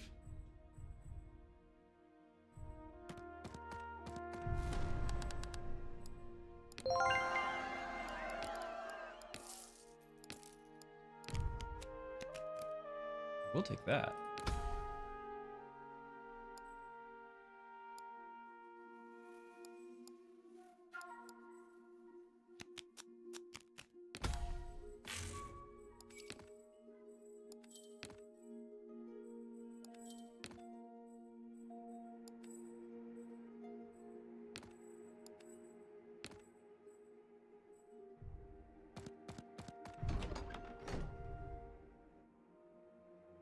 Using archers. I don't even know if I'm using them though. Like this is weird. This is not my normal, because I'm buffing them a lot and they're not good. Like we're in agreement. 5 missile strength at the end of the day is not going to carry it, but they do have, you know, anti-large and extra range, and when they go into melee, they can do something. Just, like the golden only matters for range, and actually it's not buffing the melee strength like it does for the. I don't know what it's doing. I don't think we're guaranteed a 20, and I don't have a reroll.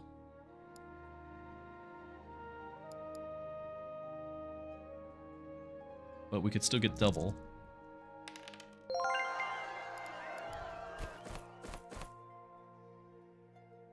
Okay. Raptor Riders. Our Rogue Cavaliers.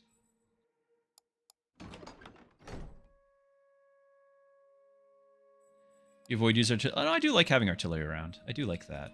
It's just, I don't know if this is the artillery I want. I do like these guys. They're not as good as, I don't think I like them as much as the samurai.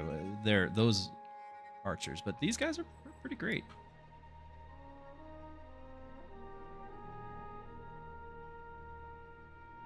If I fight this garrison, I better move the Shade Lords out, because they're going to die.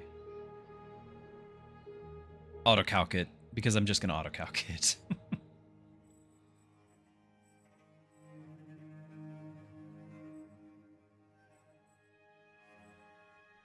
Like, it'd be nice to actually have a ranged unit that can use all this stuff properly. It'd be nice. Yeah. I could buy one too. It's just, maybe we just try to buy one. Hey, there they are. Okay. I don't really think I should have all of these, right? Oh my goodness, 1,200 kills. The auto-calc is just giving it all to this guy. 1,200? There's no way. 500? Like, those two guys are literally, like, double the entire rest of the army. There's no way. It's just auto-calcs. It's giving it all to that guy. Always nice to hear talk and explain things. So I'm glad you appreciate that. I'm glad having not just people who who are favorable towards what I'm saying, but being able to have people who maybe have differing views, being able to still say that they enjoy conversations and all that. I don't know your view, but like that's important, that we can have conversation, that we can have real communication, because that's a lost art. People don't do that anymore. If they disagree, they cancel you, or worse, right? People know you personally must cherish spending time with you. I don't know, Mrs. Druski, do you cherish the time? She cherishes it. Confirmed. I'm glad that you have a lot to think about, though. I'm glad, and that's all I can ask. And as I've been saying to other people, if you are willing, if you haven't already, consider reading some of the Bible for yourself. As I've been saying, Book of John, great place to start. You like the cavalry a lot and does a lot, but you need to know when to retreat because charge bonus. Yes, it's only the charge bonus that. Yeah, you are right, and I struggle with that. I tend to leave them in, and you don't want to do that. I agree. I need to compare these archers. Obviously, we have the ammo. Obviously, we have the better range and the damage. There's no doubt about that. I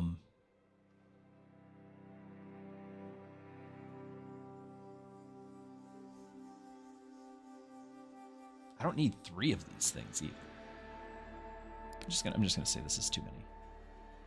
If we can get this guy golden. I could technically, if I had room, I could prestige it. I could create 2 copies, right? I could get silver, but I don't think that's the wisest.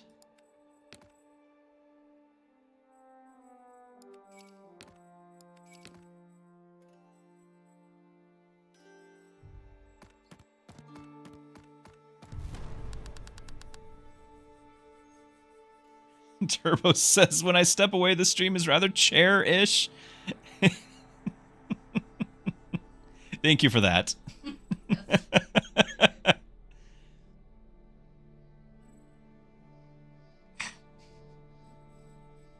All right, let's fight this one out. It's been a minute. Let's fight something.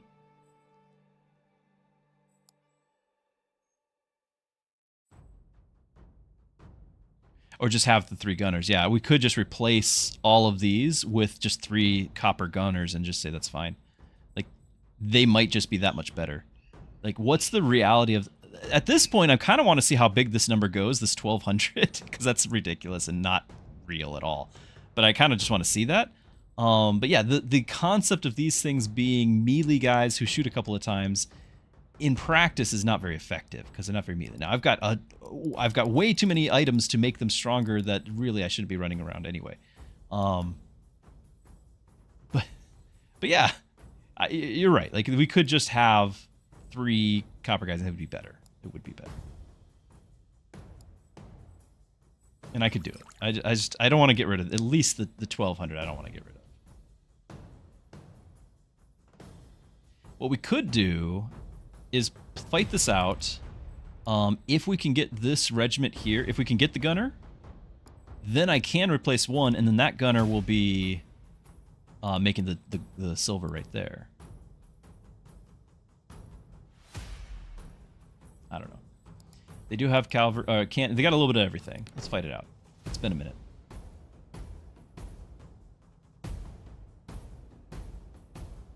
Yeah, melee attack. Yeah, at the end of the day, they're still bad melee. They're better than other archers, but they're still bad melee. Like, it's not a build. It's really not a build. It's just, it was a cool thing. You know, I'm just kind of like, how far does that go? I agree with you.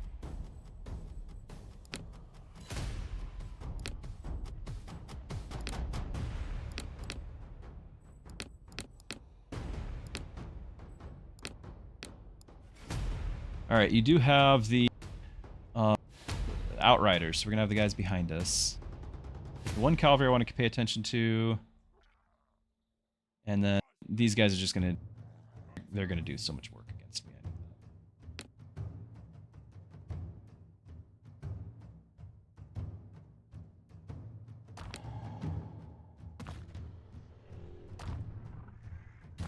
Are they gonna be on this side? I feel like a lot of times. Just gonna pick.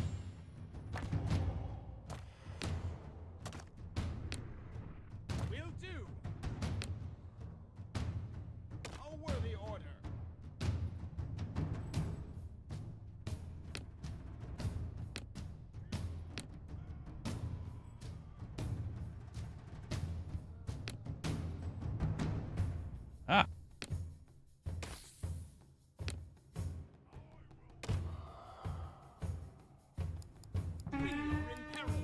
All the way in the corner. Well, these guys are heavily shielded.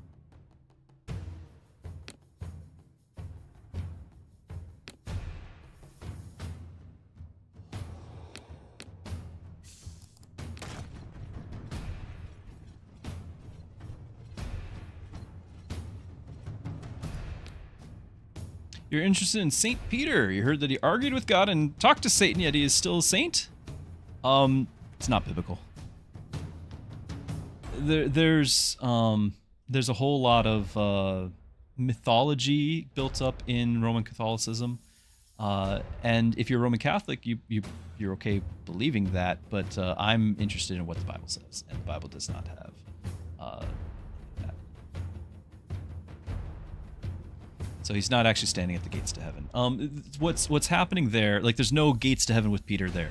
What's happening there is that at one point, Jesus says, I'm giving you the keys to heaven. This is where the idea of him being at the gate.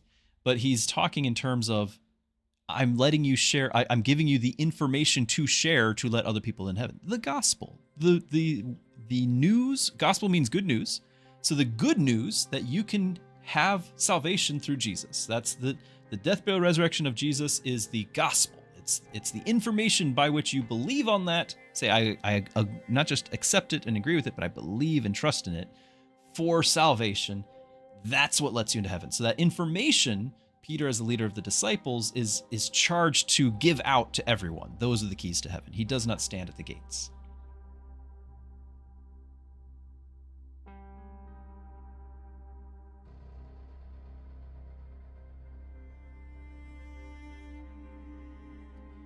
Distress me, you tried to read the NLT version, as I suggested. However, it's still very hard for you since you have loads of questions.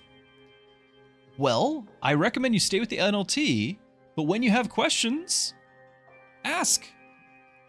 I've got a Discord. I'll share the link again. And I've got a whole section just for questions. Don't hesitate. Ask. And I'm not the only one who can answer questions. If you can find a Bible-believing church, I'm pretty sure that they'd be very thrilled to answer those questions.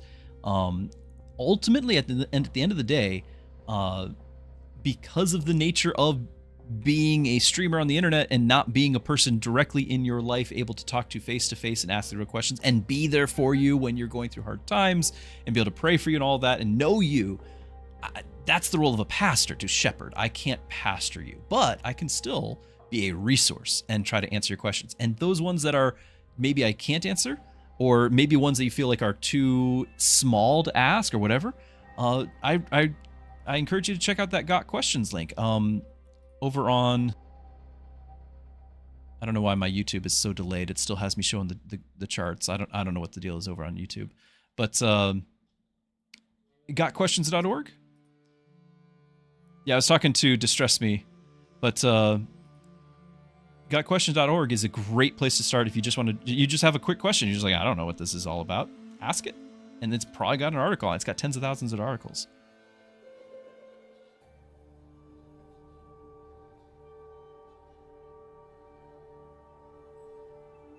Yeah, because we have multi-chat going on, so I'm talking across to YouTube, but YouTube is experiencing a lot of delay right now, and I apologize. I don't know what's going on there.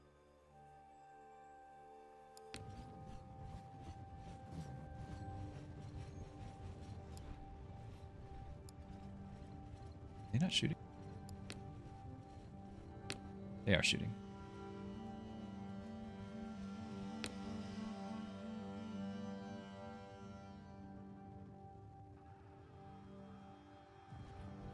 Now they're engaging. Okay.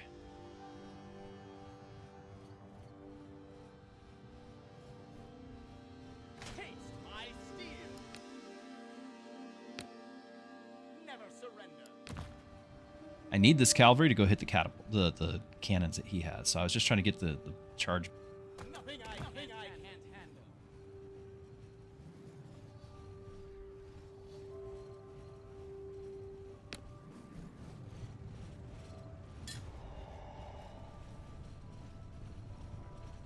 Oh, hold on. Wrong guy.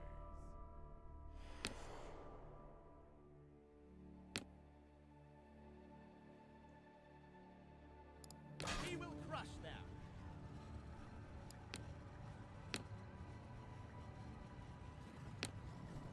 Let's do this. I will oblige. Nothing I can't handle. None shall survive. Those archers are awful. We will crush them.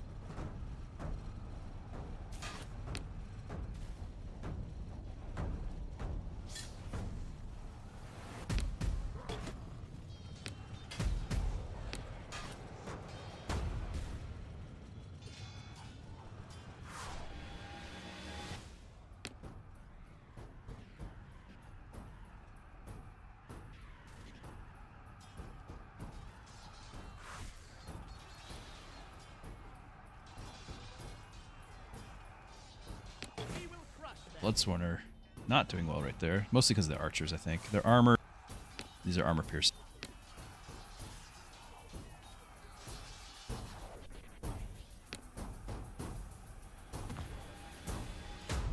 Still there.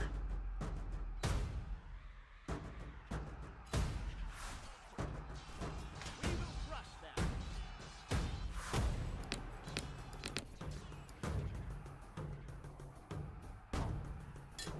Now they're going in. Late.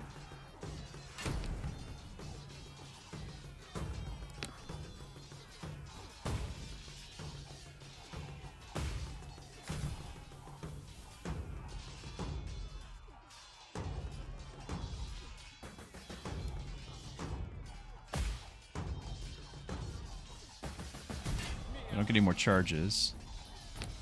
Probably should stop shooting the cannons.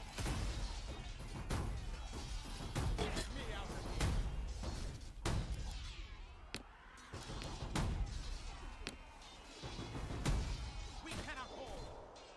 It's just the Bloodstorm. And somebody had to take the shots from the armor-piercing guys. I probably should have tried to position a non-armor guy. But because I had to deal with the other artillery, or the other archers.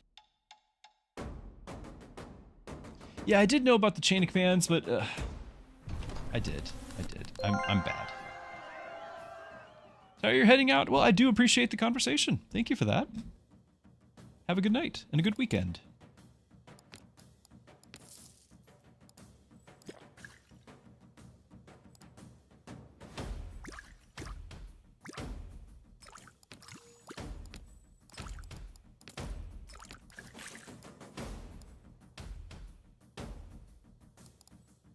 So if I recruit, it's going to be an epic unit, but I don't really have any of my own faction's epic units.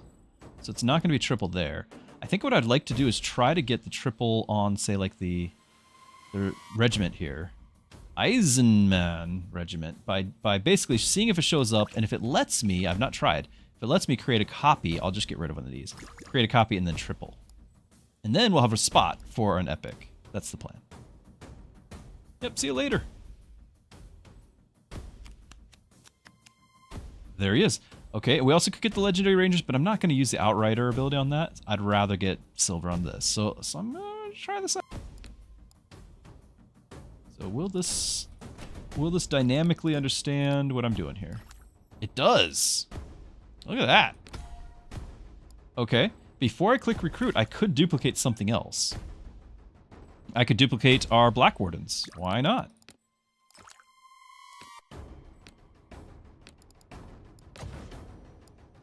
Now we recruit. And I think these are both terrible. If they didn't just die instantly to things like these archers, I think they might be okay. But I do believe them to be terrible. I've never had them actually reach my armies.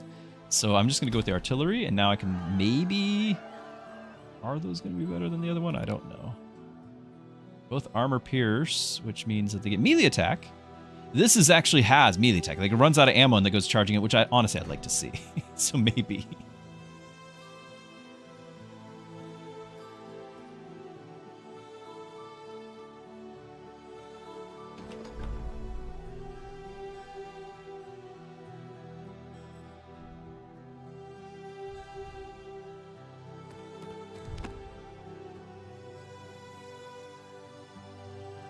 By train, you know it's going to be the cannon. I'm going to get rid of the cannon.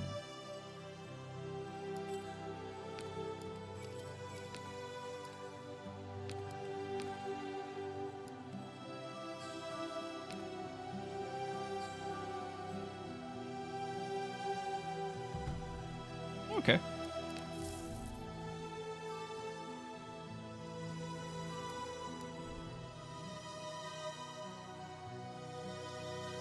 Excuse me.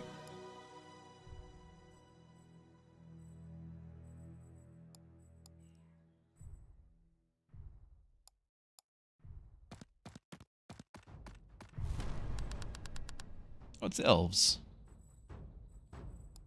Forgive me. Ah! I just kind of need to keep moving. Maybe brutes?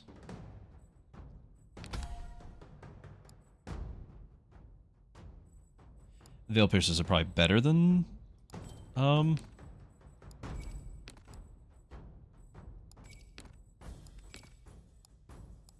these guys too. Like everyone's better than that. I just don't remember if veil piercers are any of those any good there. Distress says, I greatly enjoyed spending time on the stream again. It's late there and you have to wake up early. Have a good night and a great weekend. Hope to catch some of your streams soon. Well, I'm really glad you got to stop by. I will see you later. Have a great weekend.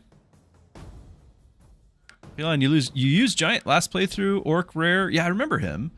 It was good, but it has drawbacks like archers and artillery kills it fast. Yeah, that's what I'm afraid of. Archers and artillery taking them out. That's why I didn't even want to look at those other ones.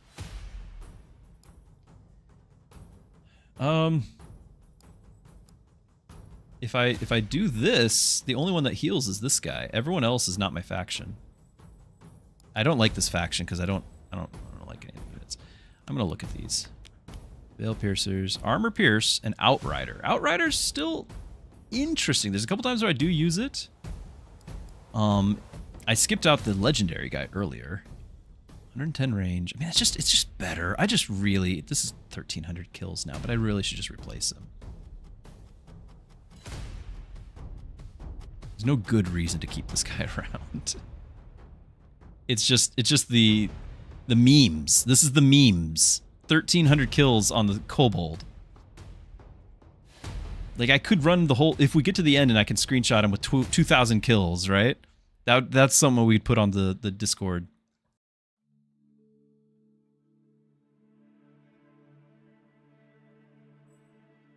I'm gonna keep him around. The memes are too tempting. I might just get rid of the cannon.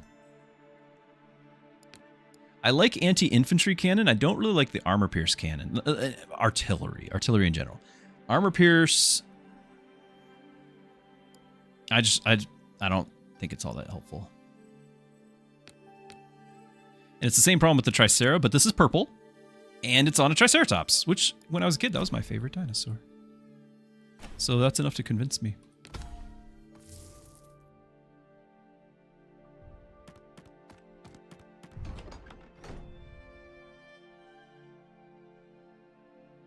One unit groups are best versus 8 unit or 12. Yeah, so not like the huge swarms, but still good against the... Because they can take out each of those. Yeah, that makes sense. Gear drop, prestige, gear drop. Oh, if you have... I mean, that's awesome.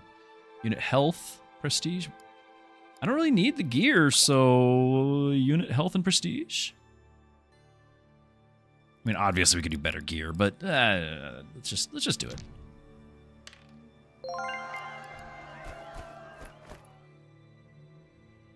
Veil piercers, okay. And our gunners, yeah, their gunners are golden now. Nice.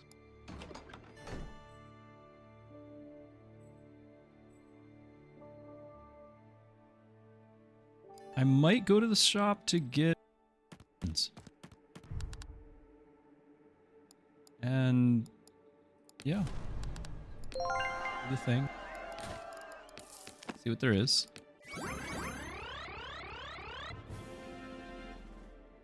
Doubles truth health recovery.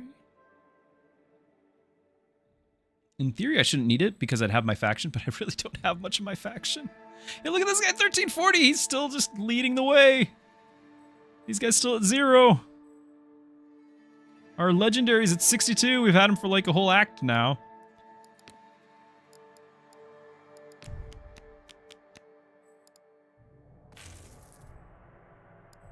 I should deposit 100 or 150.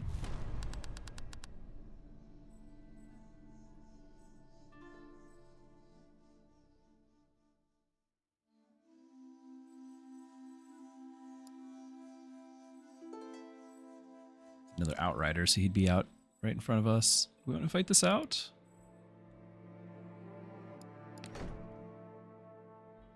Oh, I didn't bring my Triceratops in. I don't actually know what I brought. I don't know what I brought.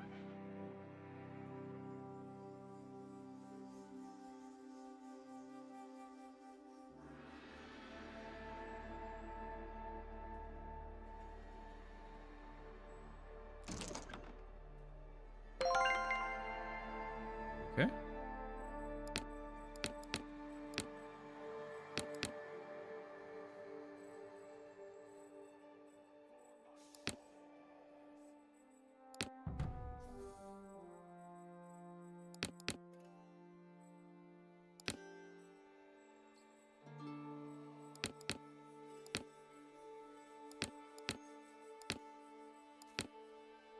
All right. I don't have spearmen. That's usually my 2 group. So these guys are going to do their thing.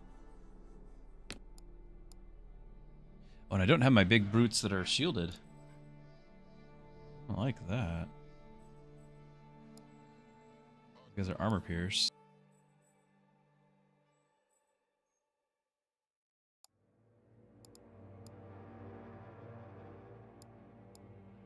I don't like that at all. Okay, do you have artillery? No, you have 1 other archers. You got this one and then you got this guy. So ideally, we fight the archer over here and then turn and fight that other archer. Ideally. I'm going to have my own archers ready to fight those. I'll have my 3. Oh, I do have these guys. What was I talking about? I've got these.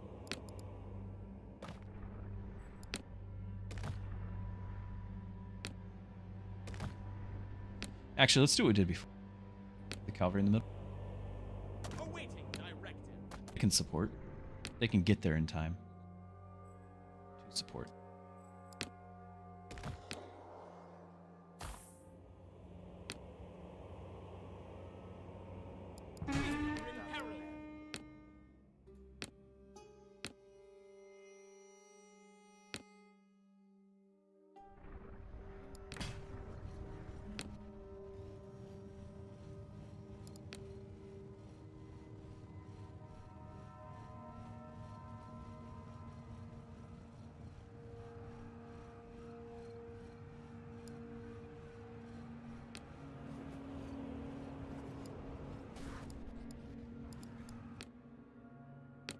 Awaiting directive. So you are like they're all armor pierce. Or at least anti-large. They're all anti-large. This.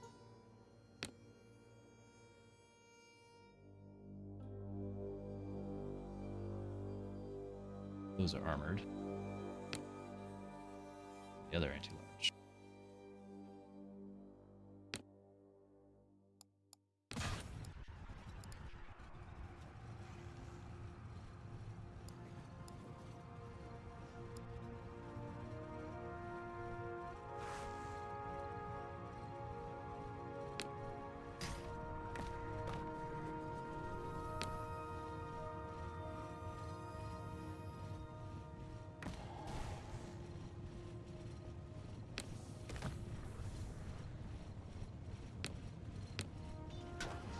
No, I'm gonna have him just fight that. It's too far, otherwise. We will crush them.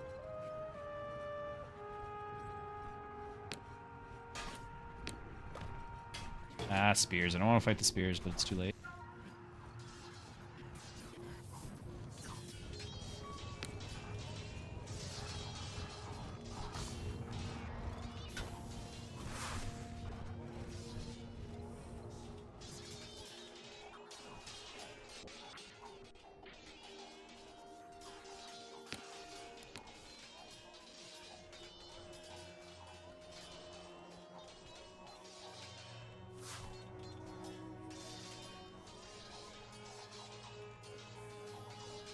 Yeah, see, now they're getting 0 kills when I play it.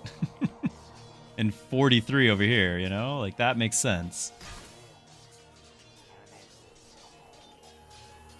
Of course, they're shooting at the big guys, so there's not that many. And they charge in! Speaking of charging. It will be done. It shall be done.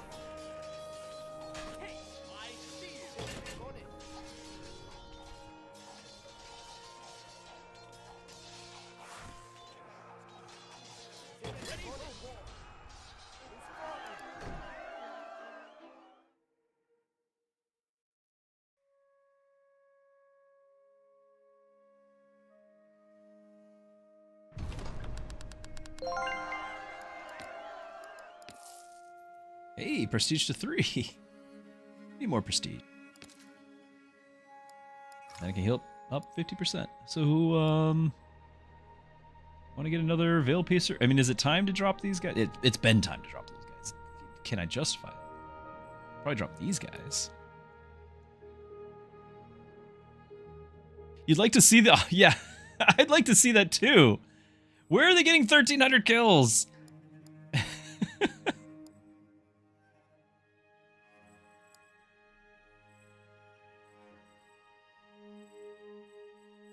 I could just golden the Brute. I'd be fine with that. I'd be fine with that. I could golden the Triceratops, but I'm not really convinced that I need to. Yeah, let's just do that. Come on. Here we go. Do that. I don't even need to heal it up. We can rotate them in. And then the Veil Piercer thing is not all that important. Unless I get rid of that, and I'm not getting rid of that, so that's easy. Let's just move on. Let's just keep this going. I didn't even recruit a guy. Whatever. Let's go. Let's talk about gold. Prestige to 3 with our heal. Sure.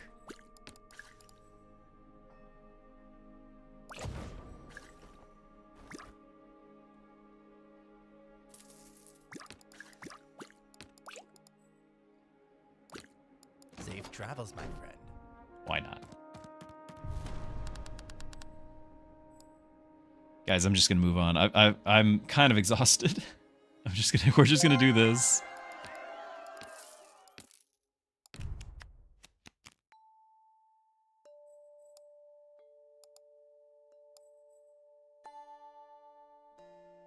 That was a really good guy. A bunch of good guys in that.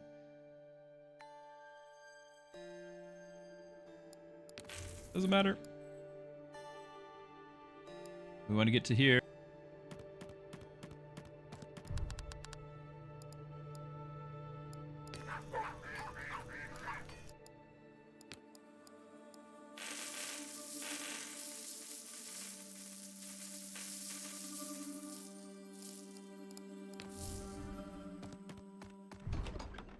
Should be guaranteed 20 now, but I think we've already proved that that doesn't always happen. Gold, prestige, gold. Yeah. It's a 20!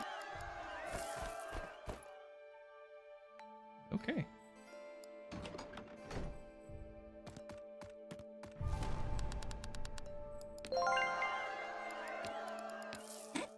Yes, we must have all the golden.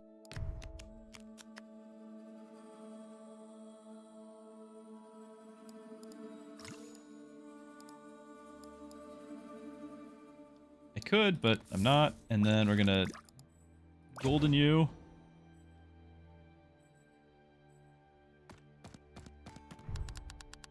I'm gonna heal. I'm just rushing to the end, guys. I'm tired. It's been an amazing day, but I'm tired.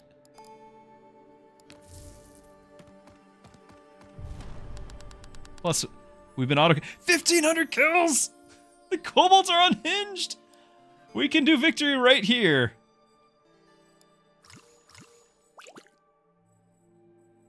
I mean, I could probably just make an army of just the kobolds, right? Like, because at this point, you know that they're carrying the rest of the army. Like, we could just delete everyone else. I'm not going to play it out. I'm done. I've had a great time, but I'm done. Can I highlight the kobolds? 1587 screenshot. It wasn't timed. Okay, I can do that however I need to do it. You got 4 more kills though. Finally, somebody is catching up with the 99, but 54 kills. Almost 1,600 kills with the common kobold. Common cold you've heard of? Deadly.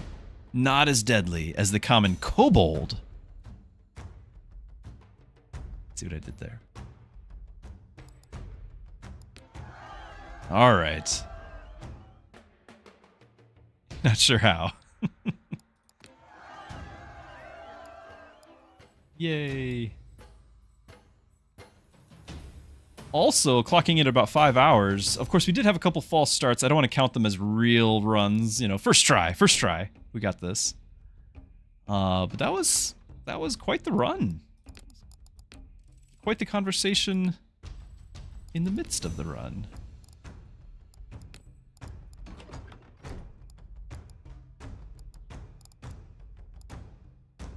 Can't use that. Can't use that. They're all 100, so okay. And there you have it. The next difficulty, let's have a peek. Hopefully my next stream will be able to just do level 9 and 10 and knock it out. I don't know. I kind of had high hopes when I started to get 3 done. We had 3 runs. They were not successful. So this reserves healing reduced by half. So the guys in the reserves start each new run with a weakened army. Oh, now that might be a difficulty thing. Is it weakened as in they've taken damage, or you have less troops and they're less powerful? Even so, that sounds like an actual difficulty bump. The difference of like reduced gold, you know, no gold from selling, or these were not difficulty bumps. This one might be. Interested to see it. Interested to see it. And starting next run, I'm going to allow myself to pick whatever I want, as opposed to trying to get one of everything done. I've now done one of everything, so I'm willing to. I mean, we'll probably try a new leader, but I'll pick whatever faction I want, as opposed to we had to do the dinosaurs. So I'll probably enjoy it a bit more too. I did not like the dinosaurs. I like the idea of it, but unless we can find a solution for having the single units being viable, because I just don't think they are. Not really. I don't think there's anything to work towards. Now, obviously, the kobolds can carry a whole army, as the statistics show, and they don't lie. So nearly 1,600 kills on a common kobold. But everything else is not great. Okay. Guys, I've had a blast. I hope you have too. And thank you so much again for all the conversations, the respect everyone had for each other during it. We had a lot of controversial topics. You guys did awesome. Thank you for that. I hope that we return with not just more gameplay, but more conversations too. Of course, over the weekend or any time in between. If you want to message on Discord, you're more than welcome. I'll share all those links one more time. But I'm not gonna keep you here any longer than you have to be. You can avoid one. Yeah, I basically just didn't go for any of the 1-unit squads, and we ended up just recruiting everybody else. So my dinosaur faction was anybody but dinosaurs. That was my strategy. Oh, and kobolds. I'm gonna guess that the whole different strategy here with the new guy. Like, I'm interested in how that goes. You know, I'm willing to give this guy a chance at some point. All right, guys, I am going to head out, though. I'm tired and looking forward to family time. So maybe you, too, for this weekend, need to make sure to spend time with family. A cold-blooded, I'm sorry, Turbo, I just got that. The cold-blooded attitude towards the dinosaurs. But yeah, everyone, you need to make a priority if you can. Take some time to be with your family this weekend. I do believe it's Father's Day coming up, and so take some time. Take some time, make them a priority, let them know that they're loved, because you too are loved. And I hope throughout all of this, that this whole conversation, some of these difficult topics, I hope that through it all, that if nothing else, I've communicated, and I try, and I'm human, I fail, but I hope you know that you're loved, and I hope that you know that you have value worth dying for, and that's what Jesus did for you. And so I treasure you. Not to the degree Jesus even, I can't, but Jesus absolutely was willing to die for you. And so I hope that I've been able to communicate that faithfully and in a humble way, but I am only human. So thank you everyone for understanding and having a great conversation with me throughout the day. Look forward to seeing you all on Monday. Thanks again, everyone. Good night. God bless.